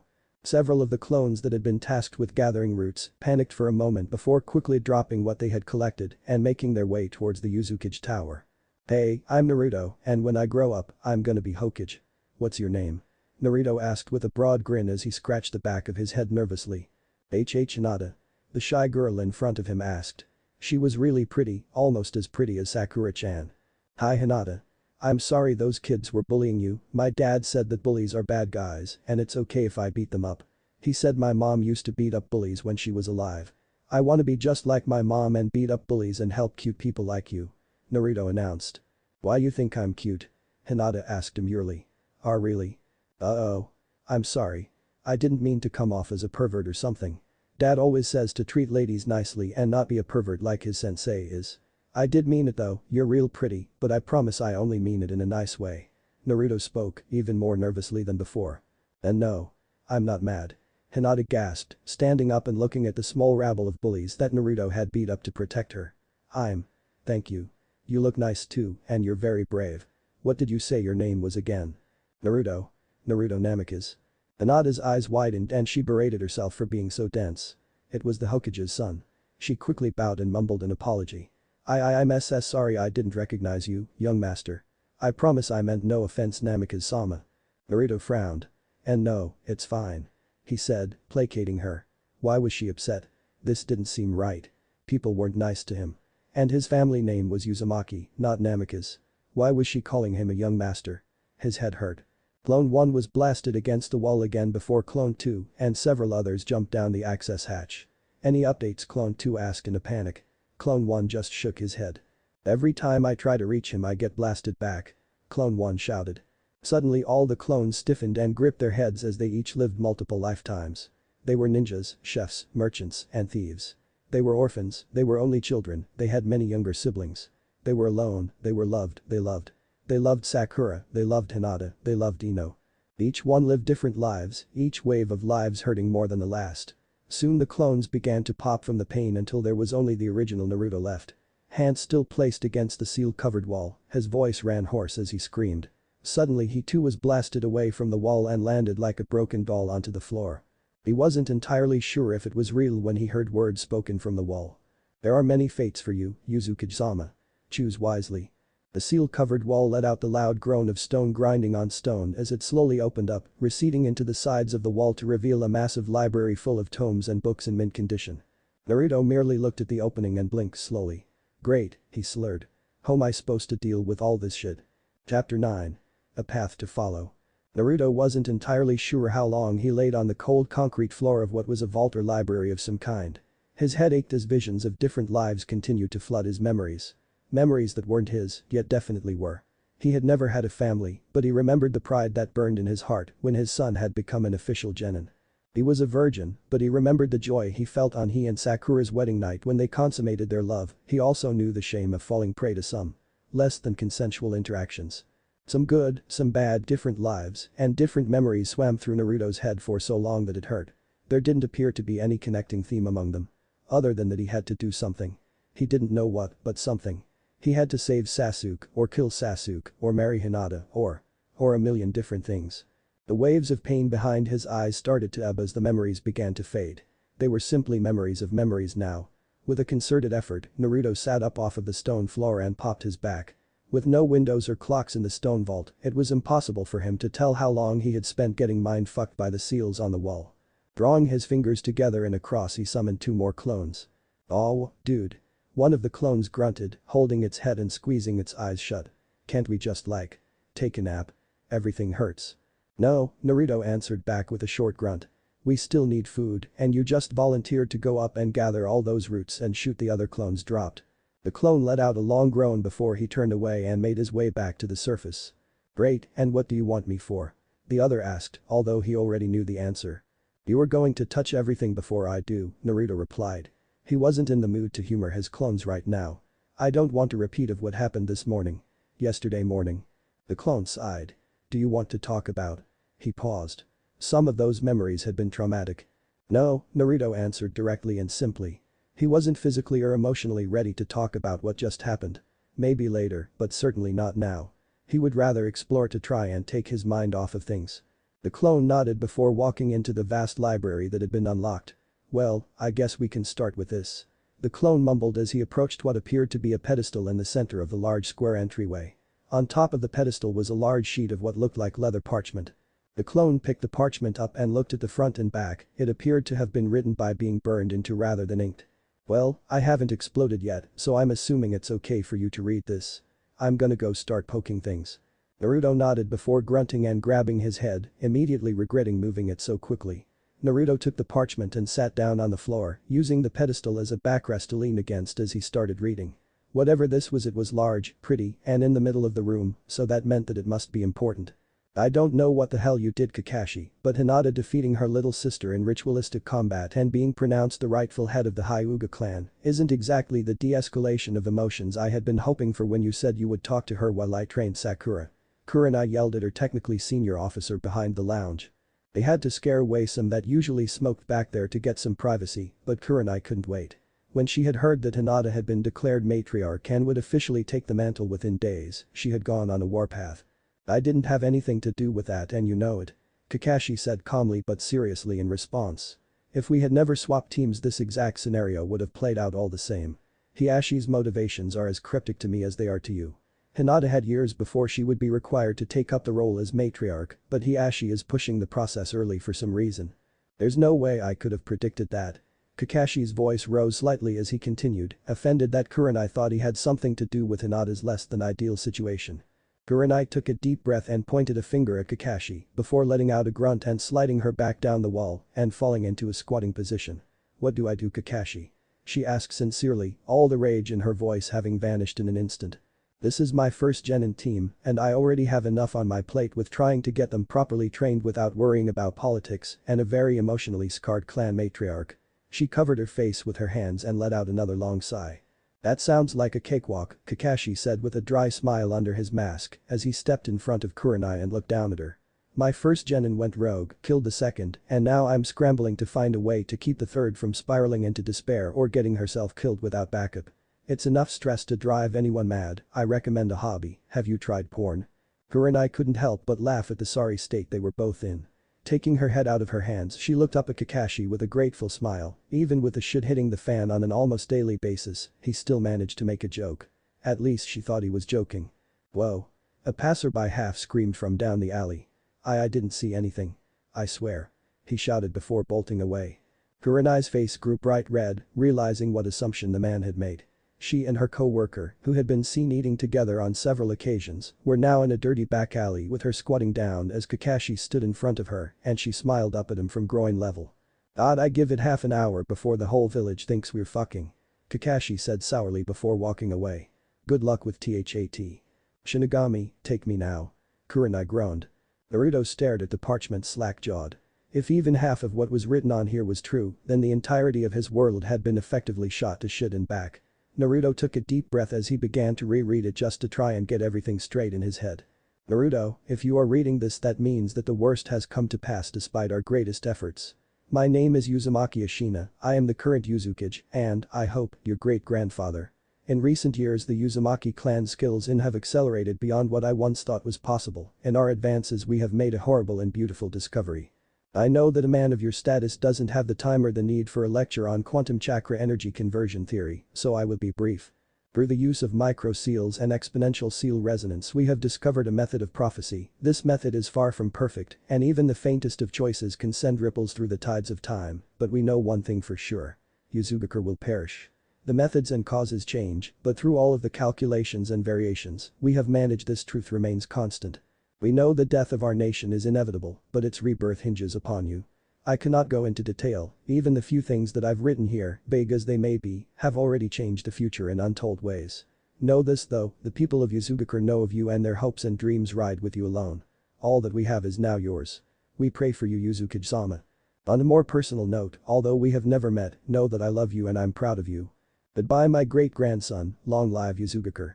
Naruto sighed and ran his hand down his face. Did I just inherit a country? Sasuke took a bite of his food lazily. He and Karen had just gotten through with another training session sans Orochimaru, and she had brought him some food from the cafeteria before they would split up to go to bed. So, Sasuke-kun, how do you try to de-stress? Karen asked, making small talk like she usually did. Anything I can help with? I'm doing fine, Sasuke lied. It's just taking a while is all. Karen smirked, stealing a cherry tomato from Sasuke's plate and popping it in her mouth. I noticed you took a box of light bulbs with you to bed last night. You know that pushing yourself harder when you should be resting will just have the opposite effect of what you want, right? Sasuke grunted. It hadn't been since the Land of Waves that he'd had to work this hard to moderate his chakra levels. He tended to put a bit too much chakra into his techniques, but he hadn't thought it was that big a deal.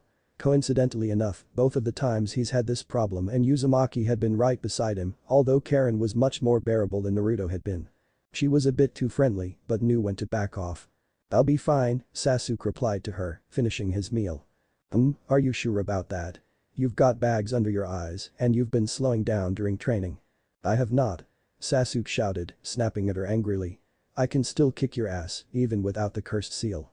Karen raised an eyebrow, not saying anything but pursed her lips slightly. Unlike Sakura and the majority of Konoha, she didn't get intimidated by him easily. It angered him, but in a refreshing way, at least she wasn't a sycophant. "Alright then, let's run a little experiment then," Karen said. She reached over and grabbed a bulb from the box. "Try again." Sasuke looked at her suspiciously, but took the bulb and put his goggles back on. He pushed his chakra into the bulb, managing to make it flicker slightly before it burst.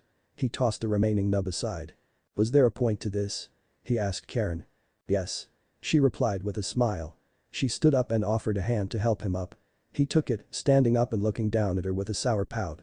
"For the next 24 hours you'll do as I say, and if I'm right you'll be leaps and bounds closer to your goal. If I'm wrong, I'll stay out of your hair and stop pestering you to relax." Sasuke squinted at her. "I'm your superior, remember?" Orochimaru said, "I don't have to listen to a word you say." He didn't know if he liked the idea of being subject to her whims for a day. "That's true, and I can't make you do this, but we both know you haven't been making progress so far. How much damage could a day off do? Besides, if you're right then I'll stop bugging you." She smiled. Sasuke growled slightly before sighing. "Fine.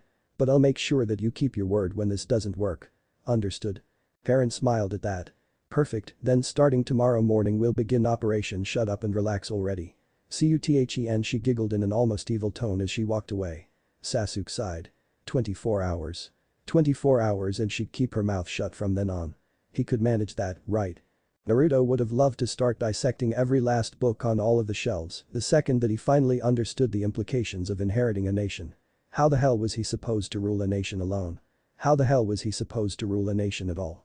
The parchment referred to him as Yuzukage-sama and said that he was a man of high status that must know about quantum whatever the crap, but he didn't understand seals at all. Was this really meant for him?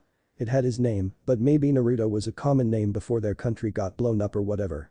As Naruto rested his head in his hands and contemplated the sharp left turn that his life had taken for the 25th time in less than a month, his stomach growled violently. He was filled with the recollection that he hadn't eaten since that bowl of rice from nearly 2 days ago. "Clone-kun, go get that other clone to hurry up alright. I'm starving, and I'm not exaggerating this time," Naruto ordered, somewhat grateful for the mental break of worrying about food instead of fate and stuff. "You realize I'm starving too, right?" the clone asked from the floor. It had taken a relaxed lying position after it finished touching everything in the vault. "Can't we just wait for him? You realize that you're not technically alive, right? I can poof you out of existence and create a more obedient clone," Naruto threatened. "Yeah, but we both know you'd feel like an asshole if you did that," the clone sighed as it got up. "But I'll go get him anyway. Not because you told me to, but because I feel like it." "Whatever." Naruto groaned as his stomach rumbled again. "Look for something to drink while you're at it. Look for something to drink while you're at it," the clone mumbled in a mocking tone. "We sound the same as numbnuts," Naruto yelled out as the clone climbed back up to the Uzukage's tower. Hinata hugged her knees as she sat on her new bed. She wasn't Hinata-chan or even Hinata-hime anymore. She was Hyuga-sama. She was now the official matriarch of the Hyuga clan. Her father would act as her regent until she turned 16, but for all intents and purposes, the entirety of the Hyuga clan now rested on her shoulders. Her father had taken a room near the rest of the elders and she had taken her place in the clan head's room. Her mom's room. It had been remodeled since her mother's death, but if she focused very carefully she could almost make out the scent of her mother's perfume in the air. Or maybe it was just her imagination. Maybe she wanted to pretend that she could still feel an inkling of the presence of her mother, something, anything to help tie her back to when life had been simpler. Back to when she could hide in her mother's hair when the house made scary noises at night. Back to when she could fall asleep in her mother's arms only to magically wake up in her own bed. Back when all she had to worry about was that cute blonde boy at school that made her tummy fill with butterflies. Hinata looked over at the clock, it was 8 a.m. She was supposed to be meeting with Kakashi-sensei and her team right now. She wiped her face free of tears and she got off of the bed to quickly get ready. She hadn't gotten any sleep last night, but she would survive. She had to, she still had her dreams to fulfill. Kill Sasuke. Avenge Naruto. Protect Hanabi. And the only way to do that was to get stronger. Stronger than Shino and Kiba, stronger than Sasuke, stronger than Hinata Haim. She wasn't a princess anymore, she was a queen. A queen whose king had been betrayed. She was a queen with a full house, and she didn't plan on folding anytime soon. Hinata finished getting ready and started to make her way to meet Kakashi-sensei. She needed practice fighting against an opponent with a Sharingan.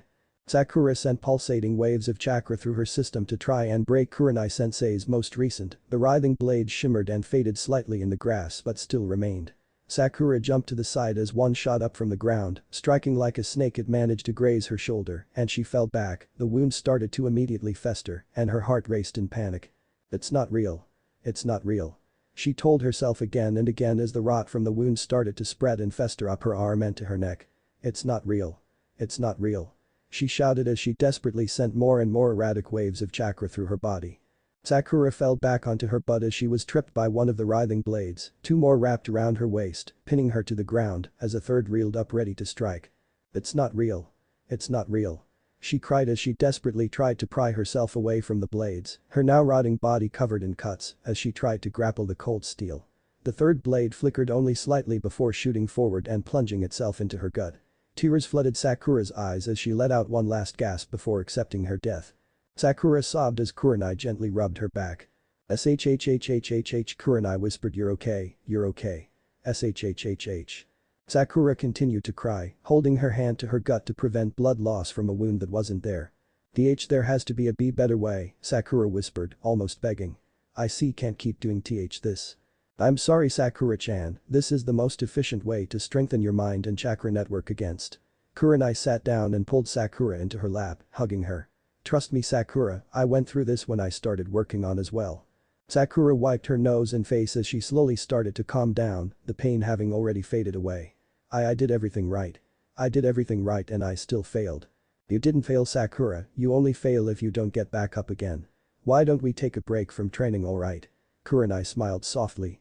"We'll take a 15-minute breather and then we'll just focus on Taijutsu, okay?"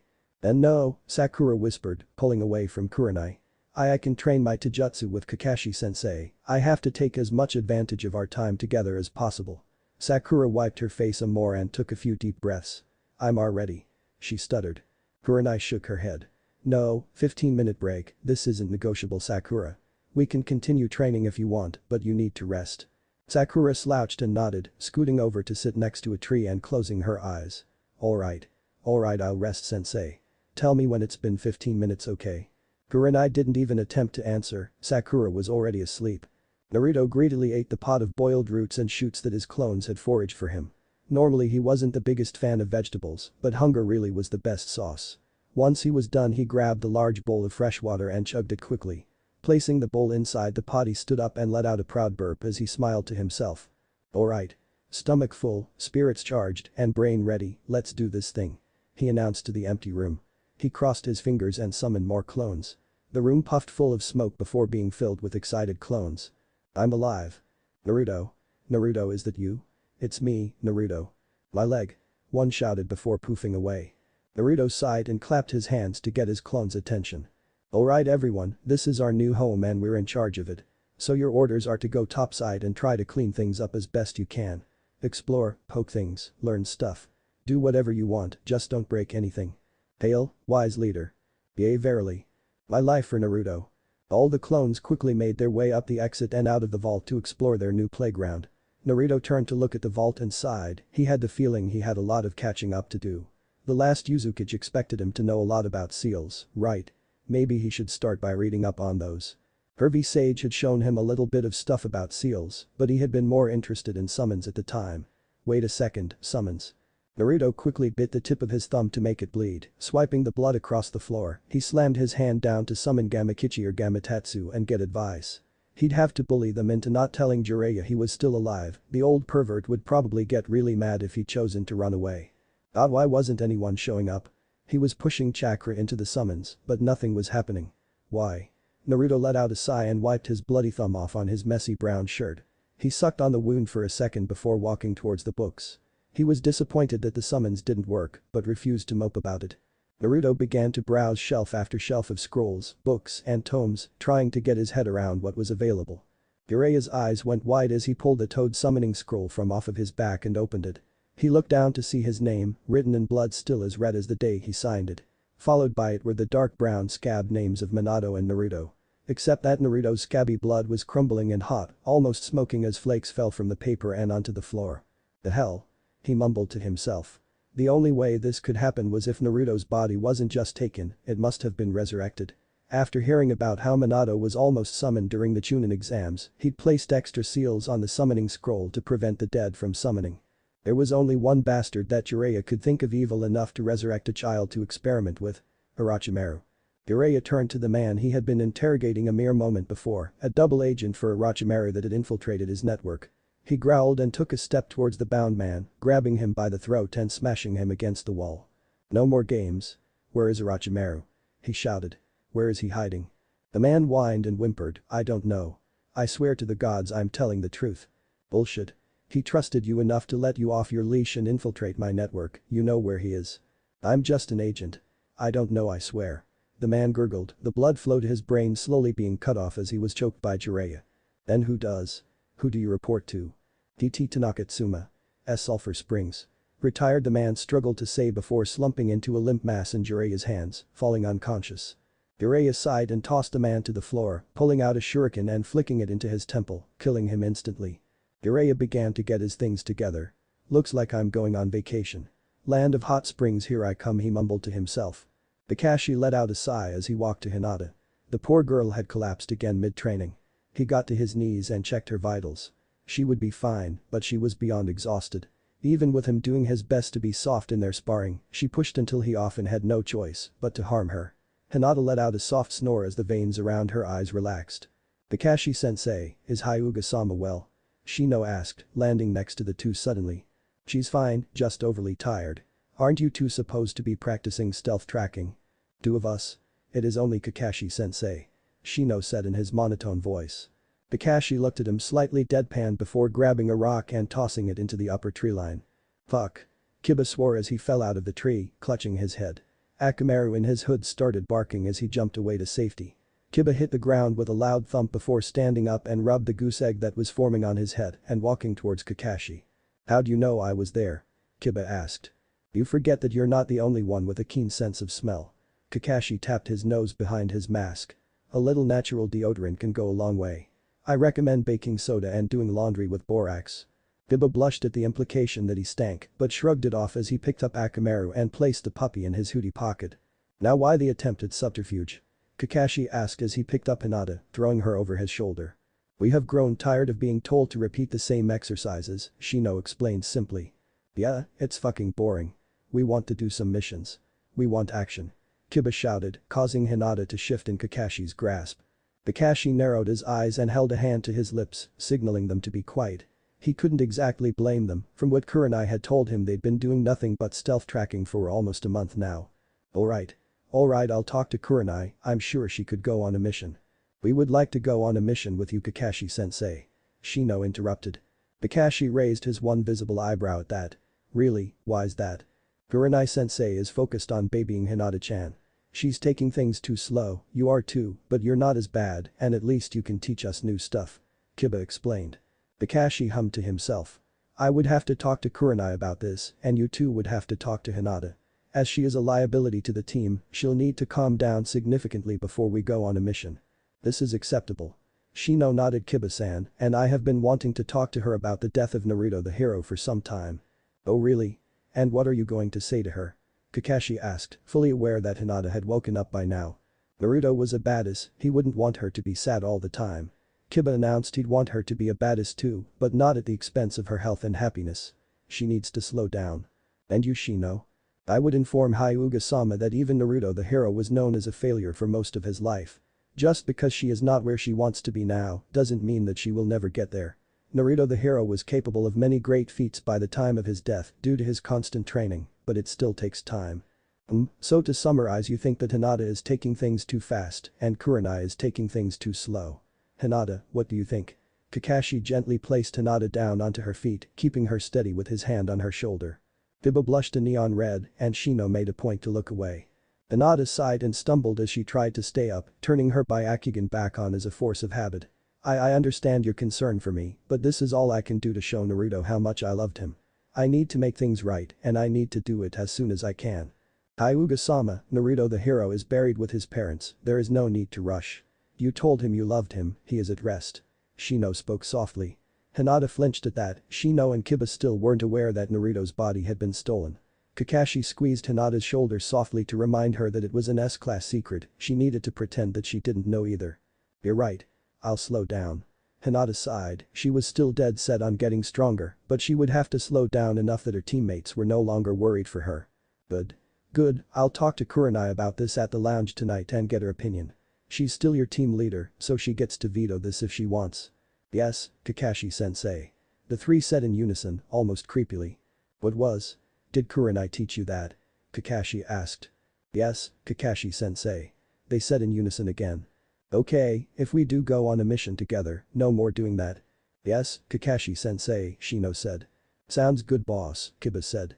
Hinata just nodded. Naruto let out a sigh as he started reading through a copy of Seals, What Are They and How Do They Work? That he'd found in the library. I've run away from home, inherited a country, found my parents' identity, and literally died. The last month has been wild and what do I end up with? Fucking homework. Naruto sighed as he turned the page. Chapter 10. The ants go marching one by one.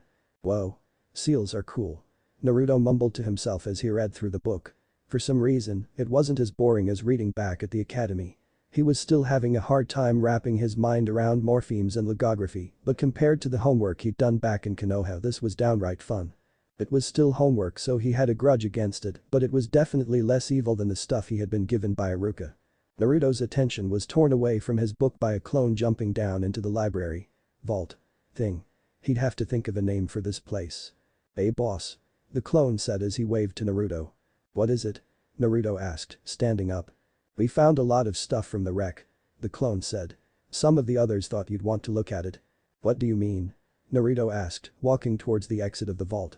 I mean, like, chunks of the boat and cargo have washed ashore and some of it looks useful. Naruto hummed to himself as he walked. As soon as he walked far enough away from the vault, the stone slab walls moved back in again, sealing it off behind him. Naruto paused and looked behind him at the seal-covered wall again. I really hope I don't need to get mind-fucked every time I go in there. He mumbled before jumping up to the surface, quickly followed by his clone. So what kind of stuff did you find? Naruto asked as he walked towards the beach. Well, we found a few dead bodies for one. Don't worry, we already buried them. Naruto stumbled mid-step. He hadn't even considered that there would be wreckage from the ship, let alone people. Right well. Thanks.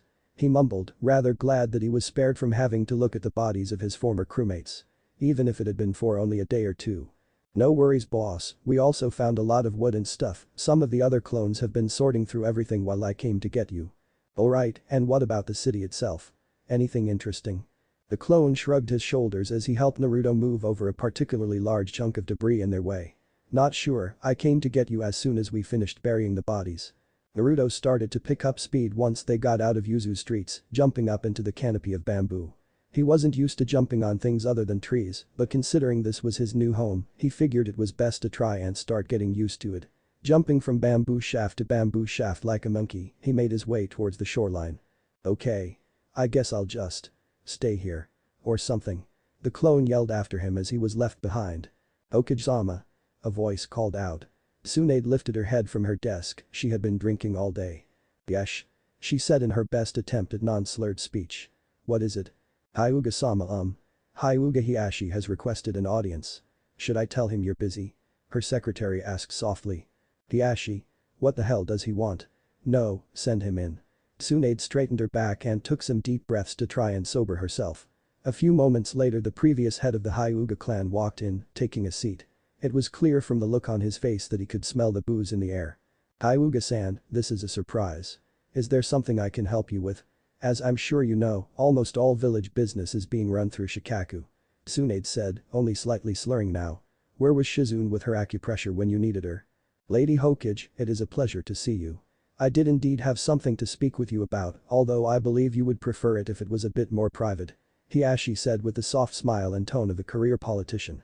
Tsunade squinted her eyes slightly but nodded, with a flick of her wrist, there was a blurring of motion as her Anbu protection team vacated the area. What is it you have to say Hiashi? She asked, dropping the formalities for the moment. Hiashi nodded. I will be blunt as I'm sure you're very busy. he said, barely holding back a scowl as he eyed the empty bottles surrounding her. I am fully aware of your desire to retire as Hokage after the death of Naruto the hero. I would like to offer you my services in the venture.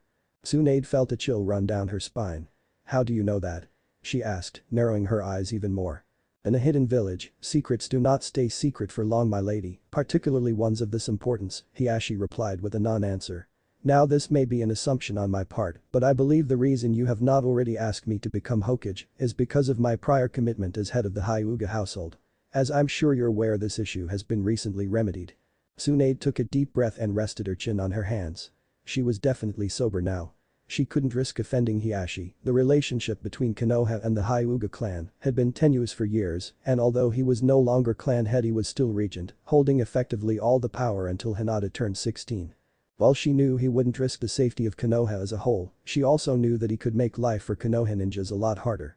Scouts were some of the best in the business, all he would have to do is declare a clan-wide period of celebration over Hinata's ascension to matriarch, and Konoha's recon division would be cut in half, making everyone else take double shifts.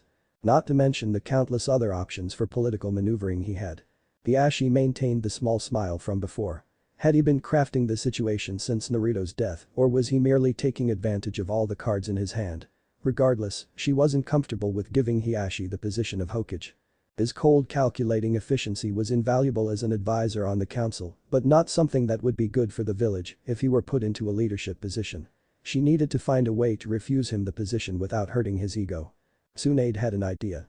You are right that I had considered you highly for the position of Hokage, Hiashi-san, she smiled, again donning the formal prose of politics. However, your position as the Hyuga clan's head did prevent me from choosing you.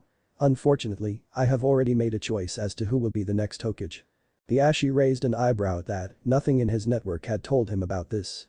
The only person that had been approached was Kakashi, and he'd turned it down. Oh really? And who is that? Hiashi asked, again with a soft smile. The individual in question has asked me to refrain from divulging that information until such a time as they are crowned. Tsunade smiled in return. From the outside, this conversation would appear to be a simple discussion between friends, but inside Tsunade's heart raced.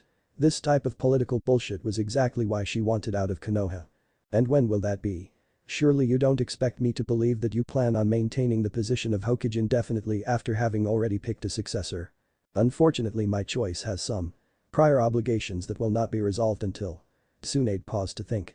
She had to get Kakashi to wear the hat, there were no other options, that much had been made clear over the last month of searching. He wouldn't commit to becoming Hokage because of his previous commitment to training Sakura, but if that commitment was over. After the next Chunin exams. They will become available after the next Chunin exams. You see now why I chose this individual instead of yourself. I knew they would become available within the next 5 months, but I had no way of knowing that you planned on giving control of your clan to your daughter before she reached the age of consent. Waiting 6 months is much more reasonable than potentially waiting 36. If you had informed me of your decision sooner, you would have been more highly considered for the position.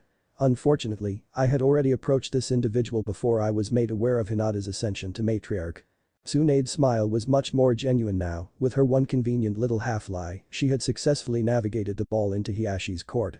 Now there would be no reason for him to be offended. Instead, he stood the risk of greatly offending both her and her mysteriously chosen successor. She had been making sure to avoid gendered speech, not wanting to offer any hint to Hiashi as to who she'd chosen. Hiashi had to make a concerted effort to not appear ruffled. He hadn't heard anything about a second candidate being called in, were his sources lacking. I see. Well, that is most unfortunate. It appears I will have to enjoy my retirement in peace then. I suppose there are worse fates for an old ninja. Hiashi's smile never faltered for a moment, a testament to his political skills. We are always ready to welcome you back into the ninja corps, Hiashi-san. If you ever grow stir crazy, let me know and I'll find a way to help. Tsunade gave a slight nod of her head and stood, indicating that the conversation was over. Hiashi stood and bowed respectably. Of course, Tsunade-sama, thank you. If you'll excuse me, I'll be going now. Tsunade waved softly as he left, the subtle whooshing of wind indicating that the Anbu protection unit had returned. One of you will go and get Shizune. She said as she let out a pained groan, sitting back down and pulling a fresh bottle of sake out of her desk. I'm getting another headache. Kakashi rubbed his temples as he sat across from Kurenai at the Jounin lounge. Well, all things considered, I don't think it's the worst idea I've ever heard. Kurenai sighed as she was picking at her food. She wasn't particularly hungry, even after training with Sakura all day. But I'm not sure how I feel about sending Hinata out on a mission so soon after. You know. I had the same reservations at first, but I think it may be good for her. She's going crazy with nothing to do all day but train and mope around. Sometimes the best form of rest is to stop resting. Kakashi replied, taking a quick sip of his tea. Kurenai leaned forward and pinched between her eyes softly. I don't know what you would want me to do with Sakura while you are gone. She's gonna burn out on nothing but, and I'm nowhere near your level when it comes to ninjutsu or taijutsu, so I would probably end up doing more harm than good. Honestly Kurenai, you could do nothing but run her through the basics and I'd be thrilled. For Sakura, it's more about making progress at all than progressing in any particular direction. I'm ashamed to admit it, but I let her fall behind Naruto and Sasuke significantly. All aspects of her training need work, and you don't need to be an expert to help her. The only thing I would say to steer clear of is helping her with her medical work. I've learned enough first aid that I can patch myself up if she stumbles, but I'm not sure I'm comfortable with you putting your body on the line like I do. We're starting to get to the point where even I don't know how much more I can teach her. Kurenai nodded and leaned back in her chair. Fine. You have my approval to take my team on a mission, but nothing above C-class. I understand Kiba and Shino are getting antsy, but they're still not ready for B-class missions. Kakashi nodded in understanding. Oh, and Kakashi. Kurenai added. If things turn south and the mission becomes filled with level threats like your mission in Wave did, don't hesitate to tell the client to fuck himself and come home, okay? Kakashi smiled under his mask and chuckled. Are you implying that I have a history of endangering my students? Why Kurenai-chan, I am offended. Now if you'll excuse me, I have to go prepare to teach Sakura about how to play with fire. I mean cauterize a wound. Kakashi stood up and walked out of the lounge with a smile on his face, making a point to ignore the mumbling rumors of him suddenly leaving mid-date with Kurenai. The rumors about him and Kurenai becoming an item had indeed hit the Konoha mill like a spark in a haylift, but he was never one to care for others' opinions of him. The sun had set and he could make preparations for tomorrow's lesson with Sakura at home. He made his way to his apartment, jumping from roof to roof lazily. Out of the corner of his eye, he saw an eerily familiar genin running away from his apartment complex before landing in front of his door. Walking inside, he saw a letter had been slipped through the mail slot. Leaning down, he picked it up and opened it before reading the simple note. Ada Kakashi, the Hokage, has requested your presence in her office tomorrow at 8 a.m. There was no signature, but the official seal had been placed and everything appeared to be in order. Kakashi's smile dropped. Things had calmed down significantly over the last month. He was rarely called to intervene between arguing groups anymore, and he had a feeling he wasn't going to like whatever had prompted Tsune to summon him specifically. With a sigh, he grabbed his copy of the medical book he and Sakura had been working through and laid down, reading himself to sleep. Naruto ran around the beach with a plethora of his clones, helping to stack up fractured wood and other useless items into piles, while saving things like clothes, rope, or tools in other piles. Judging from the gaping holes and bloodstains in some of these clothes, the clones had stripped the bodies of his old crewmates before burying them. That was kinda fucked up, and he wasn't entirely sure what that said about him, considering they were clones and all. Regardless, many hands made for light work, and soon they had collected everything of value that had washed ashore. Naruto looked out over the horizon. The sun had set over an hour ago, and it was only with the help of a full moon that he or his clones were able to see anything. Naruto grabbed one of his clones as it walked by. Hey, go look for some place to sleep, okay? Naruto ordered. It's getting late, and I don't like the idea of sleeping next to the giant seal wall of ouchies.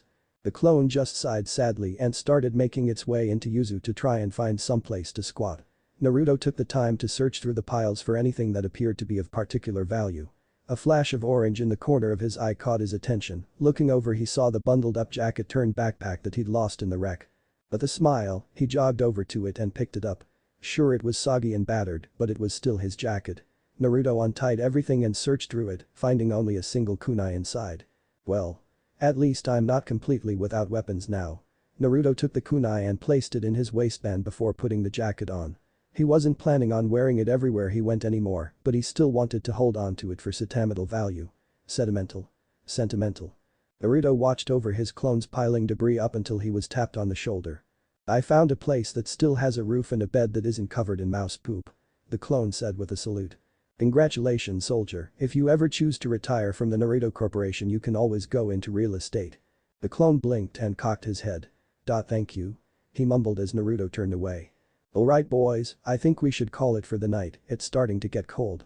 Naruto yelled to his clones. Everyone grab something that looks important or cool and let's get some sleep. Naruto's announcement was met with a combination of groans and sighs as the remaining clones started gathering valuables from the ship. With a smile, Naruto turned to his real estate clone. "Lead the way," he said. And lead the clone did. Within a few minutes Naruto and a host of clones were packing things away and tidying up the house they'd chosen to invade. Once they were finished, Naruto looked at his clones and smiled. "Well, that's one successful day behind us, boys.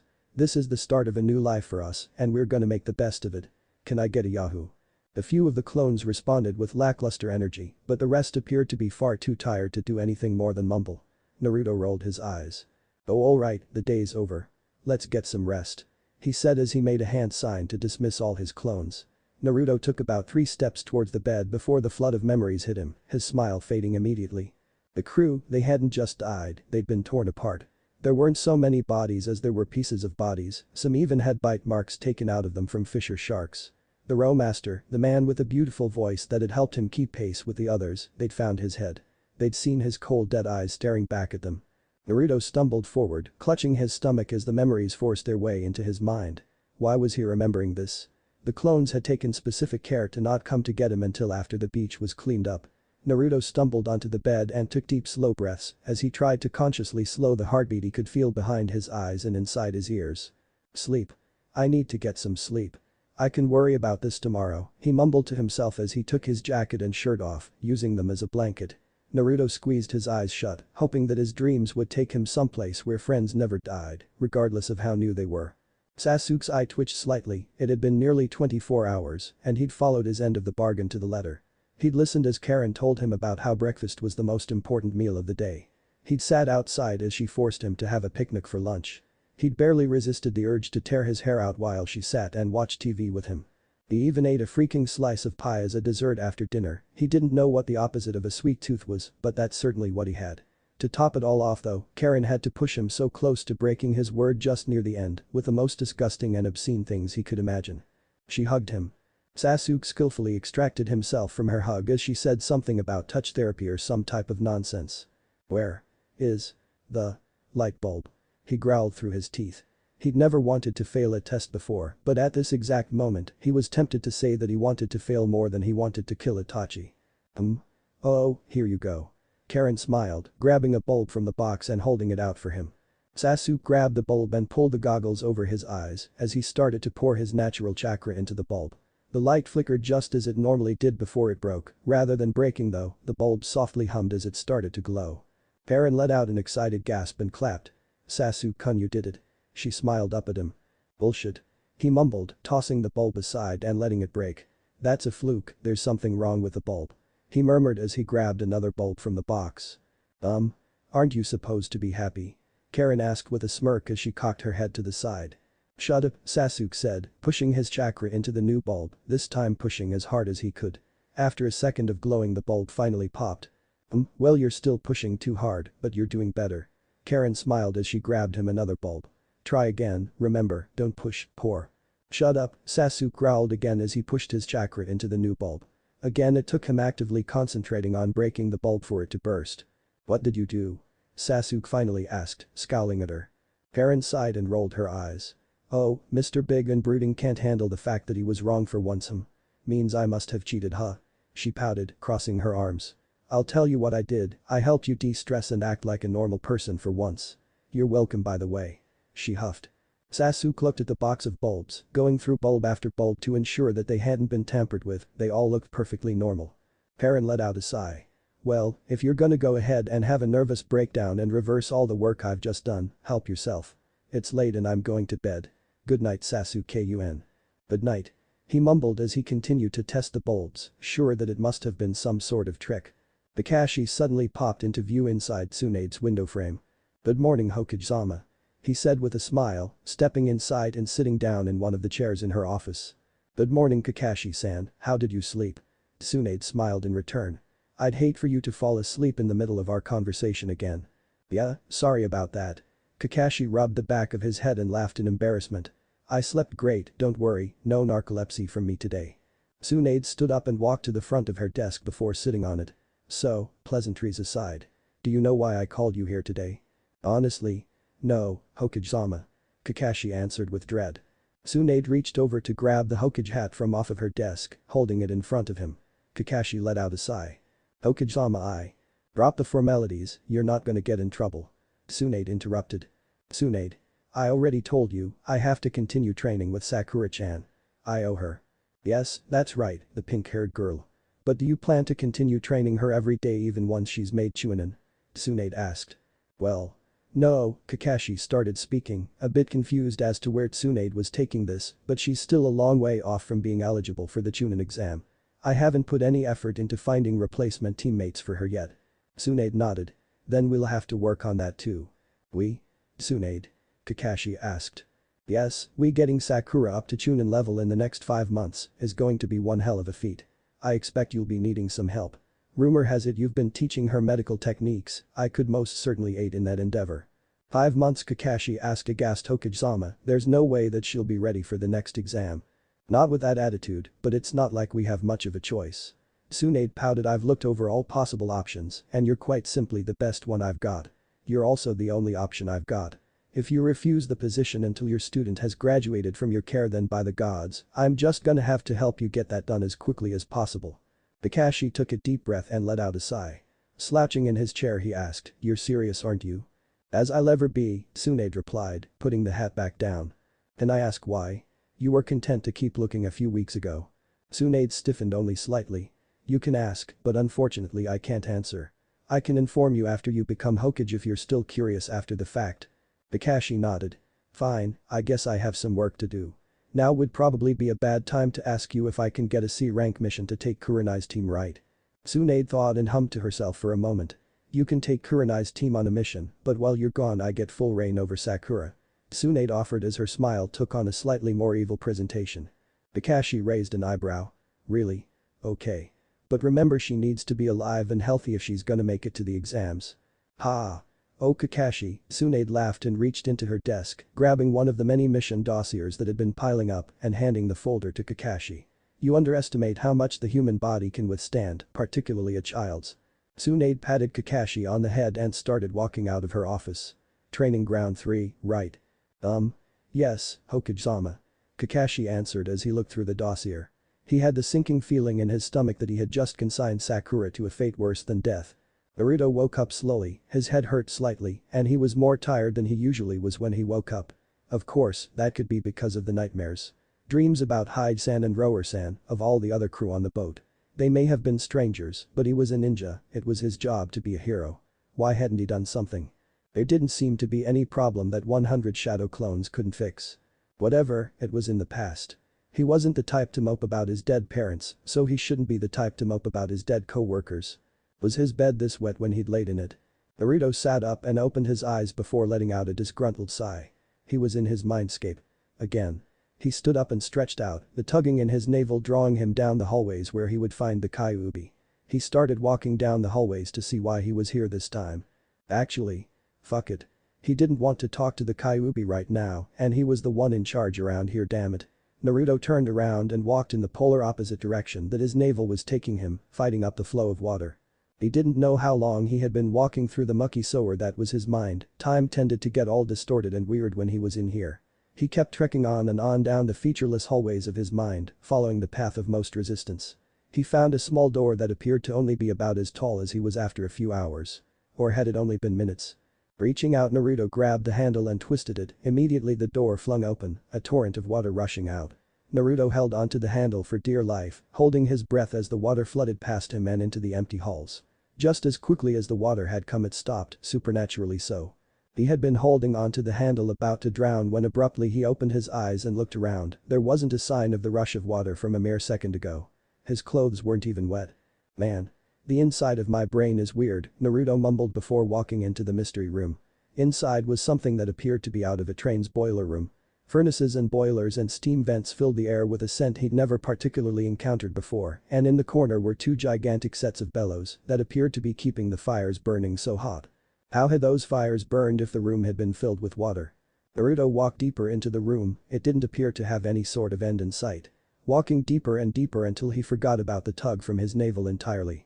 Eventually, he came across a large pile of wooden crates filled with bits and bobs of every kind. Children's toys and pictures of swords and armor. On top of one of the crates was a single sheet of paper with something hastily scrawled onto it. Look through this stuff later. Naruto. Naruto looked at the paper, front and back. He didn't remember writing this. Crumpling the paper up and tossing it aside, he started to go through the boxes. These were memories. No, that can't be right, he barely remembered most of this stuff. This was this the room where he put stuff he would worry about later? He had always joked about having that room in the back of his mind, but he didn't mean it. At least not literally, that is. Naruto scrambled through the boxes, finding everything from toys he had wanted to pieces of paper with things like "milk goes bad tomorrow" written on them. Most of them he tossed aside before stumbling upon one that made him pause. Why did Pervy Sage say he owes me a favor? Why teach me the fourth technique? Wait a minute, that's right. That had bugged him while he was learning how to do the Rasengan on their way to get Tsunade. Naruto grit his teeth and tossed the paper aside. That jerk knew who his parents were, in fact, Tsunade probably did too. He wasn't super pissed, but he thought he had the right to be a little pissed. He went to work searching through the crates again. The vast majority of the things were irrelevant now that he was a ninja, even less so one that didn't live in Konoha. Wait, the third Hokage had probably known who his parents were too. Oh, when he finally died permanently, he was going to give the old man some grief in the afterlife. Naruto finally got through most of the stuff that wasn't important, stopping at a notebook filled with one line over and over. Why do I remember things that my clones do? Naruto blinked. That. Why did he remember things that his clones do? Whatever, it wasn't important, he would figure that out later. No, he would figure it out now. Naruto stuck the paper in his pocket and made the hand sign for Kage Bunshin, only bringing 2 clones into existence. Whoa, this is weird. Yeah, if we're in your mind, but we're not you, then what does that make us? Are we thoughts? Are we alive? Do we have souls? Are we going to permanently vanish once we're dispelled? Or will an essence live on? Will we be aware of what's going on? If not, can you even call that us? Or is it a castaway remnant like a toenail that you clipped off and threw out? Drifting off into a meaningless void. And if not, then where do we go? Do we serve a god? Or is there no god who will take us mere clones into their domain?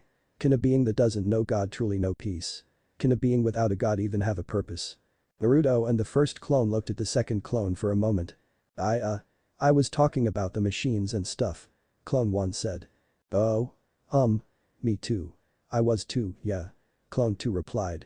What was all that stuff you said about God? Naruto asked. Nothing. Clone 2 mumbled. Do you want to talk about it? Clone 1 asked. No. The 3 Narutos stood in awkward silence for a few seconds before Naruto finally broke the calm. So anyway. I want you two to go outside. Clone 1 says something into Clone 2's ear, like a random number, then both of you dispel, okay? Both clones saluted immediately.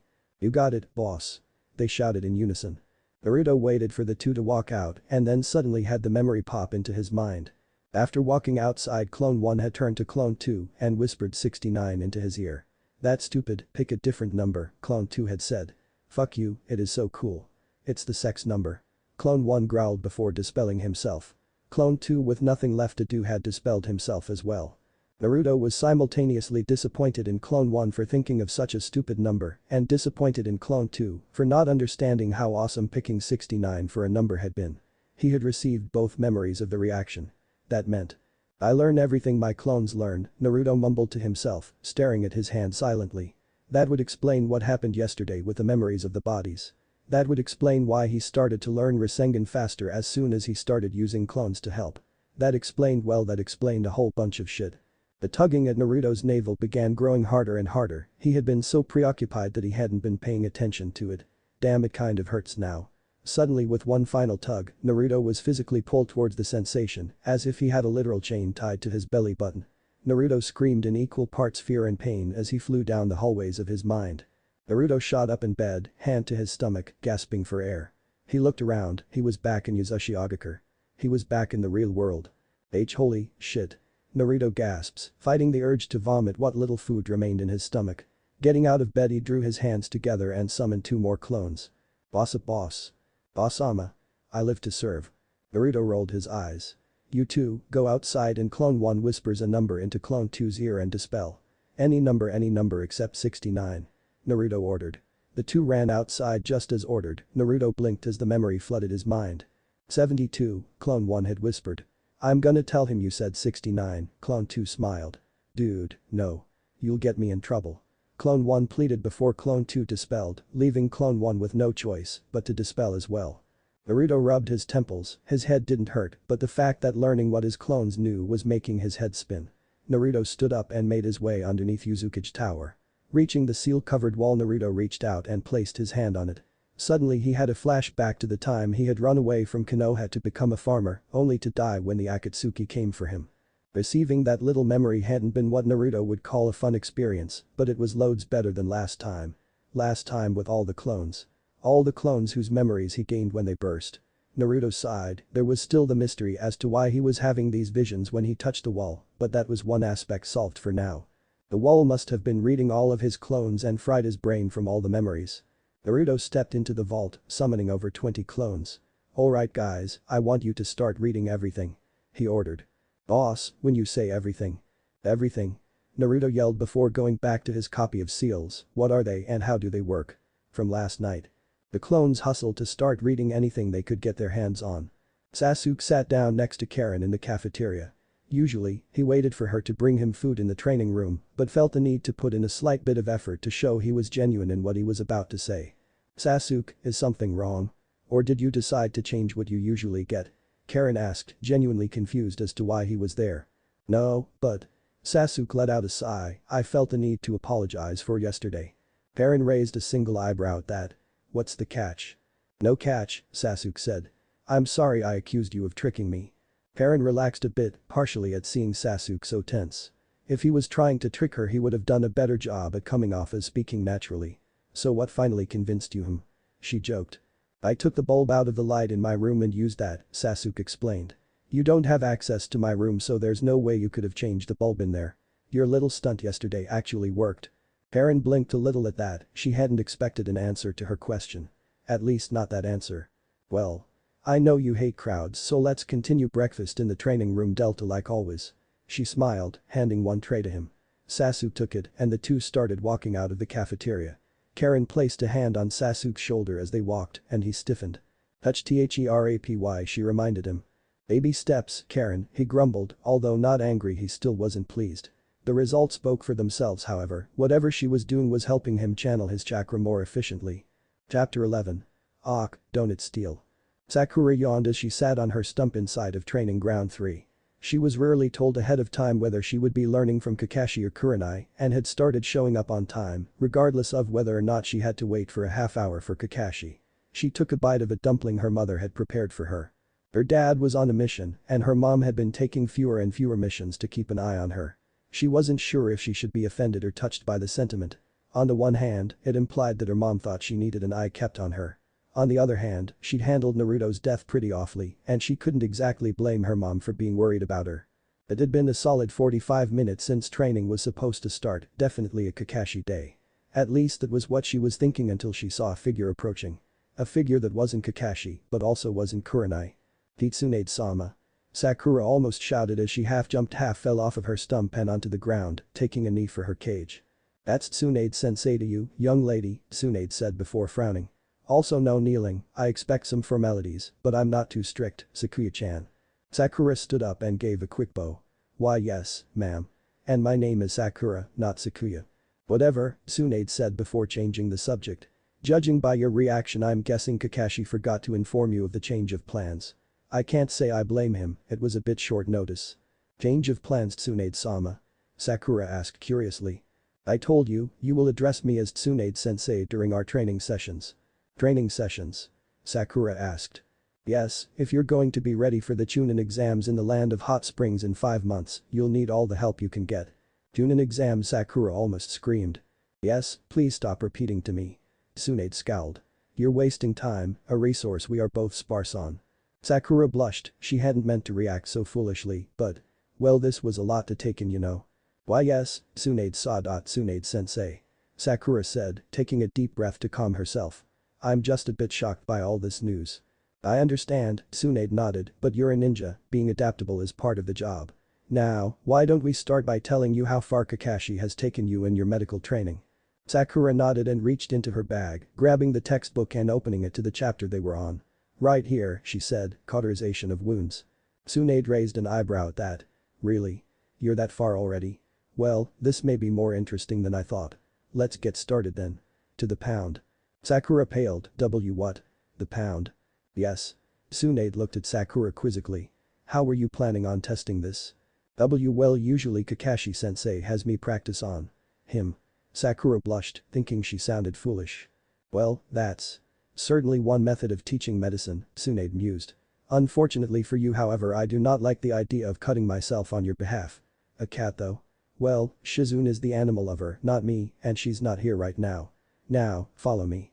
Tsunade grabbed Sakura's hand and half-dragged her into the village to find a test subject. That bottle of sake this morning was making her a bit more brash than normal, but apparently, Sakura either didn't notice or didn't care.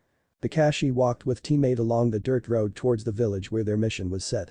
They were simply going to guard a merchant's wife and daughter for a month while he was out of town, nothing major. Behind him was Shino, who was practicing using his to keep track of multiple targets and protect the rear. In front was Kiba with Akamaru, who were acting as the spear point of their formation, staying vigilant in case of an ambush. To his side walked Hinata, her Byakugan active all the while. He had told them to assume he was a VIP under their protection until they reached their target location where the real mission would begin. Shino, update, Kakashi ordered suddenly.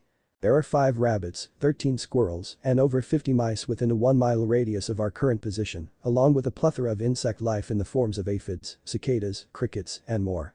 Shino replied immediately. Good, and you, Kiba? Kakashi asked, turning to the dog boy. No abnormalities, Kakashi-sensei, Kiba reported before taking another sniff. However, I can tell that it's going to rain within an hour or two. I would suggest picking up the pace if our VIP allows for that. Kakashi smirked at the boy in front of him. I'm old and infirm, Kiba-san, I can't keep up with you young ninja folks. He said in a mock old man voice. Unless one of you were able to carry me, I'm afraid we'll have to keep our current pace. Kiba rolled his eyes and went back to keeping an eye on the road. Hinata, Kakashi said, returning to his normal tone. What about you? Hinata stumbled a bit, she had kept her Byakugan active since before they had left the village, which was quite the feat. As a genetic Hyuga, her Byakugan didn't drain her chakra nearly as quickly as his Sharingan drained his non-Uchiha genes, but it was still impressive. She had been pushing herself less since the interaction between her and her teammates, but she was still focused on improving. Judging by her current stamina, Kakashi would guess that her chakra levels were approaching low to mid-tier. To make that much of an improvement in only a month was a feat in and of itself. Nothing to report that my teammates have not already, Kakashi-sensei, Hinata said softly, but not shyly. Good. You know, Kiba-san, I'm suddenly feeling much more spry than normal. Why don't we pick up the pace a bit, Kakashi smiled as he began to pick up speed to a medium jog. Thank the gods. Kiba laughed as he started moving faster as well. I wasn't looking forward to getting soaked before meeting our clients. Oh? Looking to make a good first impression on the wealthy merchant's young daughter, Kiba blushed and coughed to try and hide his embarrassment, but Akamaru's chuckling and barking gave him away. Akamaru? We talked about this. You can't keep giving me away. You need to help me look cool. Kiba complained. Kakashi smiled as he noticed that Hinata gave a soft giggle at seeing Kiba get flustered. This was definitely going to be good for her. Hell, it was probably going to be good for all of them. A gentle step back into normality. Naruto grunted as he pushed himself off the floor of the vault, touching his face. He felt dried blood cake to his nose and mouth. He had passed out a while ago. His first 20 clones had read for about an hour before he dispelled them and got their memories. It had given him a headache, but he was fine. After that, he'd summoned 50, and when those popped he'd gotten lightheaded and had to sit down. In his immense wisdom, he'd decided to bump the clones up to 200 after that. When they'd popped he'd felt a vessel in his nose burst before passing out. Sitting up he drew his hands together and summoned some more shadow clones, mumbling a soft Kage Bunshin no Jutsu under his breath. He still needed to learn more. 50 new clones popped into existence. Immediately they all clung to their heads. Ah, shit boss, can't we take a break? Dude, we just woke up, can't we get some soft tacos or something first? Naruto chuckled as he stood up. Oh yeah, I'll just go to our local taco shop. He said before pausing and looking around the clones. Why? Why aren't any of you wearing shirts? We forgot to put our shirts on when we woke up, remember? A clone groaned, popping its neck. Oh. Right, well, I need some fresh air and you guys are gonna get back to reading, Naruto ordered. Boss, this is like, what, the 3rd time you've ordered us all to read. I think we deserve a break, a clone said. I don't even know what day it is anymore. No. No, we've finally started to understand the use of the Kahimo method for the balancing of seal equations. We still haven't memorized all of the morphemes, and we can just barely read the most basic seals. We need to know more. We need to know more. Naruto rambled as he walked out of the vault and started climbing to the surface. Once outside of the Yuzukage Tower, Naruto summoned another 50 clones. I'm hungry. We need to find a shirt. Who touched me? Was that you, Naruto? I'm not in the mood. No, not you, Naruto, the other Naruto. Naruto sighed and clapped his hands to get his clone's attention. Alright, everyone. We scoured the beaches, but we didn't make any progress on the city portion. Everyone get out there and explore some shit. Hi, Yuzukage-sama. They all shouted in unison. Causing the real Naruto to be a bit taken aback. He was the Yuzukage now, wasn't he? At least that's what the note said. It was kind of funny, he was willing to get on the ship with Huge because he didn't want to be Hokage anymore, and then his childhood wish came true. Well, kind of. He'd wanted to be a Kage to force the people of Konoha to recognize him, but the people of Konoha weren't here. There weren't any people here, except for him and his clones. Naruto looked around, the clones had already scattered to get to work. He decided to take a break from using his brain and go gather some more bamboo shoots for dinner later. Maybe he'd get lucky and find a rabbit to kill. Either way, he wasn't in the mood for homework anymore. Sasuke took deep gasping breaths. This was one of the unfortunately rare occasions where he had the opportunity to train with Orochimaru directly. His eyes burned red as they kept perfect track of Orochimaru's bizarre movements. The man struck out with clawed hands as if to grab Sasuke's eyes out of his head then and there, with Sasuke only barely managing to jump away and distract him with a frantic shuriken throw. Karen. I could use some help here. He shouted as he started to gather chakra to perform a Chidori. Yes, Sasuke-sama. Karen replied professionally before she began to throw a mix of shuriken and water jutsu projectiles at Orochimaru. The sounds of chirping birds filled the air before Sasuke dashed forward, intent on killing the snake Sannin if possible. With a wicked smile, Sasuke plunged his hand deep into Orochimaru's chest. Only for the gaping hole to quickly close in around his arm, trapping him. This wasn't Orochimaru, this was just an earth clone. The earthen clone's features began to melt away until it was just a blob of dirt and clay, sucking him into its center mass. Shit. Karen, I need extraction. Sasuke shouted. Karen jumped forward, rushing through some hand signs before shouting out. Soyuka's wa no jutsu. And blew with all her might a dry flurry onto the mud monster consuming Sasuke. With the aid of the cool breath, the mud and clay dried and turned brittle, allowing Sasuke to break away. Sasuke felt a pair of hands gently be placed on his shoulders. Good work, Sasuke-kun, Orochimaru whispered into his ear. Sasuke couldn't help but shudder at the feeling of the man's breath touching the nape of his neck. You have improved significantly since the Chunin exams if you can use the Chidori with so little build-up.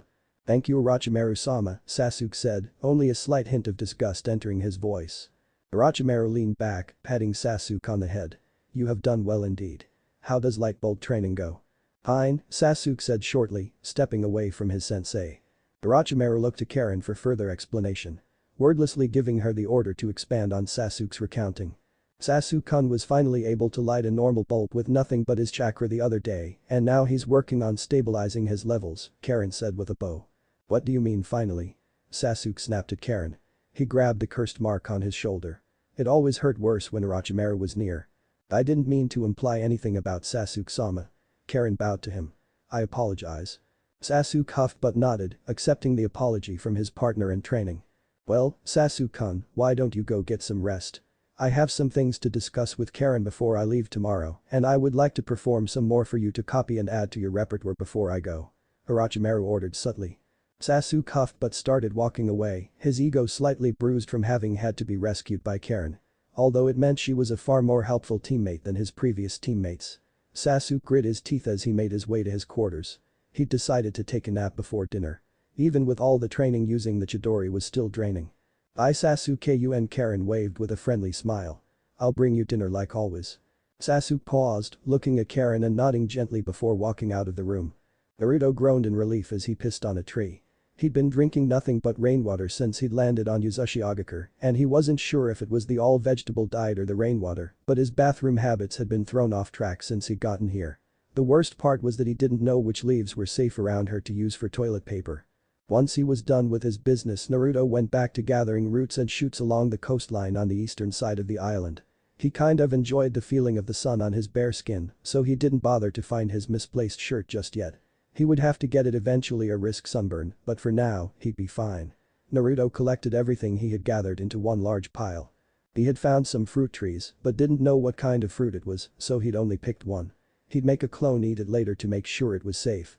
As he collected, Naruto mused over what he had already learned about seals and sealing. Although he was still a novice, it was amazing what you could learn with the help of hundreds of copies of yourself. From what little he understood right now, learning was less like learning ninjutsu and more like learning to cook. Essentially each seal was a recipe, but instead of regular words, it used kanji. Most of the kanji were basically pictures, made up of various other smaller overlapping pictures called morphemes. Each morpheme was like a little magnet, they could be moved and pushed and pulled and forced to interact with each other to create new kanji for seals, but if you weren't careful the balance would be thrown off and everything would collapse into a mess. By balancing various morphemes he could alter the kanji to mean new things and have different effects when chakra was channeled through it. Just like how changing a few ingredients in his ramen changed the taste dramatically. If he added sour cream it became richer, if he added a bit of tuna, suddenly it was fancy ramen. But if he played with it too much he would ruin the dish entirely until it was no longer recognizable as ramen. The only real problem he was having was with figuring out the different reactions between the various ingredients' air morphemes and why they did what they did. Ramen was good and ice cream was good, but ramen ice cream would be gross. Okay, ramen ice cream sounded awesome, bad example. Or maybe he was just starving again. Either way this was the easiest way for him to understand right now, ramen and magnets. Magnetic ramen. MMMM. Sakura sniffled, wiping her nose as the twitching cat beneath her hands finally stopped moving entirely. She fell back on her butt and wiped her tears with her shoulder as best she could, her hands still covered in blood. This was the third animal to die by her hands. You did well, Tsunade spoke seriously from behind her. Prolonged life considerably compared to the other two and managed to completely stem the flow of blood from its amputated leg. Sakura just stood up and walked to the river, walking into it to get the mix of blood and fur off of her. She would rather be soaked in river water than blood. The stains on her dress thankfully faded until they were indistinguishable from the regular pink hue, or at least that's what she told herself. I hate to sound cold, but you need to get over it, Tsunade said from the shore of the river. I just let a dog and 2 cats die for no reason. Sakura yelled back angrily. Tsunade had always been a hero of hers in theory, but watching her partially dismember 3 animals without anesthetic had been enough to shake her perception of her Hokage. Imagine how you'll feel when you fail to save a human, Tsunade responded seriously with a frown. And training is a perfectly valid reason. I know. I just didn't think it would be like this, Sakura whimpered, looking down at her hands in the flowing water. She scrubbed them together, desperate to get the last remaining stains of blood off of them. Kakashi told me you were naturally gifted in medical. That's not a talent I plan on letting you put to waste. Meeting nins are already few and far between, Tsunade sat down by the shore before continuing to talk. You've lagged behind the other genin of your class for too long. You're even further handicapped by not having an active team. If you're going to be ready for the exams in the land of hot springs there's no time to waste. Why do I need to be ready for the Chunin exams? Sakura asked softly. I'm only 13. I should have time to take it at my own pace, you know. Tsunade sighed, pinching the bridge of her nose. You should have more time and people should stop fighting and get along and there are 1,000 different shoulds in the world that just aren't. But why? Sakura asked, finally looking at Tsunade. This morning it was training as usual and then why all of a sudden? I can't tell you about Sakura. You just have to have faith in your cage this time, I'm sorry, Tsunade frowned. She hadn't even considered Sakura's feelings when she'd pushed for the current plan, but it was too late to make any changes. She needed Kakashi to take the seat as. So, how about we call it a day, Sakura looked at the sun briefly. It's only around 2 o'clock though? She asked. Kurenai is free today, I can send her your way if you want. Tsunade stood up, clapping her hands together to get the dirt off of them. I need to go do some paperwork though. But that Tsunade walked off to her and Shizun's apartment. She needed a drink. Damn brat making her doubt herself. She was only just holding back the shakes, preparing those animals hadn't been easy on her psyche either, nothing more booze couldn't fix though. Sasuke woke up with a start from a knocking on his door, he didn't remember falling asleep. Just a second. He shouted as he scrambled out of bed to the door, unlocking it and opening it quickly. Hey sleepyhead, Karen smiled as she walked past him into his room, carrying 2 trays of food. You didn't show back up at the training room, so I figured I'd try here. Wow. Your room is almost as dark and brooding as you are, she teased, placing the trays down on the small table nearby. She took a seat and smiled up at him, waiting for him to do the same. What? Oh, yeah, sorry. I fell asleep and forgot to set my alarm, Sasuke answered honestly, barely stifling a yawn as he sat down as well. I could tell, she chuckled as she started to eat. They were out of cherry tomatoes so I just got you a couple of slices of regular-sized tomatoes, she explained in between bites. Sasuke nodded in appreciation and started eating, thankful for her attention to detail. "So, what did Orochimaru want to talk to you about?" Sasuke asked, curious as to what Orochimaru wanted to say to her in private. "He just wanted a more detailed update on how our training's been," she answered quickly. "That and telling me to make sure you're satisfied with your current situation, the usual stuff." "The usual stuff?" Sasuke asked with a mouthful of rice. "What does that mean?" he asked after swallowing. "I mean, you left Konoha because you weren't very happy with how they treated you." "Orochimaru-sama doesn't want to make the same mistake," she answered, again rather quickly. "He just wants me to keep him updated on how you're feeling as well as how your training is going." Sasuke frowned, he should have expected that Karen was partially there to spy on him and not merely as an aide. "I usually just tell him that you're fine and want to do more personal training sessions with him," Karen said, seeing the frown. "Don't worry, it's not like I'm gonna tell him about that deep dark secret that you have and don't want anyone to know about." What?" Sasuke asked, genuinely confused. "You know, the secret that I found out about and I might let slip unless you give me a foot, RUB," Karen teased. "Oh. You're joking," Sasuke said before going back to eating, making a point to ignore her. "Geez, Mr. Shining Personality over here," Karen giggled before returning to her meal with a soft chuckle. Hinata let out a sigh of relief as she released her Byakugan. The rest of the journey to their mission had been uneventful. They had made it to the merchant's house safely and spoke with him momentarily before he left his wife and daughter in their care. Of course, Kiba had immediately started to flirt with the daughter, Yumi, only to make a fool of himself when she said that she hated boisterous boys. Kakashi had talked with the wife about contingency plans and such in case they were attacked, although everyone in the group knew that such a possibility was minimal. Kiba had offered to take the first watch of the house once everything was settled. To which Kakashi said if he found him trying to peek on Yumi, he would neuter both Kiba and Akamaru. Akamaru had taken the threat seriously and was intent on keeping Kiba on best behavior from then on. "Good night, Hyuga-sama," Shino said softly from the other side of the room before laying down on his bed mat. "Hey, Shino-kun?" Hinata asked. "Can I ask a question?" "Of course, Hyuga-sama, what would you like to know?" "I will answer to the best of my abilities." Shino replied stoically as always. "Why did you start calling me Hyuga-sama?" she asked. "Would you prefer that I refer to you as Hinata-sama?" "I apologize if I have offended you," Shino offered. "And no, Shino-kun, but you realize I'm not the matriarch yet, right?" Hinata asked. She'd noticed that ever since news of her ascension he'd been referring to her as Hyuga-sama, and even if I'm still your teammate and friend. "Yes, but regardless of that I must treat you with the respect you deserve." Shino sat up in bed, wanting to provide his full attention to Hinata. "You are soon to be a clan head and I shall treat you as such regardless of our current status as teammates." "I see. So we're just teammates then? Not friends?" Hinata bit her lip. She had considered Shino a friend since they were placed on the same team and his most recent switch to formality had hurt a bit. It also acted as a constant reminder of her current status, particularly at times when she just wanted to be plain old Hinata. Admittedly they hadn't talked much, but neither of them were one for striking spontaneous conversations. Shino sat for a moment in silence, thinking. "I am not good at maintaining friendships, I find proper hierarchical class structures more reliable," Shino said simply. "However, I am willing to try another perspective on the situation occasionally. Good night, Hinata-chan." But that Shino laid back down and drifted off to sleep, sunglasses still on. Hinata smiled to herself as she closed her eyes as well, happy that they would remain friends. At least she thought that's what Shino had said. Naruto carried an armful of various forage in his arms as he made his way back to the Yuzukage tower. His tower, gods, he would have to get used to that. Dropping down the hatch as always, he looked around at his clones, only about half of them were actually studying, the rest were either playing games together or napping. With a sigh, Naruto kicked one of them awake which caused it to pop. Naruto looked around at the rest. "Okay.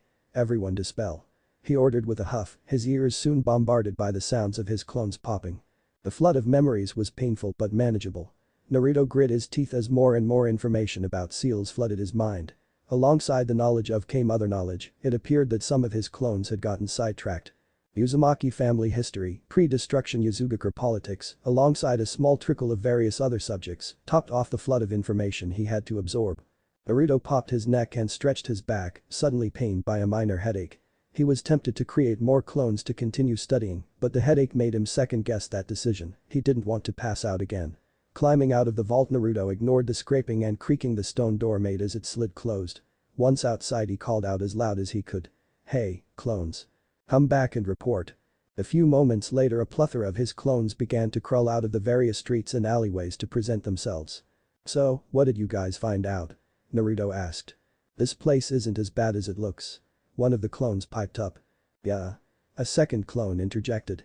Whatever broke the Yuzukage tower mostly ignored everything else. Most of the rubble looks like it came from the tower and got blasted everywhere else.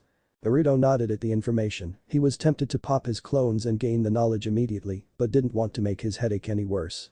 Alright, did you guys find any good gear? He asked. This was a ninja village. Of course, we did. One clone smiled before pushing past the others and dropping an armful of various weapons and armor at Naruto's feet. They were all rather rusted and in disrepair from years of being left unused, but thankfully it looked like he wouldn't be stuck with a single kunai anymore. He hadn't been looking forward to combat without any shuriken. Naruto nodded as he looked at the armor. It was all too big for him still, but he would probably grow into it. For now, he'd stick with his broke civilian chic outfit. Alright, we need to take this seriously. Naruto announced to his clones as he thought. Taking time away from book learning had allowed him to clear his head a bit. If I'm gonna be the Yuzukage and stuff, then I need to take care of my village. Step 1 to Yuzugaka restoration. Clean up. He shouted as he created more clones. Everyone, go find the least destroyed buildings and get started making them a place where we can keep our slaves. I mean soldiers. Shio sat on the main deck of their little ship, leaning his head back against one of the railings. He didn't know how long they had been sailing, but everyone was hungry and thirsty, and they were running out of rations for both food and water. He clung to his stomach as he hid in the small amount of shade that was available to him. Looking up, he saw Yagi walking out of the captain's office with a frown on his face. Shio stood up, brushing his ragged red hair out of his face and slowly walking towards their clan's elder. Yagi-sama, Shio said with a pathetic bow that showed off his emaciated physique through the rags he wore as a shirt. I was wondering if there was any news. Yagi frowned and shook his head. No, there's still no sign of a Go-san, and we can't keep waiting. We've decided to continue west in search of anything. Shio frowned but bowed again. Why yes, but sir, how are we going to make it without the supplies he promised? Or without a guide? We've never left the land of water before, we don't even have a map. Yagi sighed. I don't know, Shio. I don't know. Go below deck and get some water, you look terrible. Sir, I'm fine. Shio protested. We should save it for the women and children. You're already on half rations, Shio, and you're the only other person that can use our bloodline. If I die then you're the next in line as clan head, I'll give you my rations if I have to. And no. I'll get some water, Yagi-sama. Shio said quickly. I'm sorry I spoke out of turn. Yagi placed a hand on Shio's shoulder. Shio, you have much left to learn, and I pray to God that you have the time and ability to do so. So please, don't be so eager to throw your life away. I wouldn't have died from missing one water ration. Shio mumbled. Only one? Yagi laughed, stroking his colossal mustache. Boy, I've seen you drinking from an empty cup more often than not. Don't underestimate your elders. With a pat on the head and a soft chuckle, Yagi stopped talking with the younger boy and began to walk to the kitchens, wondering if he could find a way to make their meager water rations stretch further. Chapter 12. When Worlds Collide. You can run, but no one can hide. Hup, hup, hup, hup. All of Naruto's various clones were running around carrying various chunks of debris or furniture, as Naruto himself oversaw most of their work. Naruto was the project manager overseeing them as they ran around. You could tell because he was the only one wearing a shirt and he had a cool new clipboard he found. Hey boss. A clone shouted from nearby, interrupting Naruto's thoughts as he ran over. We have a problem. What is it now? Naruto sighed. I told you guys I don't care how stinky the fridges are, you've got to clean them out. No, bigger problem. Bigger problem? What, don't want to touch the mouse poop on the floor. A little mouse poop never hurt anybody. Naruto pointed at the clone with his clipboard. Just sweep it up and toss it into the woods or river. No, we don't. Yes, you have to clean the toilets too, it's a dirty job, but someone's gotta. There's a big fucking boat off the east coast. The clone shouted, tired of getting interrupted. Naruto dropped his clipboard. Lucky for him he hadn't actually been writing anything on it and was just using it as a prop. Yeah, that's a big problem. He mumbled to himself before dispelling all of his clones and summoning 50 new ones. Alright everyone, listen up. Naruto started, marching in front of the now fully clothed clones. We don't know why these people are here, so we're going to assume it's a full invasion force from somewhere else. Now I want you people to get started setting up defensive positions and traps. Like that one movie, Homueren starring Maker Karakin. Sir, yes sir. The clones all chanted as one before they ran off to prepare for a potential battle. Anata let out a soft yawn. It was her turn to stand watch over the compound that they were guarding, and she was getting rather tired. The sun was rising and she'd been on watch for at least 4 hours if not longer. Normally she wouldn't have much of a problem staying up to watch, but compounding the lack of sleep with a long journey here and her nightmares. She hadn't been sleeping well since Naruto-kun died. "You alright there?" She heard a voice from behind. Hinata jumped up to attention, she hadn't noticed Kakashi coming to relieve her of watch duty. She blushed slightly, feeling a bit ashamed for having been caught off guard. "I'm fine," she said, with only a minor stutter. "Just didn't hear you coming. Sorry, Kakashi-sensei." She gave a small bow. "I'm a rank ninja." Hinata. Kakashi smiled and sat down next to her. "I would be more surprised if you could detect me. Even a Hyuga can't see everything all the time."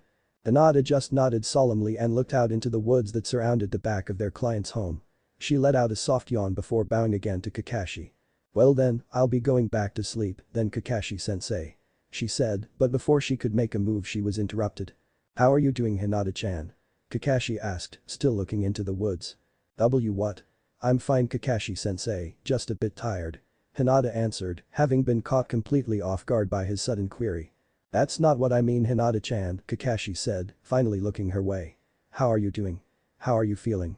Hinata couldn't help but blush as Kakashi's cutting glare was only dampened by the soft kindness in his voice. Hinata let out a long sigh and sat back down, hugging her knees to her chest as she looked down. "I still miss him. I think about him every day. She paused as she thought of what to say next. "I just can't help but look back at all the chances I had. I could have been there for him at so many points. It's funny. I followed him for years, just watching, but I never had the courage to do anything. And now that he's gone. Only now that he's gone do I realize how easy it would have been to be his friend." Kakashi nodded as he listened to her. "Can you keep a secret?" Kakashi asked suddenly. "Huh?" Hinata turned back to him, eyes wide. Yes," she said, not sure where he was going with this. "Sakura feels the same way," Kakashi said simply, looking back into the forest. "At least about wishing she could change things. I don't want to share too many details about her, but she was a real mess after Naruto's death as well. Her mind caught up in the past and how things could have been. So I'm going to tell you the same thing I told her." Hinata wasn't entirely sure how she felt about all this, she wasn't entirely sure how she felt about Sakura, to be honest. She would have done anything to have traded places with her and been on Naruto's team, to have Naruto flirt with her and ask her out on dates. She had envied Sakura, but she hadn't even given a moment's thought about how Naruto's death would have affected her. If you truly want to honor Naruto's memory, then grow from this experience. What you've gone through is enough to make or break anyone. You've been walking a fine line since Naruto died, getting dangerously close to pushing yourself over the edge and letting the madness consume you. But it doesn't have to be that way. You can make a new Hinata with your experiences. You may not have been as close as you'd liked with Naruto, but he still saw you as a friend in his own way. Naruto had a kind heart and he wouldn't want to see yours broken." Hinata didn't move, surprisingly she didn't cry either. She took a deep breath and stood up. She'd been picking at the scab of the wound left by Naruto's death with the help of her friends and colleagues for well over a month now. Kakashi's words didn't feel special on their own, but they felt like the final little pull that picked the scab off, revealing new scarred flesh underneath. She would never be the same, but she could live with the scar, just like Naruto would have done. "Thank you, Kakashi-sensei. Did Naruto really think of me as a friend?" she asked. Kakashi nodded, "He did, it may not have been as intense of a feeling as you had for him. But he did care for you." Hinata smiled. She found some solace in that. Maybe she hadn't been as positive a force as she'd wanted to be in his life. But maybe she'd helped Naruto. Just a little. "Good night, Kakashi-sensei," she said with one final bow before walking off to get some sleep and hide away from the rising sun. She needed to rest. It's what Naruto would have wanted for her. Sakura gasped for air as she ran, pulsing chakra through her body as she fled the swarm of gigantic baboon-sized insects chasing after her. She'd been stung on the arm and her entire left side felt numb, preventing her from doing hand signs. She focused her chakra on the poison inside her. Poking at it and prodding at it. It was working its way through her body, but not like any poison she'd read about in her medical training. It appeared to be unhindered by blood and bone, spreading like a plague through her system. She stumbled, her left leg finally giving out as the poison caused it to go so numb she couldn't feel it at all. Sakura turned on her ass and looked at the approaching swarm. Her eyebrows furrowed angrily. She was getting tired of being tortured like this all the time. Finally, she managed to stand up with the aid of a nearby tree. The insects flew and scurried closer and closer. "Hi!" she shouted at them, causing them to flicker softly. Sakura growled, she was doing everything right, damn it. "Hi!" she shouted louder, using her anger to help push her chakra throughout her system, mixing it and pulsating it to try and break the illusion. One of the insects faded into mist, but the others continued their approach, slowing down. They looked like they were going to enjoy the kill. They wanted to play with their food. Hi. She shouted, loud enough that her throat hurt. She turned her inner chakra into a whirlwind, blowing it wildly back and forth, up and down. This wasn't real and she wasn't going to let it hurt her. Kai kai kai kai kai. She shouted over and over again, sending wave after wave through her body until she got dizzy. The insects flickered and staggered back as if struck physically. She continued to repeat her mantra as one by one the grotesque creatures began to fade away until there was only one left.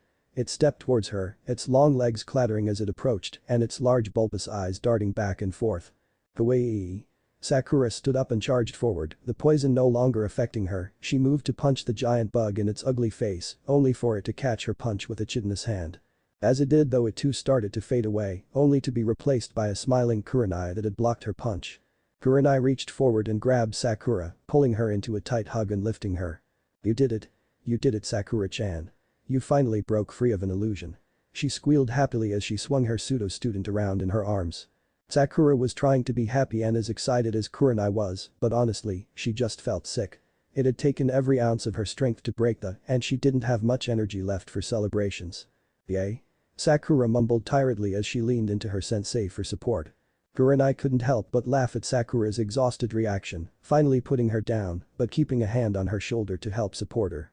I think it calls for a celebration, what do you think? Sakura's only reaction was to lean harder into Kurenai's touch and let out a soft snore. Or maybe we'll take a break first. Kurenai chuckled as she picked Sakura up and carried her to a place where she could lie down. Sasuke smirked as he landed on his ass, clutching his mark as it burned. He may have been immediately kicked back, but he'd finally managed to land a solid punch on Orochimaru's face, a rather hard punch at that. In fact, Orochimaru's face looked not that great. His nose was off, pointing to the side, and his skin. The skin on his face looked like it had been shifted about an inch up and to the side, like he had suffered some sort of horribly botched facelift. Orochimaru fixed his face as if he was fixing a latex mask before returning to his usual uncanny smile. My, it appears your progress really has taken flight, Sasuke-kun. The pale figure said. The disgust at watching Orochimaru's inhuman display was so intense that Sasuke barely even noticed Karen helping him up and dusting him off. Geez, just because Orochimaru-sama's not going to kill you doesn't mean you have an excuse to be reckless, you idiot, Karen grumbled as she picked a chunk of broken tile out of Sasuke's hair. You can still get hurt, you know. He had been careless, their training room was trashed even more so than usual. It would take days to repair all of this. That was fine, Orochimaru had said he was leaving that night anyway, so Sasuke wanted to get as much out of him as he could. Now Karen, it's alright. We should encourage Sasuke to train as hard as he can, he's been held back by his time in Konoha, and he's probably enjoying the opportunity to spread his wings.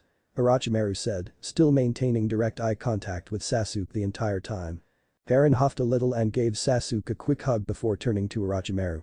Sir, are you leaving us already? Orochimaru didn't react at all for a few seconds, still staring at Sasuke. Finally, he looked over to Karen and nodded after the awkward pause. Yes, I will be leaving immediately.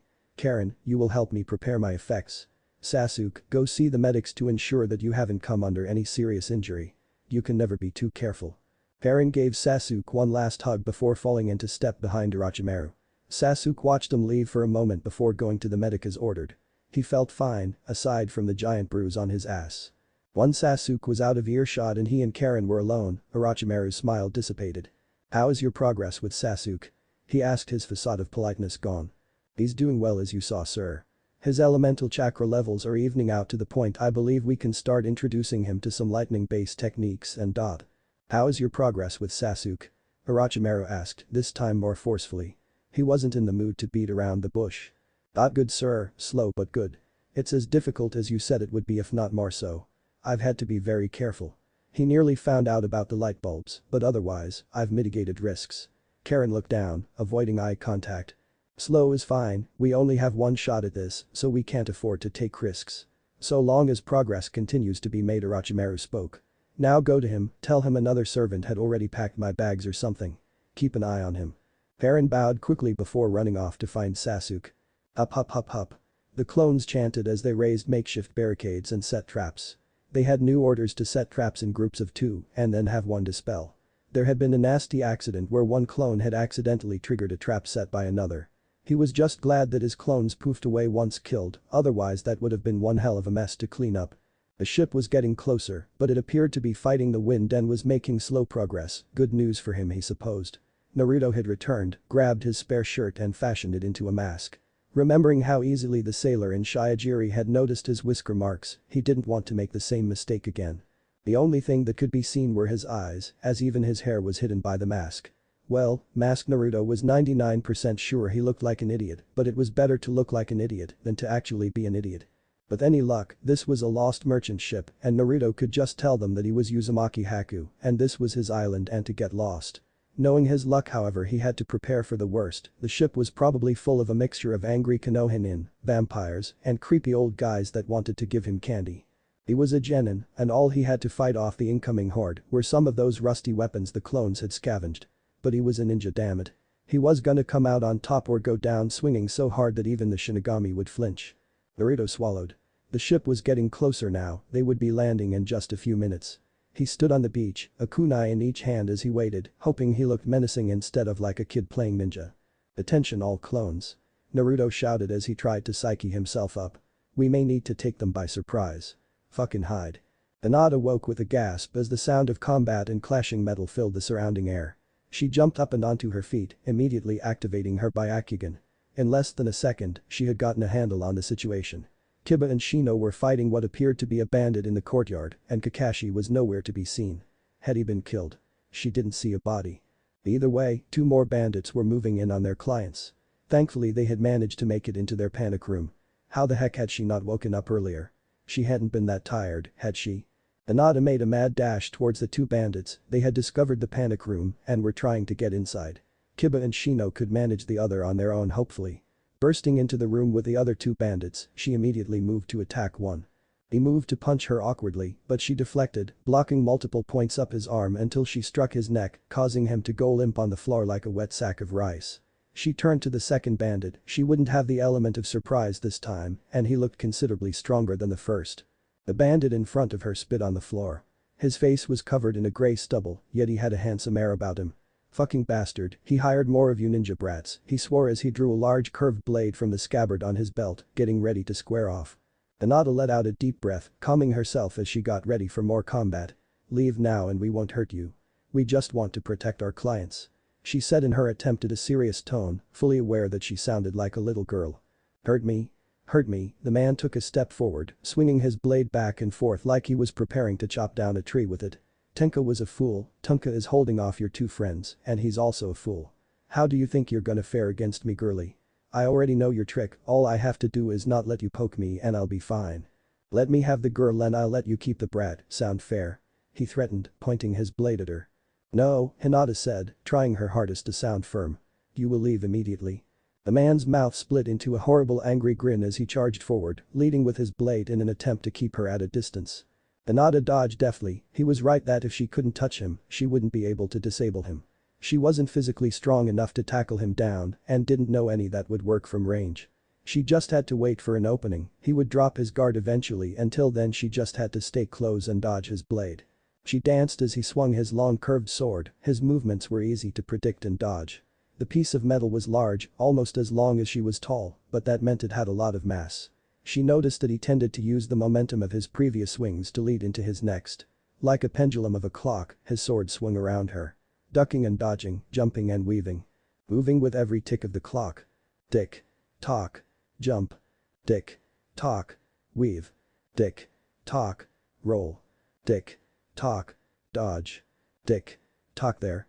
As he swung he turned the blade in his hand as he redirected the momentum for another strike, giving her the briefest of opportunities to strike. If she missed though, she would be right in the way of his next swing without any time to move. She had to take the chance, she didn't know if he would drop his guard like this again. Thrusting forward she made a single strike on the inside of his elbow, causing him to drop his sword and stumble to the side as the heavy mass suddenly left his hand. How the shit, he cursed as he stumbled, giving her another chance to make more strikes. Like dominoes falling or the breaking of a dam, once that first strike landed more and more followed. The man was large and strong, but even he couldn't protect his nerves from being cut. She would usually only numb and paralyze the nerves of her target, but she couldn't risk it this time. Instead, her chakra acted like a miniature explosive blast, destroying the nerves in his body with each strike. Even with medical ninjutsu, it would take months if not years for him to recover sensation and function again.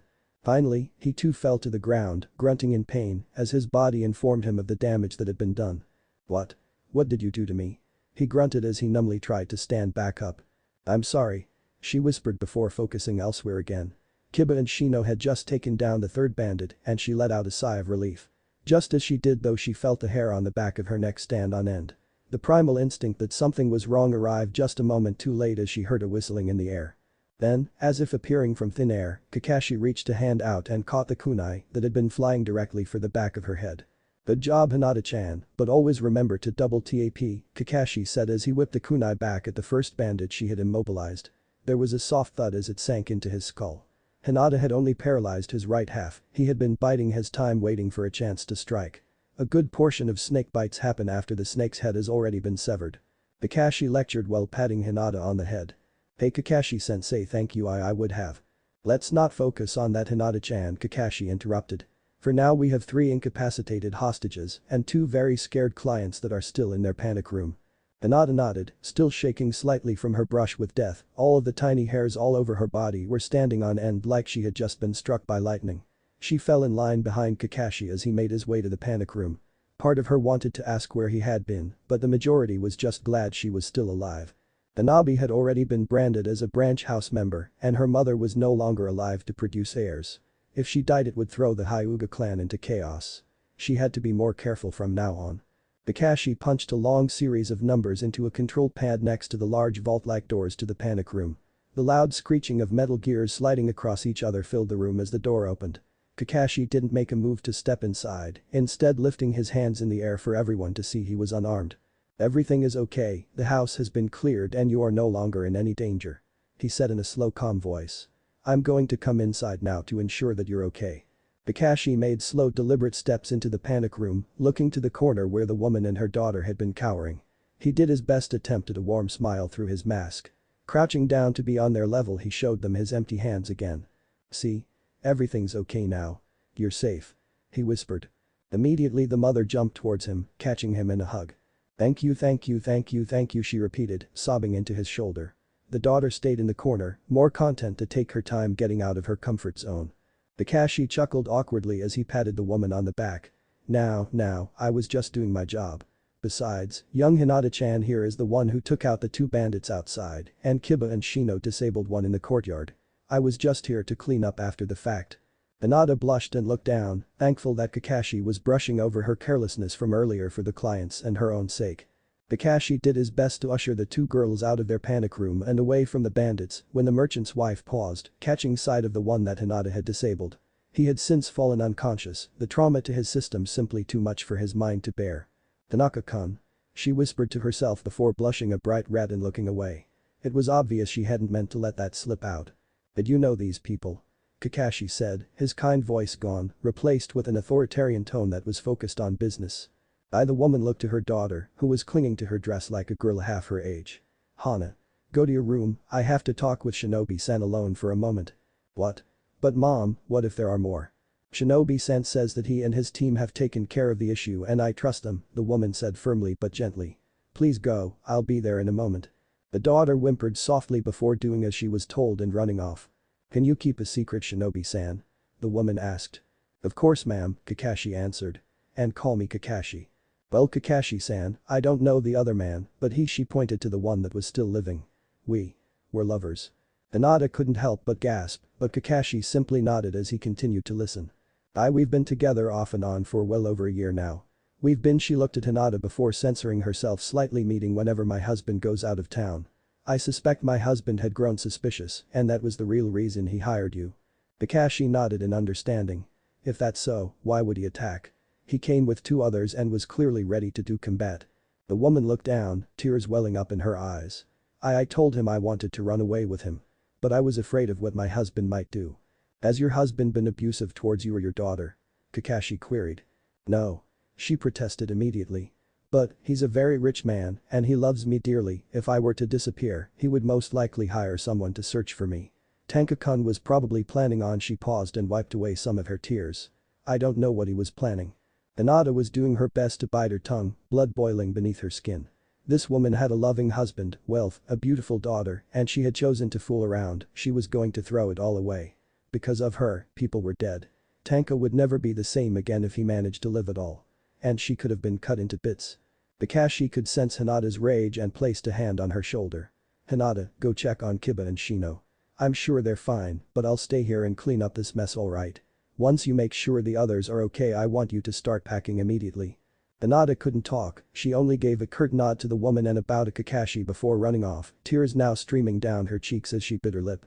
Naruto stood as tall as he could, all of his clones were hidden away throughout the entirety of the island, and he was prepared for combat. Or at least as prepared as he was going to be. He watched the ship continue towards the beach for the last half hour, and it would make land any second now. He held a kunai in each hand and had his face wrapped. He took slow deep breaths, ready for, well, something really bad to happen. He'd noticed that whenever something unexpected happened to him, it tended to be really bad. Finding out he had the Kyuubi inside him, Haku was actually a boy, the Chunin exams were a cover for an invasion, Sasuke going rogue, all in all, he'd learned to be hesitant whenever something new popped up. Particularly around cute girls. The ship ran aground on the beach. Whoever these people were, they weren't planning on leaving anytime soon. They'd have to be dug out before they could go. Another bad sign. A rope ladder was thrown over the edge, and Naruto widened his stance, ready for the battle to begin. The boy that appeared to be about his age started climbing down the ladder, followed by an old man. "Who are you and what are you and why have you come to my home?" Naruto shouted as they stepped foot on the beach. The young man widened his stance, also ready for combat.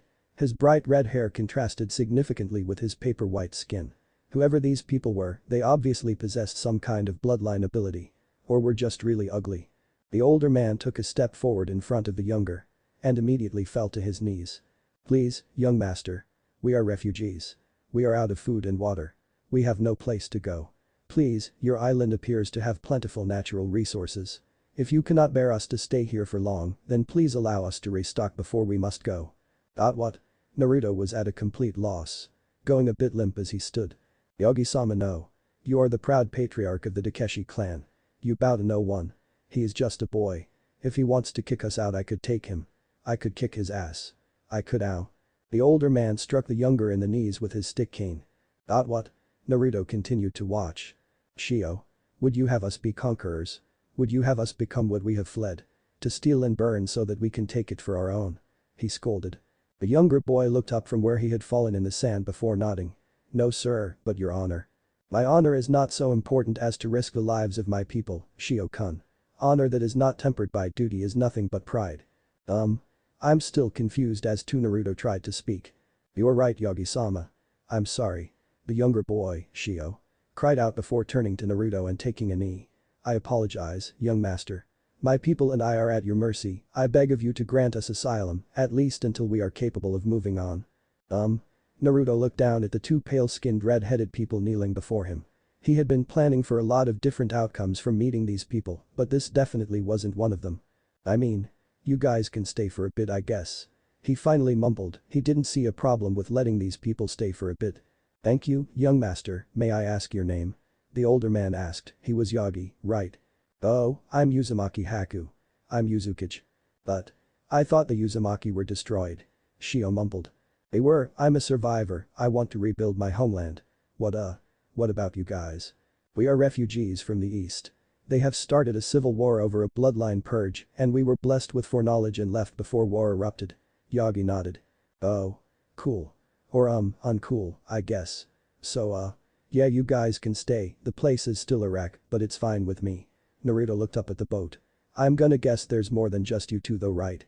Yagi stood up and nodded. "Yes sir, nearly 80 in total, we've been at sea for 108 days now. We've suffered some casualties due to the harsh seas, but we're strong and willing to work for our place here." "Nice. I have to go do some work on unplacing a bunch of traps now that it turns out you guys aren't here to kill me.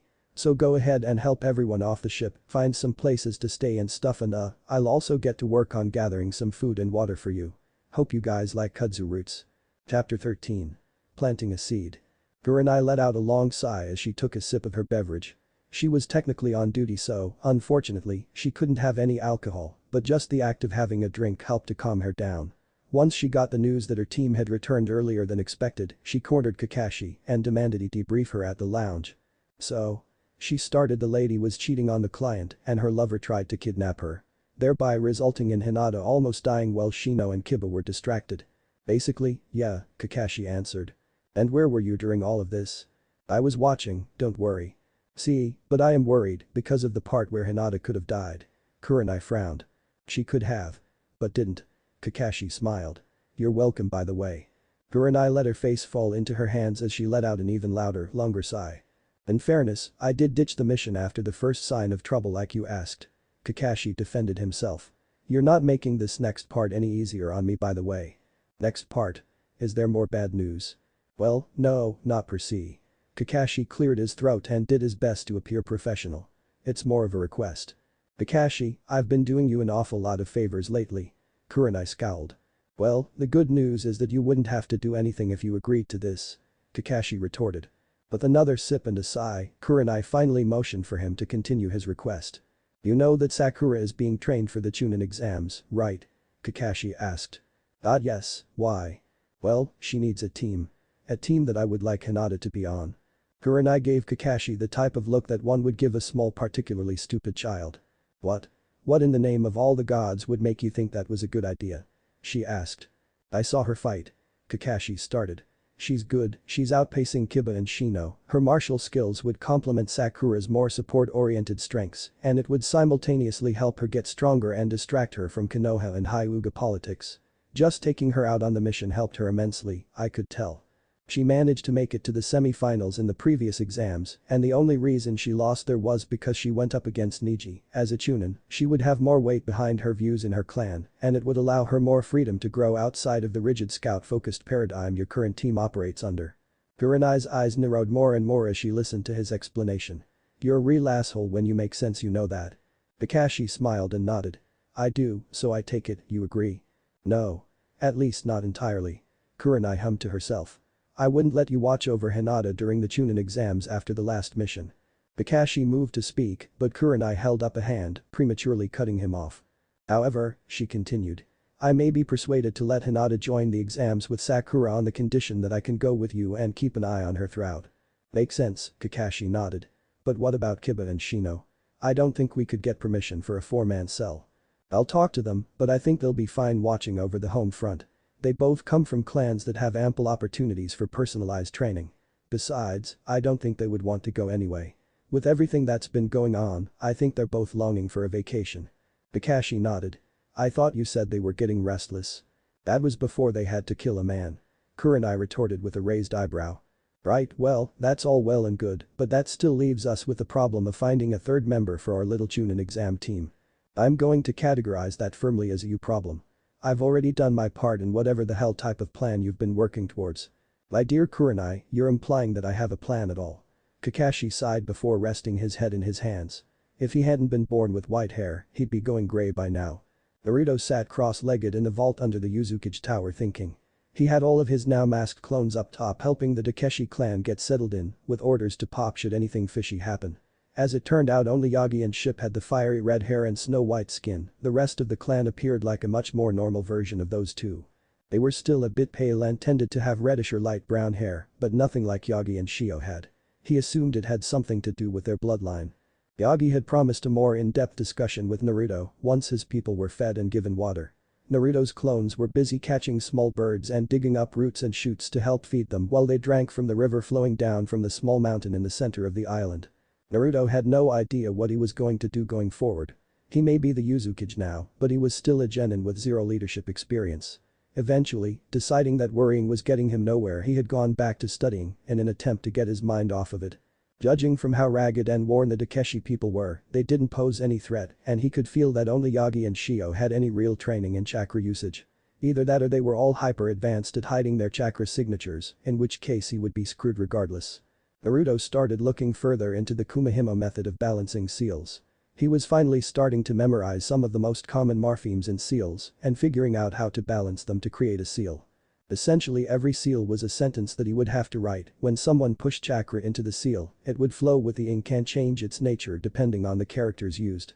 So, if he wrote a simple seal that said something like, "To be like stone," it would theoretically strengthen the object he'd written the seal on. Depending on the seal and the amount of chakra, the duration of the effect could last only as long as he pushed chakra into it, or the seal could act as a battery, holding a chakra charge to keep the effect going longer. Naruto hummed to himself. He was getting a bit tired of learning all this theory and wanted to put some of it into practice but couldn't think of how to do so safely. Every book that he or his clones had read all started with a warning of how if you started practicing seals without knowing what you were doing, you could get yourself killed. Aha. He'd come up with a plan on how to practice seals safely. Explosive tags. Okay, so maybe safely wasn't the right word, but he knew what the seals on explosive tags looked like and he'd used them before. If he could recreate the explosive tag, he would have a better understanding of how seals worked. All he needed was a piece of paper and some carbon-based ink. There was plenty of spare paper in the vault, and even if he couldn't find the proper ink, he'd read that you can make your own with just charcoal and fat or grease. He hadn't showered in at least 3 weeks, so his hair was plenty greasy. And so it was that he set about the job of creating improvised explosive devices. Safely. Sasuke sniffled. He had slowly started getting used to Karen forcing him to eat outside. He had finished his lunch rather quickly as always, but she appeared to be taking her time. "What did you tell Orochimaru yesterday?" Sasuke asked suddenly, causing Karen to choke on her seaweed salad at the suddenness of it. "Echo." She coughed before finally swallowing. "What do you mean?" "I told him what I always do," she said once she got a hold of herself. "You want more training, but you're doing well overall." "Then why does he keep asking you secretly?" Sasuke raised an eyebrow at her. "If my progress has been steady, that could be summed up without talking to you in private." Karen huffed and looked away for a moment, staring off at some birds as they flew nearby. "Karen," Sasuke said to draw her out of her contemplation. "He doesn't know that I'm keeping an eye on you, okay?" Karen finally mumbled to him. "What?" Sasuke looked at her with a questioning face. "What do you mean?" "I mean, he doesn't know that I told you that I'm watching you.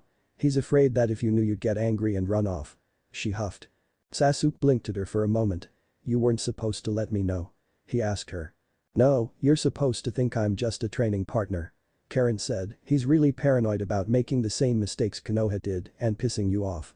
"He seems to care about what I think an awful lot for someone who wants to steal my body," Sasuke mumbled. 3 years from now."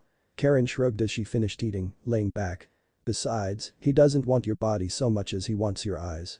Not even necessarily both of them." "What?" Sasuke cocked his head to the side. Karen smirked at Sasuke and winked. "No offense, Sasuke, but you're not exactly the top physical specimen. In terms of bodies, there are plenty of buffer guys that Orochimaru-sama could take," she teased. "If all he wants is my eyes, then why wait?"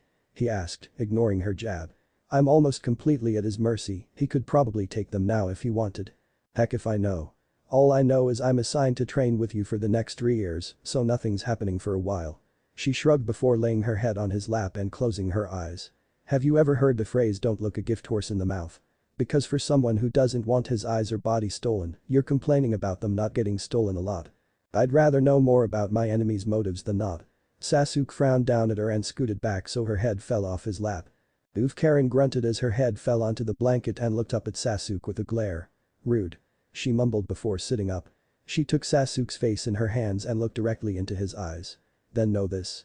Even in a worst-case scenario, you've got 3 years before anything bad happens. So shut up, learn some, eat your tomatoes, and relax." Sasuke scowled at her for a solid 60 seconds before finally slurring out in a grumble. "Let go off my..." "Congratulations," Tsunade smiled down at Sakura. "You managed to completely stem the bleeding. You lost a limb, but managed to save this little cat's life." Sakura just stared up into the blue sky with dull eyes. She didn't want to be a complainer, but being tossed back and forth from Kakashi to Kurenai to Tsunade and being trained to exhaustion every day was finally getting to her. Her hands were covered in blood and so was her dress. "Yay." Sakura finally managed to mumble through slightly parted lips. "Now it'll be disabled forever. Go with me." Tsunade rolled her eyes and kicked Sakura in the side gently. "Listen, Sakura. My name is Sakura," she corrected, now out of habit. She swore Tsunade was getting her name wrong on purpose at this point. "Whatever, listen, I know you're having it rough right now, but you aren't allowed to go brain dead just yet. Once you hit, you can take a nice long vacation, but for now, you've got to focus, alright? I can see you're worn out, so I won't push you any further today. Kakashi-san is back from his mission with Team 8, so he's going to start taking over your training again. Obviously, this is subject to missions and such, but from now on I want you to report to the hospital every Saturday at 6 AM sharp, understand? Your continuing training will be done as a nurse's assistant where I can check on you occasionally." "You want me to start operating on people?" Sakura shouted in shock as she shot up from the grass into a sitting position. "What are you, Tsunade took a breath, remembering she was talking to a child and censoring herself. "No, Sadura." Sakura. You won't be operating on anyone anytime soon. Tsunade continued as if she was never interrupted. However, your progression will soon start to become stunted if we continue to operate on animals, and I can't keep tutoring you one-on-one like this. You'll be observing real hospital procedures and helping where you can. You'll be changing bedpans and observing, not practicing medicine to any real degree, at least not for now. Sakura laid back down on the grass with a sigh of relief. She still didn't entirely trust herself with a cat, let alone a human. She didn't relish the idea of changing bedpans, but it was certainly better than accidentally killing someone. Okay, I'll be there this Saturday. She mumbled, closing her eyes. Tsunade nodded and looked down again. Are you going to sleep?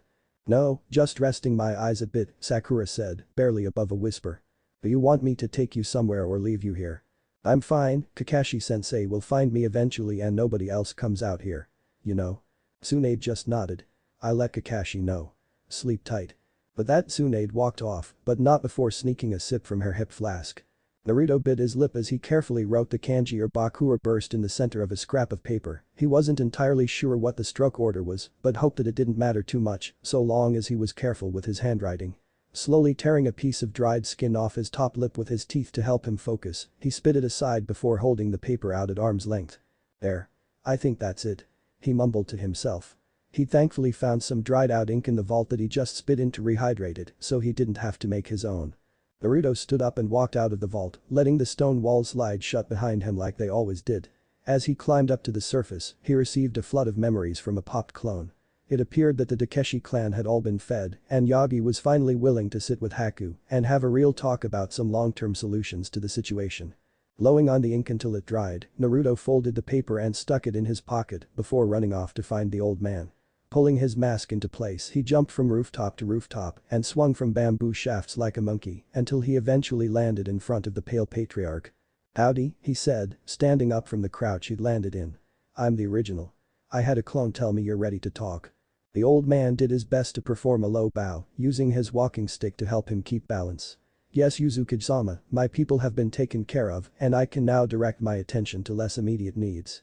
Those being your desires for the future of your island and my people. Naruto shrugged. Like I said, I don't see anything wrong with letting you guys stick around. The question is how long you want to stay. Do you want to stay as a refugee or become a citizen? Citizens?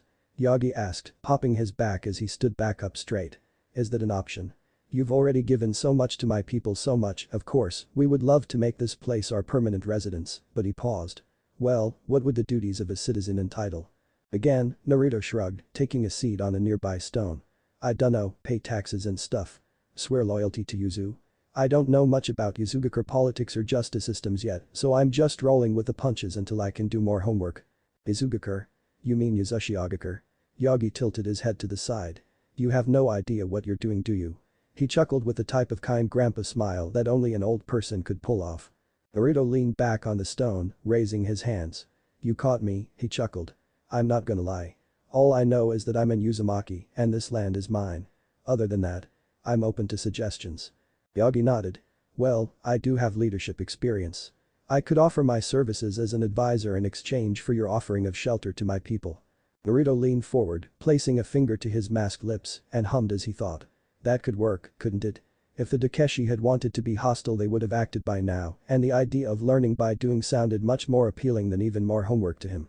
Alright, deal. Naruto stood up and reached out to the old man. From this day forth the Takeshi are an official clan of Yuzugakure. We'll find some buildings to make your clan's territory. You can self-govern for most things and stuff, just don't be an asshole, or I'll have to beat you up. You know. He smiled. Yagi couldn't help but chuckle, considering a mere 48 hours ago he had been praying to God for a miracle. This seemed like the perfect opportunity to find a new homeland for his people. Reaching his hand out, Yagi took Naruto's and shook it happily. Deal. The two said in unison. Kakashi hummed as he slowly walked to Sakura's home with the sleeping girl slung over his shoulder. He tried to wake her to no avail and figured she'd be more comfortable in her bed than on the forest floor. About halfway to her residence, he felt the girl jolt awake in his grasp. Huh? Hey, I'm falling. Sakura shouted, struggling in confusion. Nope, just tired. Kakashi chuckled as he placed her down on her own 2 feet. Tsunade-sama let me know you were done training for the day, so I decided to bring you home. Sakura looked around, her mind trying to shake off her post-sleep confusion. What? Oh. She let out a sigh as she got a handle of her surroundings. No, I can't go home yet, dad's out on a mission and mom will get worried if I come home early. Not to mention I'm still covered in dried blood. Kakashi nodded down to his student. Well, I can tell you're not in any shape for training right now, so what would you like to do? Raymond. It's on me if you'd like. What were you planning on doing after dropping me off? Sakura asked with a stifled yawn. Talk to Kurenai about some things, talk to Guy about some things, get something to eat, then go home and read some dirty books before I cry myself to sleep pondering all of my failings and this meaningless existence. Sakura squinted up at her sensei for a moment, not sure how to reply to that. You're weird, Kakashi-sensei. You know. She finally managed to say.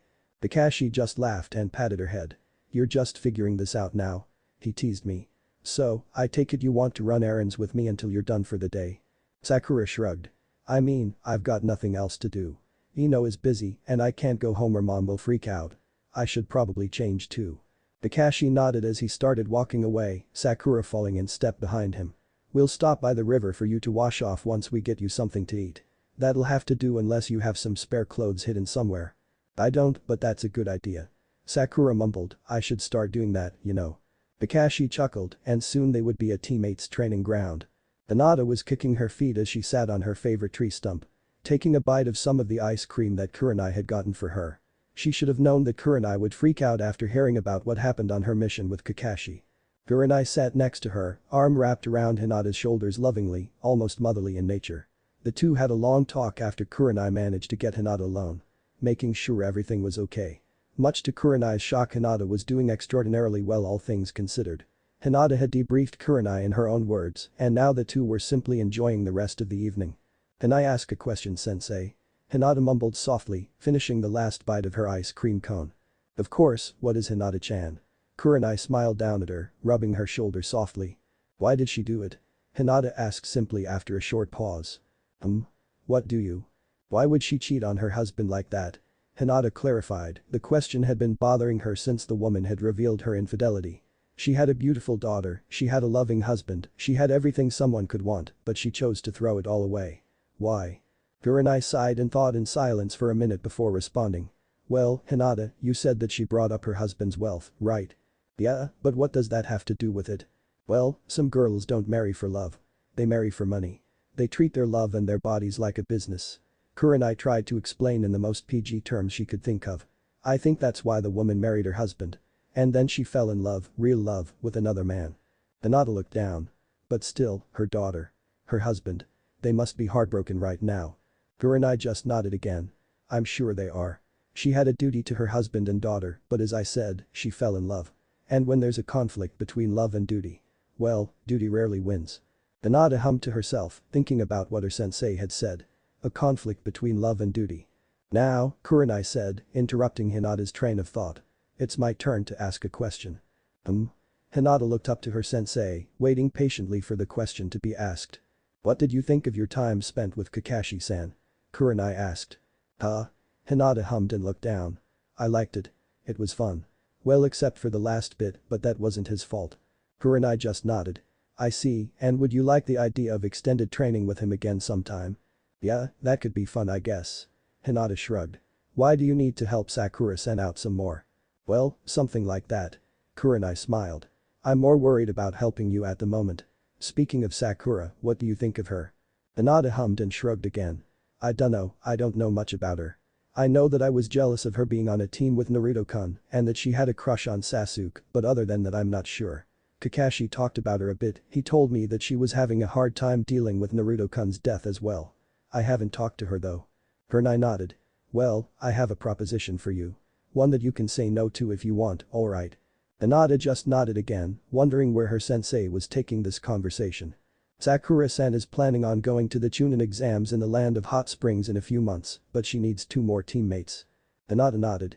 So, you want me to join her team for the Chunin exams? No, Kurenai said bluntly. I want you to do what you want to do. If you're not comfortable with the idea, then you have veto power over the entire thing, alright. And I'll be with you every step of the way. Hinata hummed to herself as she thought. What about Kiba and Shino? She asked. I've already talked to them, Kurenai answered. Neither of them wants to go to the next exams and both are happy so long as you're happy. Kiba even said that you had the potential to become a total kick butt. Hinata giggled to herself at that. He didn't say but, did he, sensei? Kurenai held a finger up to her lips in a faux shushing gesture before giggling in return. Good evening. A loud familiar voice came from across the training ground. Hinata looked up to see Kakashi and Sakura walking towards them.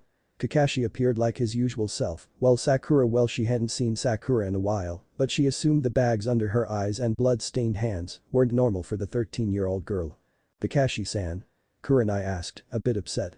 I thought I told you to not come here until tomorrow. Why is it you're always late except for when it would be helpful? Kakashi nodded and placed a hand behind his head. Sorry. He chuckled. I was planning on waiting, but Sakura is a bit too tired for training today and she doesn't want to go home early either. Sakura looked up at Kakashi. Why are you blaming me? You said this was your plan for the day anyway. Kakashi placed a hand over Sakura's mouth. So anyway, I take it you've talked with Hinata about our little plan. He said as Sakura struggled to break free. Kurenai sighed and nodded as she stood, crossing her arms. We just finished, lucky for you she's taken pity on you and is willing to accept your offer. I mean, pity is a strong word, Hinata whispered to herself, placing her fingers together.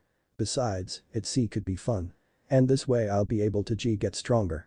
She stuttered. Kurenai frowned, it had been a while since Hinata had stuttered last. She was already getting worried she was pushing the young Hyuga matriarch too far. Finally, Sakura broke out of Kakashi's grasp and took a deep breath of air. Wait, what? What do you mean? She's on the team now. But what about her other teammates? What about? Again, she was cut off by Kakashi placing a hand over her mouth. Really Kakashi, you didn't even tell your own student? Kurenai asked with a huff. She'll be fine, she's learned to roll with the punches. Kakashi smiled. So, I take it you two are fine with the idea of training together then? Hinata looked up to Kurenai for guidance. Kurenai simply shrugged. It's up to you Hinata. She offered. Hinata looked at Kakashi and the now red-faced Sakura. She nodded and gave a quick bow. Why yes, that sounds like a wonderful idea. She smiled at their antics. It reminded her of Naruto. Kakashi smiled in return. Perfect, then we just have to go get our third member and we'll be set. Oh, and who might that be? Kurenai asked. Well, I had the thought of creating a sort of femme fatale if you would. We shall be recruiting Tenten from Team Guy. He announced triumphantly. And have you talked to Guy about this? Kurenai asked. Not yet. And have you talked to Tenten about this? She started tapping her foot in frustration. I'm sure she'll love the idea. Kakashi coughed. Oh, and how does Sakura feel about it? Kakashi looked down to Sakura who was now unconscious in his hands. He had been a bit too successful in keeping her quiet it seemed. That's probably not good. Kurenai-sensei. You said you'd be going with us, right? Hinata asked, a bead of sweat falling down her forehead. Now so more than ever. She mumbled as Kakashi did his best to reawaken Sakura. Naruto pressed the explosive tag onto a bamboo shaft, having licked the back of it to make sure it would stick. He summoned a single clone and saluted him. For the greater Naruto, he said. The clone saluted as well and repeated for the greater Naruto. But that the clone walked to the tag and placed his finger on it, sending a minor pulse of chakra into it. The explosion was not quite as potent as a store-bought explosive tag would have been, but it was still more than enough to obliterate the bamboo, as well as the poor clone. Naruto had to cover his face to prevent shards of broken bamboo from hitting his eyes. A goofy smile creeped across his face as the clone's memories flooded his mind. The clone had followed its pre-programmed orders to the letter and had done his best to watch, or rather feel, the flow of chakra as it went through the ink in the tag, even as it exploded and tore him apart. The chakra didn't react with the ink so much as it reacted with the kanji that was written. He didn't have any magic eyeball powers, so he couldn't be certain, but he was fairly sure that the carbon-based ink was just a vessel that the chakra traveled through, like blood through a vein. Only once the chakra had completely filled the vein did it appear to alter its nature to the seal's will. He wasn't entirely sure what that meant, but it sure was cool. As Naruto was brushing the debris off of him, he noticed a quickly approaching chakra signature, recognizing it as the younger of the two Takeshi bloodline users. Shio. The boy landed next to him, taking a knee as he did. Yuzuki-sama, are we under attack? He asked quickly. I heard an explosion, are you alright? Naruto nodded. Yeah, everything's fine. Sorry, I was just practicing some seals, I probably should have told you guys beforehand. Shio looked around and stood up, nodding. That would be appreciated in the future, Yuzuki-sama, yes. Naruto sighed. Yeah, I'm not super into formalities and stuff. I know I'm like, technically your boss or whatever, but seriously don't stress out over this stuff. Shio paused, looking around momentarily. Yagi-sama has advised me to treat you with the utmost respect. He spoke. Listen, dude, I'm not gonna tell you what to do, Naruto replied, I'm just saying, I won't give you any shit. You know. Thank you for the thought, Uzukage-sama, but as I said, my clan head has advised I address you with respect due to someone of your position. You guys are real sticklers for the rules, aren't you? Naruto asked bluntly. No, but Yagi-sama is, and I have a great deal of respect for him, Shio replied. Naruto placed a hand on Shio's shoulder as he started walking back towards the city. My judgment of character has recently been brought into question since my best friend killed me, but I think I see a beautiful friendship about to bloom between us. You know. Shio just walked beside his cage awkwardly. It took a moment for him to process what was just said. Wait, what? Hold your ground. A booming voice came from the tree line as Kakashi approached with Kurenai, Hinata, and Sakura in tow. Sakura had no other option than to go with him, Hinata wanted to tag along, and Kurenai couldn't wait to see the coming storm which Kakashi felt was very unsupportive of her. In front of Kakashi landed Konoha's own green beast, Might Guy, followed closely behind by his entire team. Lee, who looked like what would happen if Guy ever decided to reproduce via budding. Niji, who was his usual solemn self. And Tenten, who was currently wielding a sword that was about as long as she was tall with a perhaps too big smile on her face. Kakashi-san, for what purpose have you come here today? Guy asked, standing straight with his arms crossed. Have you come to challenge me to a duel? While I can appreciate the absolute youth of the desire for immediate combat, I am currently training my team. Kakashi waved to the boisterous man. No, I'm not here to fight Guy-san. I was coming with a proposition for you. I looked to the others and then to his teammates before returning his gaze to Kakashi. Very well, I see this proposition as something of great importance if you felt the need to bring your girlfriend along to bear witness. I am not his girlfriend. Kurenai shouted angrily, taking a step forward. She managed to get a hold of herself when she realized she'd made Hinata jump at her outburst. Not his girlfriend. Then did he propose? Is this the proposition you have brought me, old friend? I would be most honored to be your best man at this most youthful of weddings. Kurenai grit her teeth and stared daggers at the back of Kakashi's head, silently daring him to make a wrong move. And no Guy, me and Kurenai are Kakashi looked back at her, before deciding that was a very bad decision as she subtly scowled at him. We're not ready to label our relationship in such formal ways. The flames of youth must not be blown out by the winds of haste. I nodded solemnly. Yes. Of course, dear friend, my own haste has frightened away many potential mates. You are so wise in the ways of youth. He shouted into the air as he took up a wide horse stance. Kakashi did his best not to imagine what type of woman would even agree to date Guy in the first place. He needed to rein the Taijutsu master in, or they might spend the next hour talking about youth. Right, well, back to my proposition. You are aware of my desire to enroll Sakura in the coming Chunin exams, yes? Currently, our team consists of only her and Hinata, and we need a third member. I am aware of your desire to enroll her, yes, Guy said simply, prompting Kakashi to continue. Well, how would you like to be able to focus more of your attention on Lee and Niji? Will Kurenai and I get together to train Sakura, Hinata, and Tenten, Kakashi said with a faux sense of enthusiasm. It'll be a very youthful femme fatale. Or something. Guy returned to his standing erect position, holding his hand to his chin as he thought. Yes. Yes, that could potentially be beneficial to all parties. Very well, I consent. He shouted, holding out a thumbs up and smiling in the way that only he could. Kurenai's jaw dropped as she watched the interaction. This had had the potential to be a comical disaster, how had everything managed to go so smooth?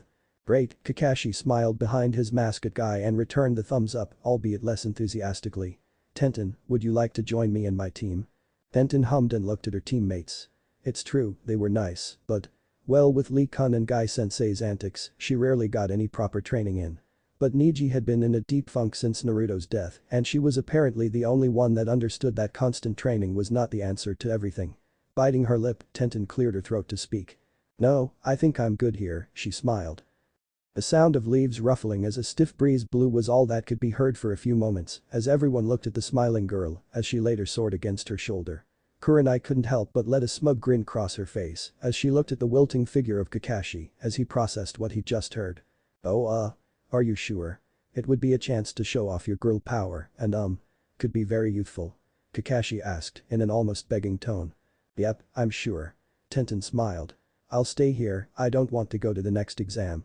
Good luck finding someone else to join your team though, Kakashi-sensei. With that, she started the process of resealing her sword into her scroll. Her team's training was nearly over anyway, and she wanted to get dumplings on the way home. That is most unfortunate, Kakashi-san, Guy spoke. I would have thought Tenten-chan would have been up to the task. However, I will not force her to alter her decision. Sakura couldn't help but feel sad as she saw her sensei wither away. The entirety of his plan for the next 5 months had been shot down with 6 little words. She reached out to place a comforting hand on his back. "It's okay Kakashi-sensei," she started. "I'm sure we'll find someone else who will." "Sensei, I would like to volunteer to take Tenten's place." Lee suddenly shouted, standing in the center of the two groups with his hand raised, looking directly at Sakura with his giant round eyes. Hinata had to physically cover her ears because the shouting had been so loud. "I shall join Sakura-chan on her quest to become a Chunin and aid her along the way." Lee. Guy looked at his favorite student in shock. "What are you saying?" "Sensei, this is Sakura-chan. The girl I told you I met in the Chunin exams, remember?" "Wait," Sakura said, collecting herself. "You told him about me. What did you tell him about me?" Yes." Guy replied. "Now I remember. Of course, Lee, this is the young woman whom you claimed has sparked your youthful heart towards romance." "Yes, that is correct Guy-sensei. I believe that her flames of youth and mine burn similarly and that should we join together our combined flame shall burn with the force of 1,000 suns." I fell to one knee, taking his student into a hug. "I understand now Lee-kun. The flames of romance burn within your heart. You must not suppress it. You must let them grow until the time where they can explode out. The flames of your youth shall ejaculate from your soul until you brighten the darkness of the world with your light." Did he just use the word ejaculate? Kurenai mumbled to herself.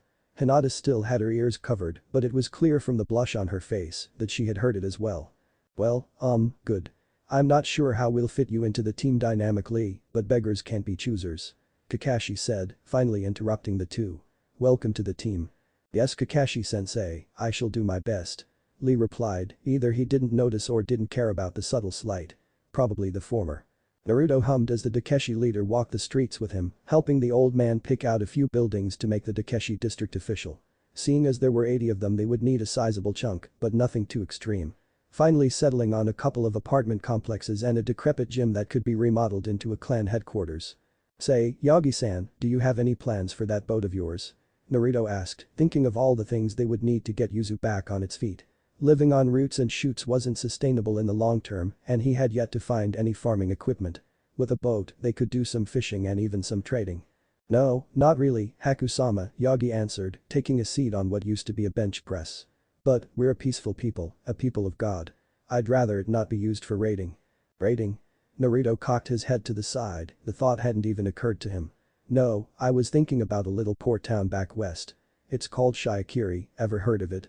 It's got some nice fish and we could probably buy supplies there." "Oh," Yagi sat up a bit straighter. "Well then, I think we could work something out. We're a part of Yuzashigakure now. What's mine is yours. My apologies for making assumptions. I'm far too used to the rampant piracy of my homeland." Naruto just shrugged, no offense taken. He sat next to Yagi on another piece of ruined equipment. "Do you know much about trade? Because I certainly don't. I'm used to just spending my stipend on ramen at the start of the month and then wishing I'd saved some." "Stipend?" Yagi asked curiously. "I'm an orphan, I used to get a monthly stipend from the Naruto paused before he could say hokage from the country I used to live in." He amended, not wanting to give away any details about himself. Yagi just nodded in understanding before answering Naruto's earlier question. "I know some but not much, my people have always been outcasts for our beliefs.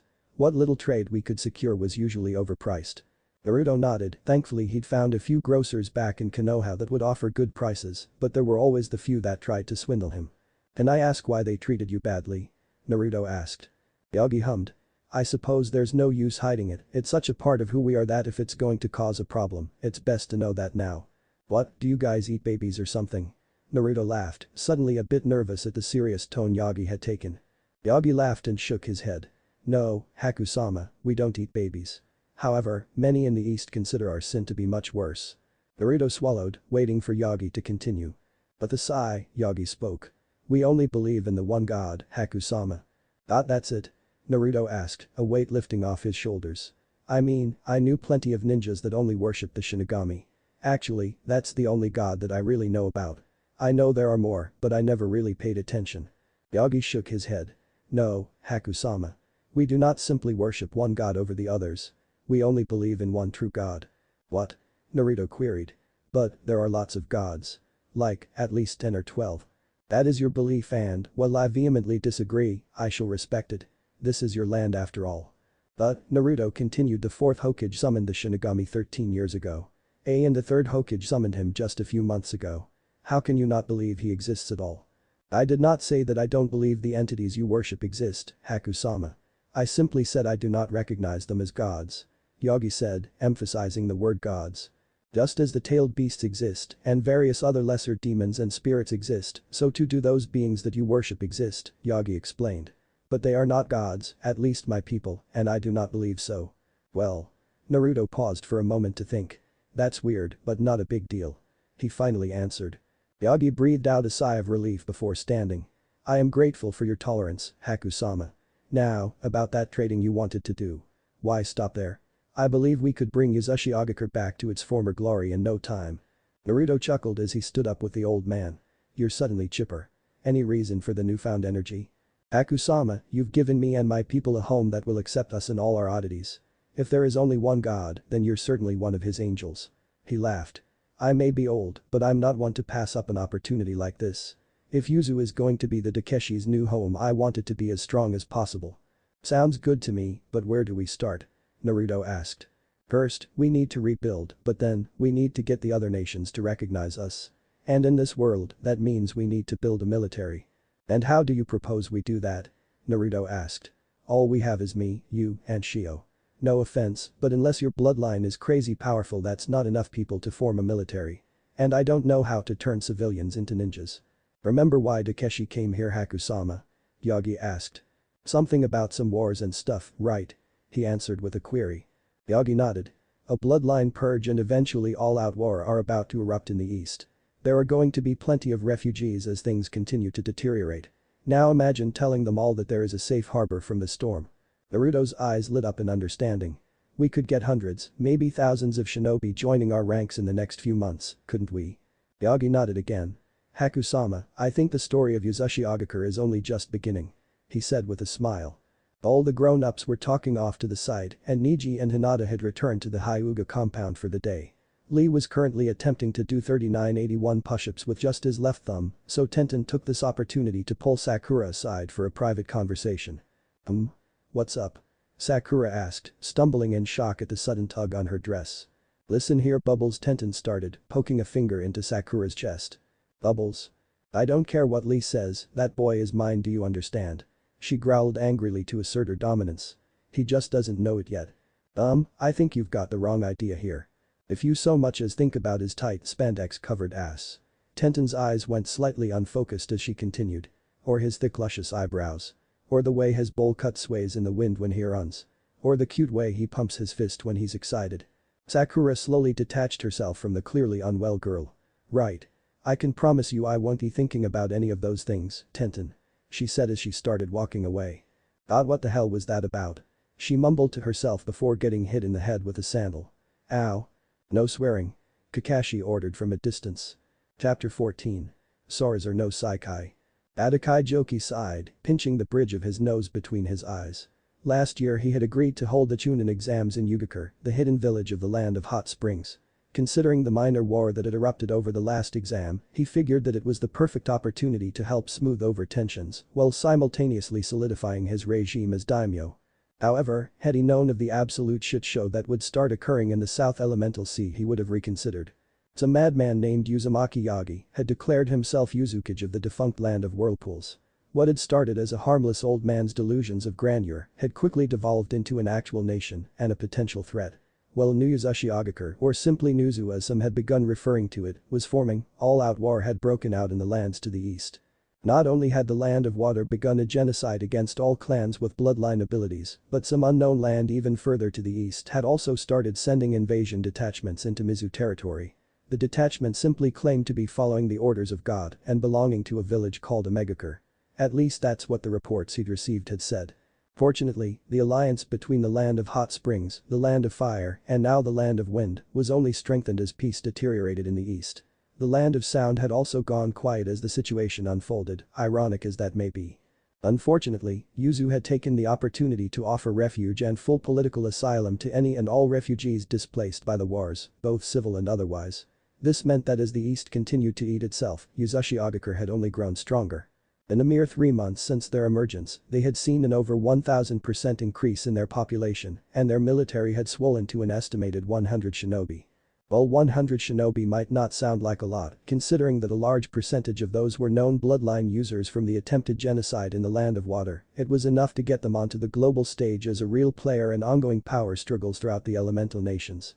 All of which led Joki to this moment. Here he was holding in his hand a simple letter from the Yuzukage himself. It was a request for permission to visit the coming Chunin exams and for a single team to take part. The exams were a mere 3 days away. He was tempted to ask the Hokage for her opinion, but the rumor mill reported that she'd become more and more detached from her village and was pushing most decisions onto her council for deliberation. He didn't have time for a council debate. It was with a heavy sigh that Joki penned a letter to the Yuzukage, telling him in no uncertain terms that he was welcome so long as his intentions were peaceful. He couldn't afford to piss off such a volatile nation so early in its inception by denying them access, but didn't want to let them walk all over him either. Instead, he had to play the diplomat, friendly but professionally distant, with only a minor threat of violence. Once the letter was finished, he rolled it and sealed it shut with his official seal, before tying it in a white silk ribbon. Returning to the window where a large grey bat had been perched since delivering the letter, he held the letter out and the creature took it in its clawed foot. Then, without hesitation, the bat held its head out as if asking for a pat. Good boy, Joki mumbled as he gently petted the creature's head. In return the bat hissed angrily at him and flapped its wings, staring at Joki defiantly. "Ah, good girl," Joki said, this time more hesitantly petting the thing in case it got angry again. The bat gave a nod and a soft coo before flying off, parchment wrapped in its tiny feet. Sakura let out a sigh of relief as she saw the figure of Yugikure growing in the distance. "Finally," she exclaimed. "I was beginning to think we were stuck in a, destined to walk forever." "Do not fear, Sakura-chan," Lee shouted from right beside her. He had a nasty habit of unexpectedly appearing nearby. She could have sworn Lee had been standing next to Kakashi a moment ago. "With your skill in, I do not doubt that you would have no trouble detecting even the most stubborn of illusions. I have complete faith in your ability to protect the team from such harmful effects." Thank you, Lee." Sakura sighed, doing her best to ignore the ringing in her ears. She wore her usual reddish-pink dress, but instead of shorts, she wore a set of skin-tight leggings that ran all the way down to her boots. She hadn't grown significantly in the last few months, although her hair had regrown down to about her shoulder.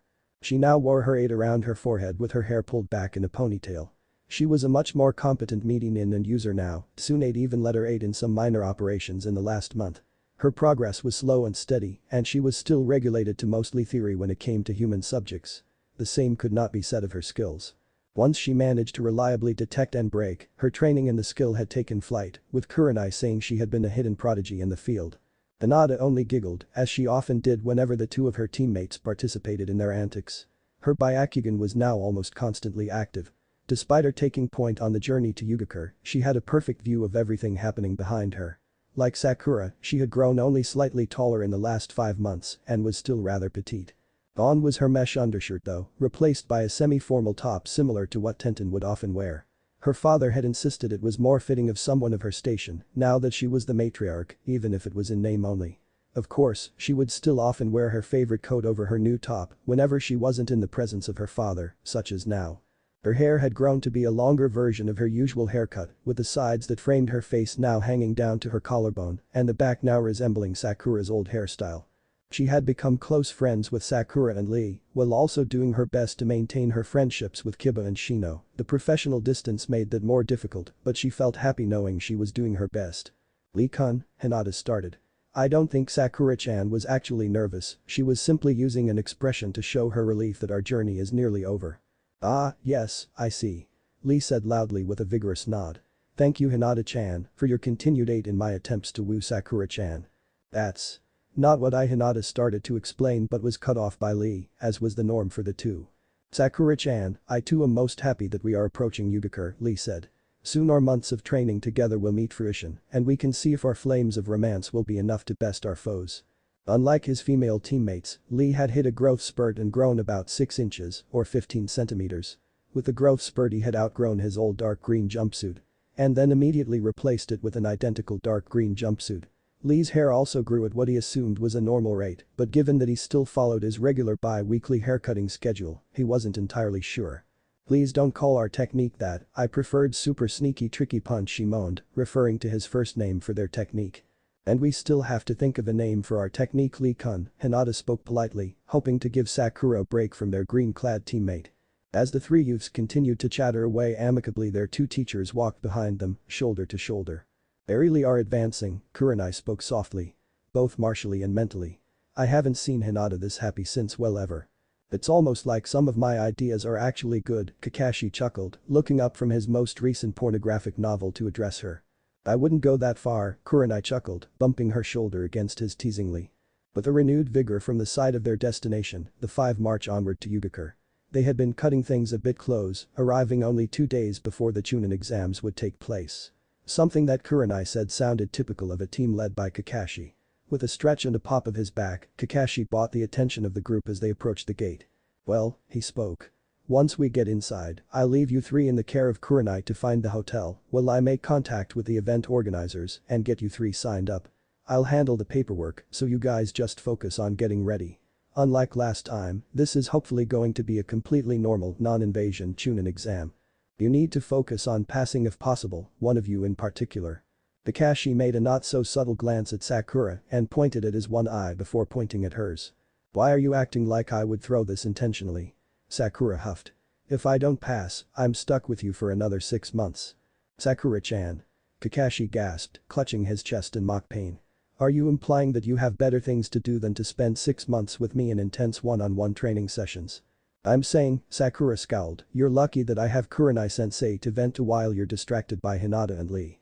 Hinata-chan, Lee started with what was supposed to be a whisper but was still loud enough to disrupt the glaring contest between Kakashi and Sakura. Why are Sakura-chan and Kakashi-sensei fighting again? That's just how they bond, Lee-kun, Hinata smiled. Don't worry, they're not really mad.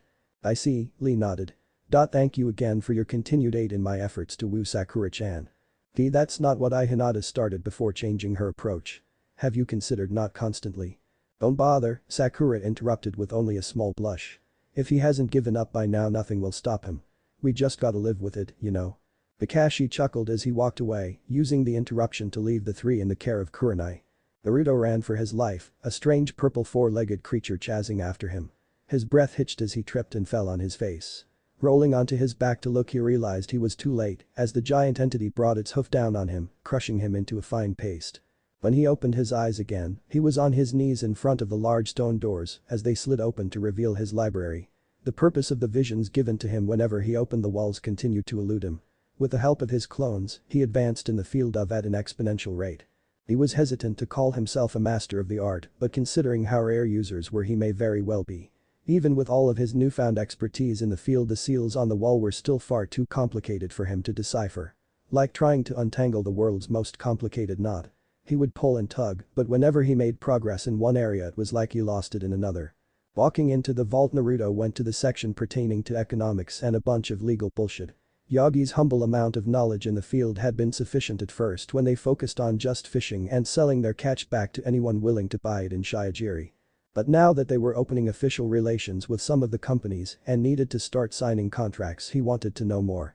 Pushing his hands together into the familiar seal, he summoned about 100 clones. He'd been pushing himself and could now manage the influx of about 100 clones with little to no negative side effects, but he was still hesitant to go beyond that limit. If he was desperate, he could now make up to 150, but he would almost always pass out afterward. This wasn't to say his chakra levels hadn't increased during his training, they had more than doubled since he started pushing out so many clones on an almost daily basis. Theoretically, he could create well over 300 clones to help him in combat, but if he gave them orders any more complicated than kill the bad guy, it would debilitate him afterward. Thanks to the influx of refugees, along with their ships, Naruto and Yagi managed to turn Uzashigakure into a miniature empire. With a slow but constant flow of resources between Yuzu and the mainland, their economy grew steadily. Whatever ships weren't busy with trade or fishing had been formed into a sort of seafaring militia. Mizu had placed an official embargo on all travel out of the country and had constant patrols that would chase down and attempt to terminate anyone fleeing. Naruto's pseudo-fleet wasn't large enough for sustained warfare, but was usually capable of fighting off or capturing any Mizu ships that would cross into Yuzu borders. Naruto sighed as he walked out of the vault to let his clones continue their study. He didn't need information on contracts and such. But until they got word from the land of Hot Springs daimyo, he, Yagi, Shio, and the genin had nothing better to do than sit on their thumbs and wait. Climbing up out of the secret room, Naruto readjusted his mask as the bright lights made him blink. Thanks to an endless supply of clones and some aid from many of his newfound allies, Naruto had managed to rebuild almost the entirety of Yuzashigakure proper. He didn't feel comfortable leaving access to his vault in the Yuzukage Tower, however, so he'd remodeled the old tower into a home for himself and relocated the official Yuzukage Tower up to the mountain at the center of the island. It was a bit farther from the city than he'd like, but it was also the most defensible spot on the island. Building hadn't yet been completed, but it was finally starting to look like a real tower, rather than a pile of crudely cut stone blocks stacked on top of each other.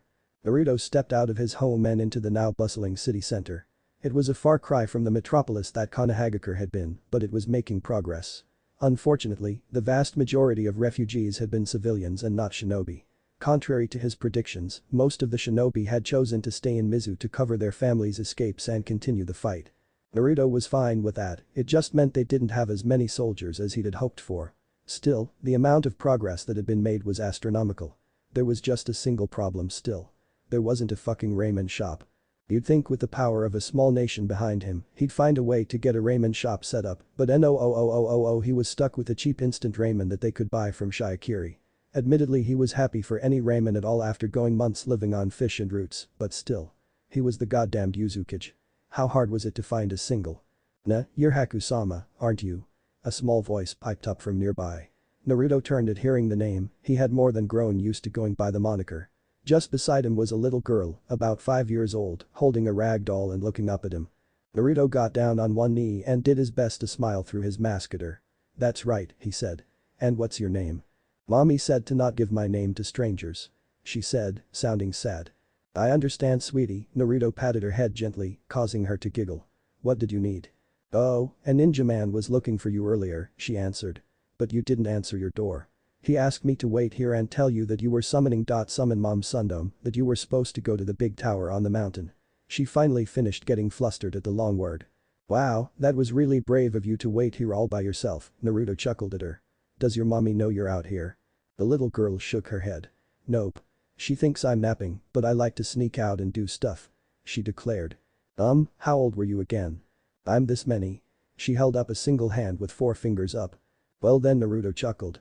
"If you're already sneaking around, you'll certainly make one hell of a ninja when you grow up," he said before standing up. "Don't get in trouble though, okay? I'm sure your mommy would be sad if you got hurt." The little girl just nodded up at Naruto before blushing and running off. Naruto shook his head and began making his way to the Yuzukage Tower. That wasn't how he thought he'd receive word that they'd gotten a response from the land of hot springs, but he was starting to get used to the unusual.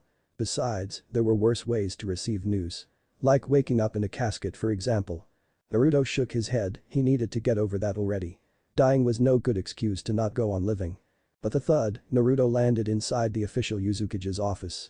"Hey boss," Naruto smiled and waved as Yagi sat at the desk, a letter in the old man's hand. "I sure hope you have good news." Yagi smiled and threw the letter to Naruto with a flick of his wrist. Catching it, he gave it a quick read throw, smile growing as he did. "We're in," he finally exclaimed, throwing a fist in the air. "If we can show off a team of genin, we'll gain even more respect and the other countries will start taking us seriously. We might even get support in fighting off Mizu raids." "Yes, for once it seems that everything is going according to plan," Yagi chuckled at seeing him so excited. "Did you already tell Shio?" Naruto asked, finally getting control of himself. "When are we leaving?" "He did, and we're leaving right now," a voice came from behind him. Turning around, Naruto saw the now familiar pale face of Shio. The Takeshi boy had still insisted on being mostly formal around him, but had mellowed out enough to show off some personality other than stoic kid. Shio tossed a scroll to Naruto, which he also caught. "What's this?" Naruto asked. "It's everything you'll need over the next month," Shio answered. "Remember when you gave me those sealing scrolls you made? Well, I finally put one to use." But the Naruto shoved the scroll into the pouch on his thigh, locking it in place. "Neat. Did you collect the genin as I asked?" Yagi interrupted. "Yes sir, Yagi-sama," Shio said with a bow. While Naruto had gotten the boy to mellow out a bit, he was still uptight around his clan head. "They're already on the ship and waiting for us to arrive." Yagi nodded in response and started walking away. "Wait. We're going now?" Naruto asked. "I haven't even had breakfast yet." Yagi chuckled as he continued to walk. "Don't worry Hakusama, I knew that the daimyo would approve and began preparing everything last night. There is a bowl of instant ramen with soy sauce waiting for you now. Besides, we need to hurry if we're going to make it by tomorrow night." He laughed with a wink. Oh. Well, why didn't you say so? Naruto mumbled as he followed Yagi to the ship. As he walked, Naruto thought back on everything that had occurred since the Takeshi landed. At first, Naruto had tried to be the Uzukage, but as more and more refugees arrived, he became increasingly uncomfortable with being front and center of everyone's attention. He knew it was just a matter of time until he was found out, but wanted to maintain his cover for as long as possible, and the more time he spent in the spotlight the shorter that time would last. Eventually, Naruto concluded that the best way to rule the nation was from the shadows. Yagi took up the moniker of Uzukage, but still deferred to him in everything. A fact which Naruto found humorous considering it technically made him the Uzukage Kage, which he thought sounded funny.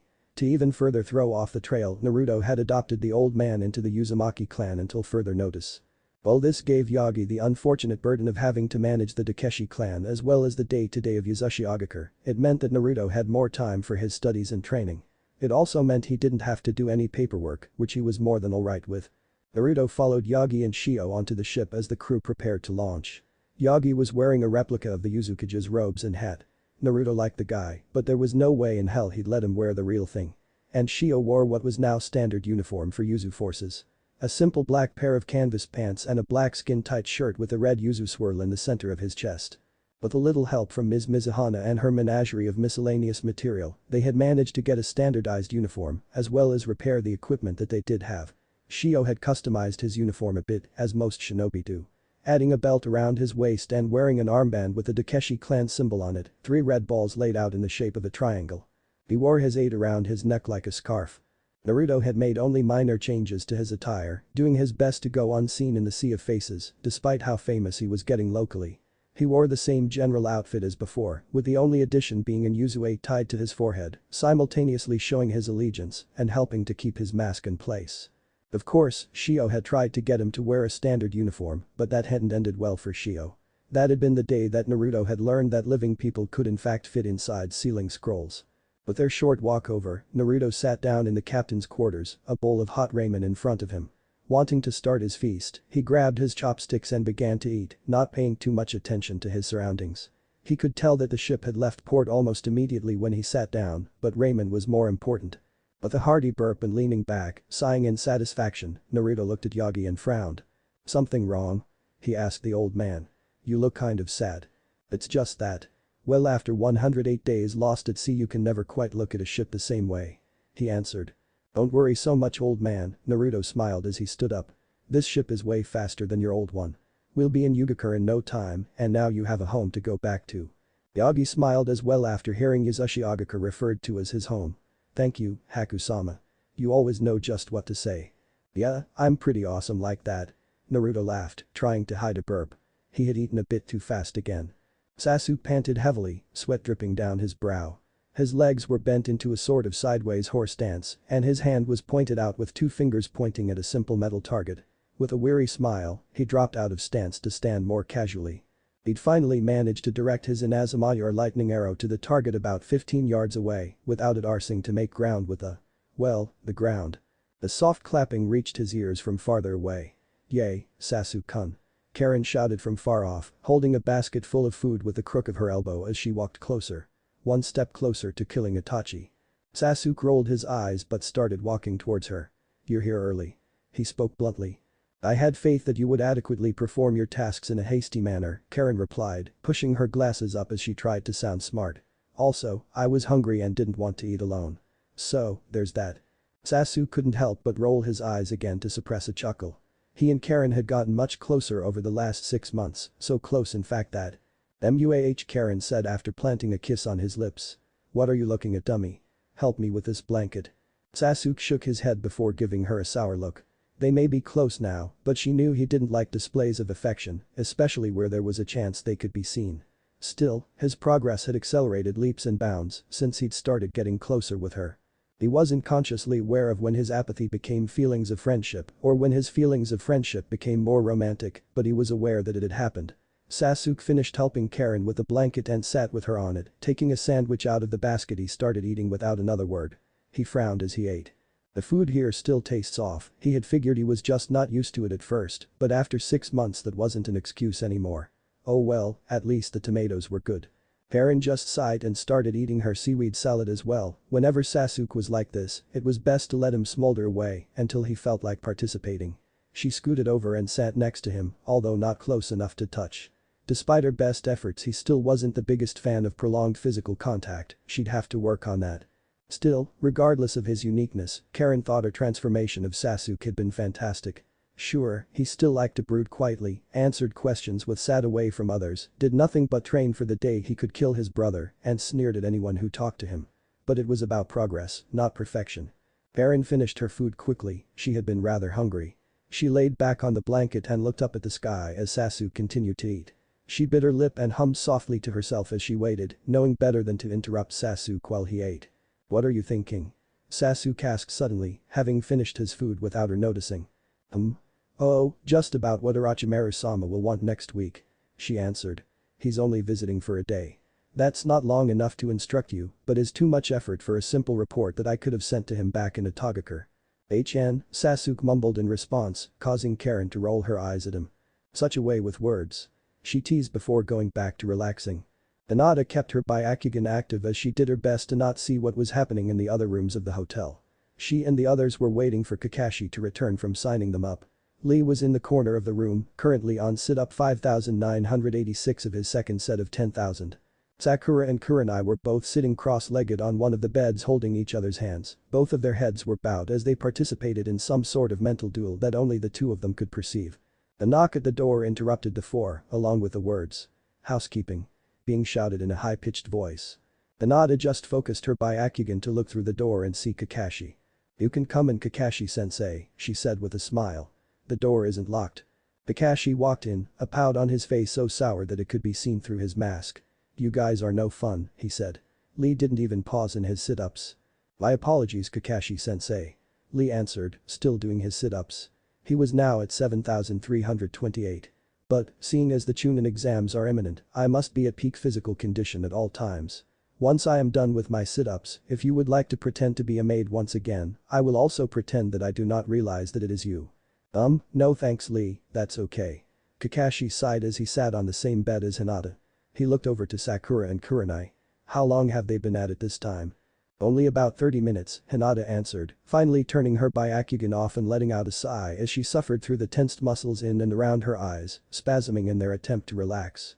"We only just found the room an hour ago, and even that was due to luck. It's the last room in the hotel." "Last room?" Kakashi hummed to himself, noticing that Sakura and Kurenai had pulled their hands apart but still had their heads bowed. "Well, that could be a problem, keeping the boys and girls together." "I concur," Lee shouted as he sat up, now finished with his second set of sit-ups. "Kakashi-sensei, I believe that it is only courteous to the ladies of our team that you and I find a place to sleep in the wilderness surrounding the village. It shall be the most youthful camping trip." "Don't worry," Kurenai said, now slowly opening her eyes as she looked towards Kakashi. "Lee may be Lee, but I doubt he would do anything fishy while Sakura was asleep." Lee looked taken aback, as if he had just been physically struck. "What?" Perished the thought. "I would never do something so youthful," he shouted in defense of himself. "In fact, I hereby declare that I will do everything in my power to guard and protect Sakura-chan's dignity and chastity, at all costs." "Kurenai-sensei?" Sakura spoke softly. Kurenai turned back to her pink-haired student. "Please tell me that this is another, and I didn't just hear Lee promise to defend my chastity," she said, eyes still closed. Kurenai chuckled and patted Sakura on the head. "Unfortunately, Sakura, reality can sometimes be scarier than illusions." "Kakashi-sensei?" Hinata said, asking for his attention, not wanting to disturb the moment between Kurenai and Sakura. "Yes, Hinata-chan." Kakashi answered, turning to her with an eye smile. "Since all the paperwork is done now, what will we be doing tomorrow?" she asked. "The exam doesn't start until the day after." Kakashi placed a hand on her shoulder. "Well, that's up to you four. I suspect Lee will continue to." Kakashi looked at the boy, who was now starting his third set of 10,000 sit-ups. "Be Lee. But you, Kurenai and Sakura can do as you please. As for advice on my part, I would recommend acting exactly like what you are." "What am I?" Hinata hummed as Sakura finally started to stand up and stretch. "A beautiful young lady, a tourist, and someone who seriously needs a vacation." Kakashi chuckled, holding up one finger for each point. "Go out with Sakura and have a good time, get some sushi, sing karaoke, go shopping for some new clothes. Heck, maybe find some cute boys to flirt with, you're out of Konoha and in your prime." Hinata did her best not to frown at the thought of flirting with boys, she subconsciously held a hand to her chest. She had already found love and let it slip past her fingers. She didn't want to deserve another. Kakashi immediately realized his error when he saw Hinata's reaction. But, the moral of the story is Hinata-chan, he said to her, placing a hand on her shoulder to draw her out of her spiral, is that for the next 24 hours, you can do whatever you want. For once, Kakashi-san is right, Hinata-chan, Kurenai smiled after having just walked over to her and placed a hand on her shoulder. You and the rest of the team have been pushing yourself for nearly 6 months straight. A little bit of R&R could do you some good. Hinata put on a brave face for the both of them and nodded. You're right, she smiled before turning to Sakura. Sakura-chan, is there anything you want to do tomorrow? Sakura shrugged. I dunno, I'm sure we can walk the streets and find something to do. I wanna see if they have any good ramen stands here, let's go out to lunch. Hinata smiled and gave Sakura a nod. She was glad that she had such good friends and teammates. Kurenai and Kakashi were now talking in hushed tones like they often did whenever Kakashi made some sort of faux pas. Sakura was stretching her neck after half an hour of focusing. Lee was now on sit-up 2048 of his third set of 10,000. Naruto was bent over the railing of the ship as it made its way towards Yugakure. They had been making great speed with the wind at their back, but the downside was that their increased speed meant that they were smacking against the waves hard enough to give him flashbacks to his time in the barf bunk. You alright there, Hakusama? A voice came from behind him. Lifting his head miserably, Naruto turned to spot Shio chuckling at his misfortune. I long for the sweet embrace of death, Naruto mumbled before looking back to the ocean and puking a bit more. Carrots, why was it always carrots? He didn't eat carrots. He didn't even like carrots.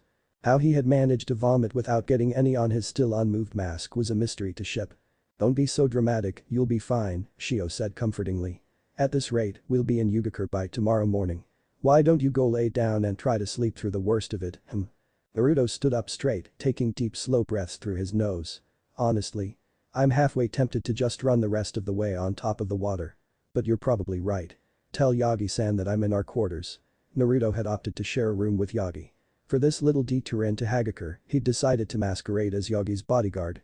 While this meant he would be present for any important political events that took place, it also meant he would have to be stuck to Yagi at the hip to keep up appearances. I won't have to, Yagi-sama is in your room already, Shio said. He gave me the idea, actually. You go get some rest, I'll make sure the other genin doesn't get in any trouble. Naruto nodded and made his way to the VIP room he and Yagi were sharing, while giving a thumbs up to Ship. All the while doing his best to not pay attention to the persistent rocking and swing of the ship. Once inside the room, he looked around. The ship they'd chosen was rather small to increase their speed, so even the VIP room didn't have much to offer, just a single twin bed with silk sheets, a red and blue rug, and a small desk most likely intended for writing or other politician-wise stuff.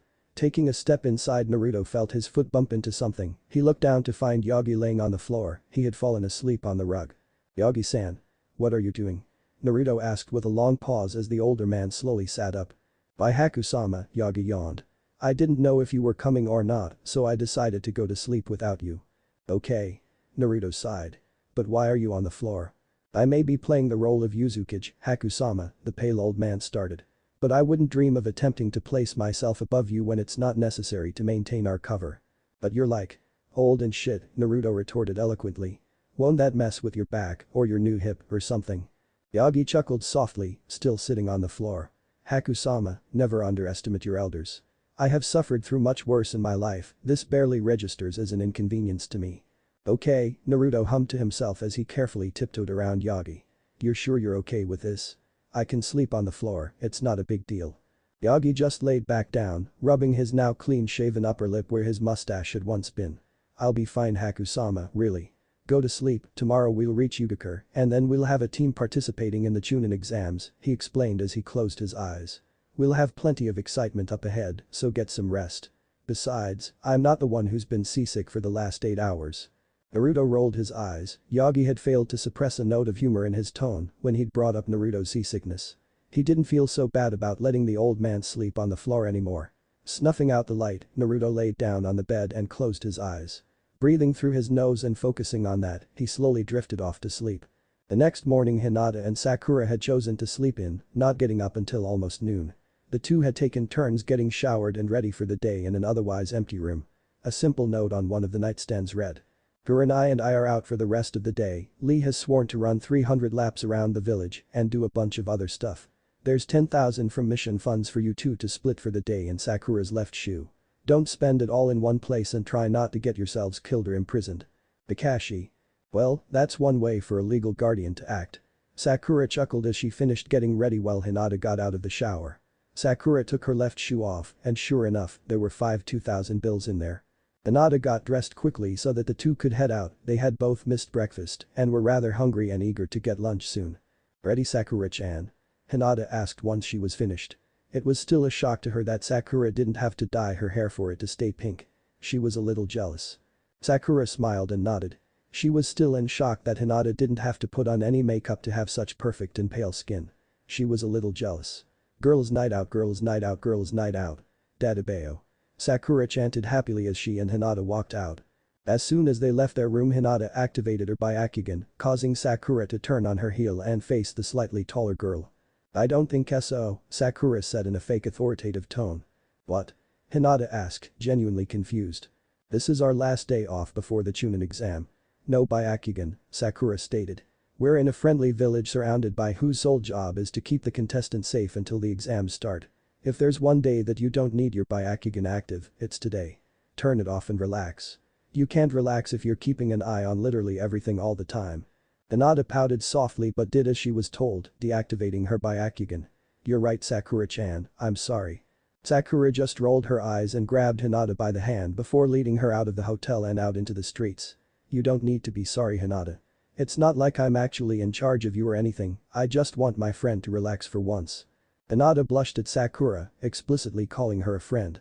Despite her constant effort to put her teachers and teammates at ease by acting more relaxed, she was still incredibly reserved, it was just that she hid it better now. Soon the two were walking through the streets, Sakura still leading Hinata by the hand, as the two browsed the various shops and food stalls. Hinata had said she was willing to eat at a teriyaki bar, but Sakura was set on finding ramen. After only a little bit of searching and asking for directions, the two did find a ramen stand near the eastern side of the city. Walking inside, they both took a seat at the counter next to a boy that looked about their age. She couldn't tell much about him due to his mask that looked like it was made out of a ratty old shirt. He was doubtlessly also here for the exam, considering he didn't wear the Yugakure hit I-8. Also, his headband looked very familiar. Was that a Nuzu symbol? Was he a? And what can I get you two young ladies? A voice spoke from behind the counter, causing Sakura to jump a bit as she directed her attention to it. Just 2 bowls of miso ramen to start us off, Sakura said before turning back to the boy, only to be left staring at a pile of empty bowls and a pile of cash where he had been eating. Is something wrong with Sakura-chan? Hinata asked. I thought you'd be more excited, you've been talking about getting ramen since we left Konoha. Why yeah, it's fine. Did you just see? Sakura looked back to the empty seat before shaking her head. Never mind, let's eat. Naruto let out deep panicked breaths as he hid behind a dumpster on the other side of town, his heartbeat so loud in his ears that it threatened to deafen him. After landing that morning, he'd made his excuses while Yagi did the paperwork with the daimyo before running off to the nearest ramen stand. Things had been going great, he was on his 8th bowl and about to order his 9th when he'd heard a familiar set of footsteps. Out of the corner of his eye he'd seen her, the girl he had loved. The girl he had failed. Damn it. Naruto shouted to himself as he punched the pavement, gritting his teeth as he tried to focus on the pain. Damn it, damn it, damn it. Naruto punched the pavement repeatedly with every breath. I'm over this. I'm over them. I'm over her and the whole damn village. He continued to punch until his hands grew bloody. I'm over Sasuke and being I'm not even Naruto anymore. I'm Haku now. I moved on. I started a new life. I'm not. Damn it. Naruto scooted back, resting his back against a dumpster as he took deep breaths. I'm over this. I have a new home now and new friends and new responsibilities. I have a new life now. So why? Naruto sniffled, doing his best to hold back tears. Why was I so happy to see her? Ship tossed and caught a ball in the air as he walked the 2 other genin to their quarters. Alright kids, looks like we're all bunking here until tomorrow morning. Joki-san wants to make sure we're well taken care of until the exams start. Yeah, we know. We were there too, remember? And why are you calling us kids? One of the two asked. We're the same age as you. That's true, but you heard Haku and Yogi-sama. I'm in charge, and that means it's my responsibility to make sure you two don't make the village look bad. How would we make the village look bad? The other asked. Yeah. The first said with a nod. We're awesome. The two shouted in unison. Ugh. Twins. Shio sighed as he rubbed his eyes. Nana and Nin were identical in every way imaginable. Supposedly Nana was a girl, while Nin was a boy, but he wasn't entirely sure they weren't messing with him about that. Or was Nana a boy and Nin a girl? Either way, he didn't want to check. The two were short, even shorter than Haku-sama was. They had long black hair that hung straight and low with deep red eyes and round, almost heart-shaped, faces. They both wore the standard Yuzu uniform with no customizations, other than adding a black leather glove on their right hands. "Why did we pick you two again?" Shio asked, catching his ball one last time before placing it in his pocket. "I'm already getting a headache." "Because we were the only genin who would volunteer to be stuck with you for a month." The two spoke before giving each other a high five. Shio sighed, pinching the bridge between his nose. Finally, he pointed to one of the two. "Listen, Nin. I'm Nana. You two are gonna go to your room and not cause any trouble for me, okay? I know Haku-sama has a plan, I just don't know what that is yet. So, we're all gonna play nice, put on a nice show during the exams, and hope to God that nothing bad happens, okay? Whatever, let's go Nana." The one said before grabbing the other and walking away. "Wait, I thought you were Nana," Shio shouted as the two giggled and ran off into the distance. Shio walked into his room and tossed his bag onto the bed before opening it. With a long suffering sigh, he reached in and tried to pull out a single shirt, only to pull up a long string of them. Somehow Nana and Nin had managed to secretly tie all of the sleeves of his shirts together while he wasn't looking. Why can't anything in my life just work out? After calming down from his near miss with Sakura, Naruto had returned to his and Yagi's provided quarters. He'd had to wait as Yagi schmoozed with the politicians, something that he was grateful he missed out on. Naruto was already getting bored with all the legalese, further cementing in his mind that it was a good idea to leave it up to Yagi. He dreaded the day he would have to come out as the true Uzukage and have to deal with all the bullshit. Maybe there would be some way to keep Yagi around and pawn all that stuff onto him while he focused on not focusing on how nice Sakura had smelled. Or how her hair had gotten a bit longer and how cute it looked on her. Or, "Are you alright Haku-sama?" Yagi asked suddenly from behind Naruto. Naruto responded with a shrug and a sigh. "I just saw a couple of ghosts from a past life." He finally said after a long pause. "Are we talking literally or figuratively?" Yagi asked seriously. "Hauntings are no laughing matter and I could perform some rituals of cleansing." Naruto shook his head. "No, thankfully they weren't literal ghosts. Just some people I knew before I became Uzukage." Yagi nodded and sat down on his bed. "I see, would you like to talk about it, Haku-sama? I understand you value your privacy, heck I still haven't even seen your face, but if you give me the gist of the situation, I might be able to offer some old man advice." Naruto tipped his chair back, balancing on the two back legs as he thought. Old man advice does tend to be the most reliable of advice." Yagi chuckled softly and nodded but didn't speak, simply waiting for his young friend to continue. "I've had a crush on this girl for, well basically forever really," Naruto started. "She and I were on a team together. She had a crush on the other guy in our team." "Classic love triangle," Yagi nodded wisely. "Right. So anyway, this other guy decided to be a real asshole and go rogue. She asked me to bring him back so I promised I would, up until then I was to keep my promises," Naruto explained, getting comfortable as he did his best to explain the situation without giving away too many details. "I went after him and, let's just say things didn't work out how I'd hoped." Yagi nodded again. "I understand so far, keep going." "Well," Naruto continued.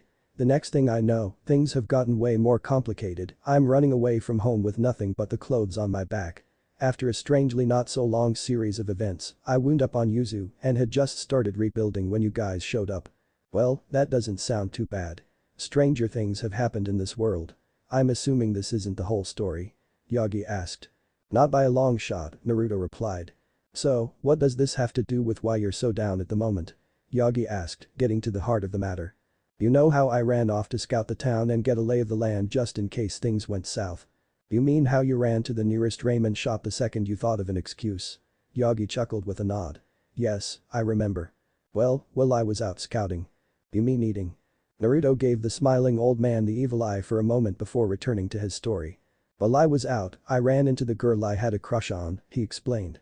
"And I thought I was over her, you know. I thought I had moved on, but the second I saw her I wanted to hug her and tell her everything that had happened, but I freaked out and ran away." Yagi leaned back in his chair and nodded, stroking his chin. "And why would telling her be a problem? Why are you still hiding your identity at all?"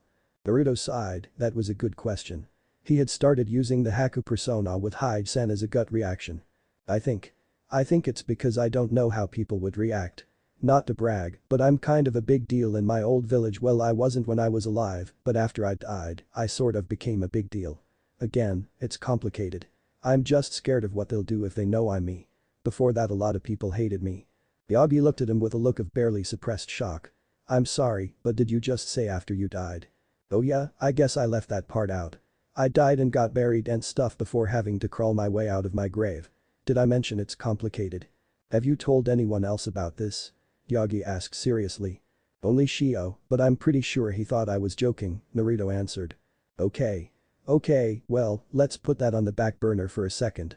Just don't tell anyone else, alright? Yagi asked seriously. Wasn't planning to be the chief. Naruto chuckled with a shrug.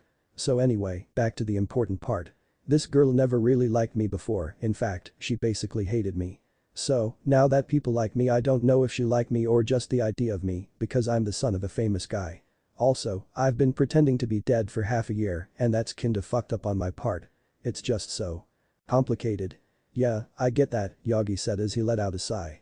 So, what's your sage wisdom, oh wise old dude? Naruto asked, sitting up. Well, Yagi began. Unfortunately, I don't know much when it comes to romance. I can tell you this though. Don't rush into matters of love. Take your time with this one. Should you reveal yourself to this girl, you can't take that back. I don't think there is a right answer to this, Haku-sama. You just have to listen to your heart and hope for the best. Oh, I wasn't planning on revealing myself, Naruto clarified, unknowingly taking the wind out of Yagi's sails. I just want to know why I still think she's cute even though I've been doing my best to forget her for the last 6 months. Wait, Yagi pinched the bridge of his nose. What is your dilemma? Yep, Naruto nodded. So? Everything you just told me, Yagi started. About dying and coming back to life. About running away from home. About breaking your.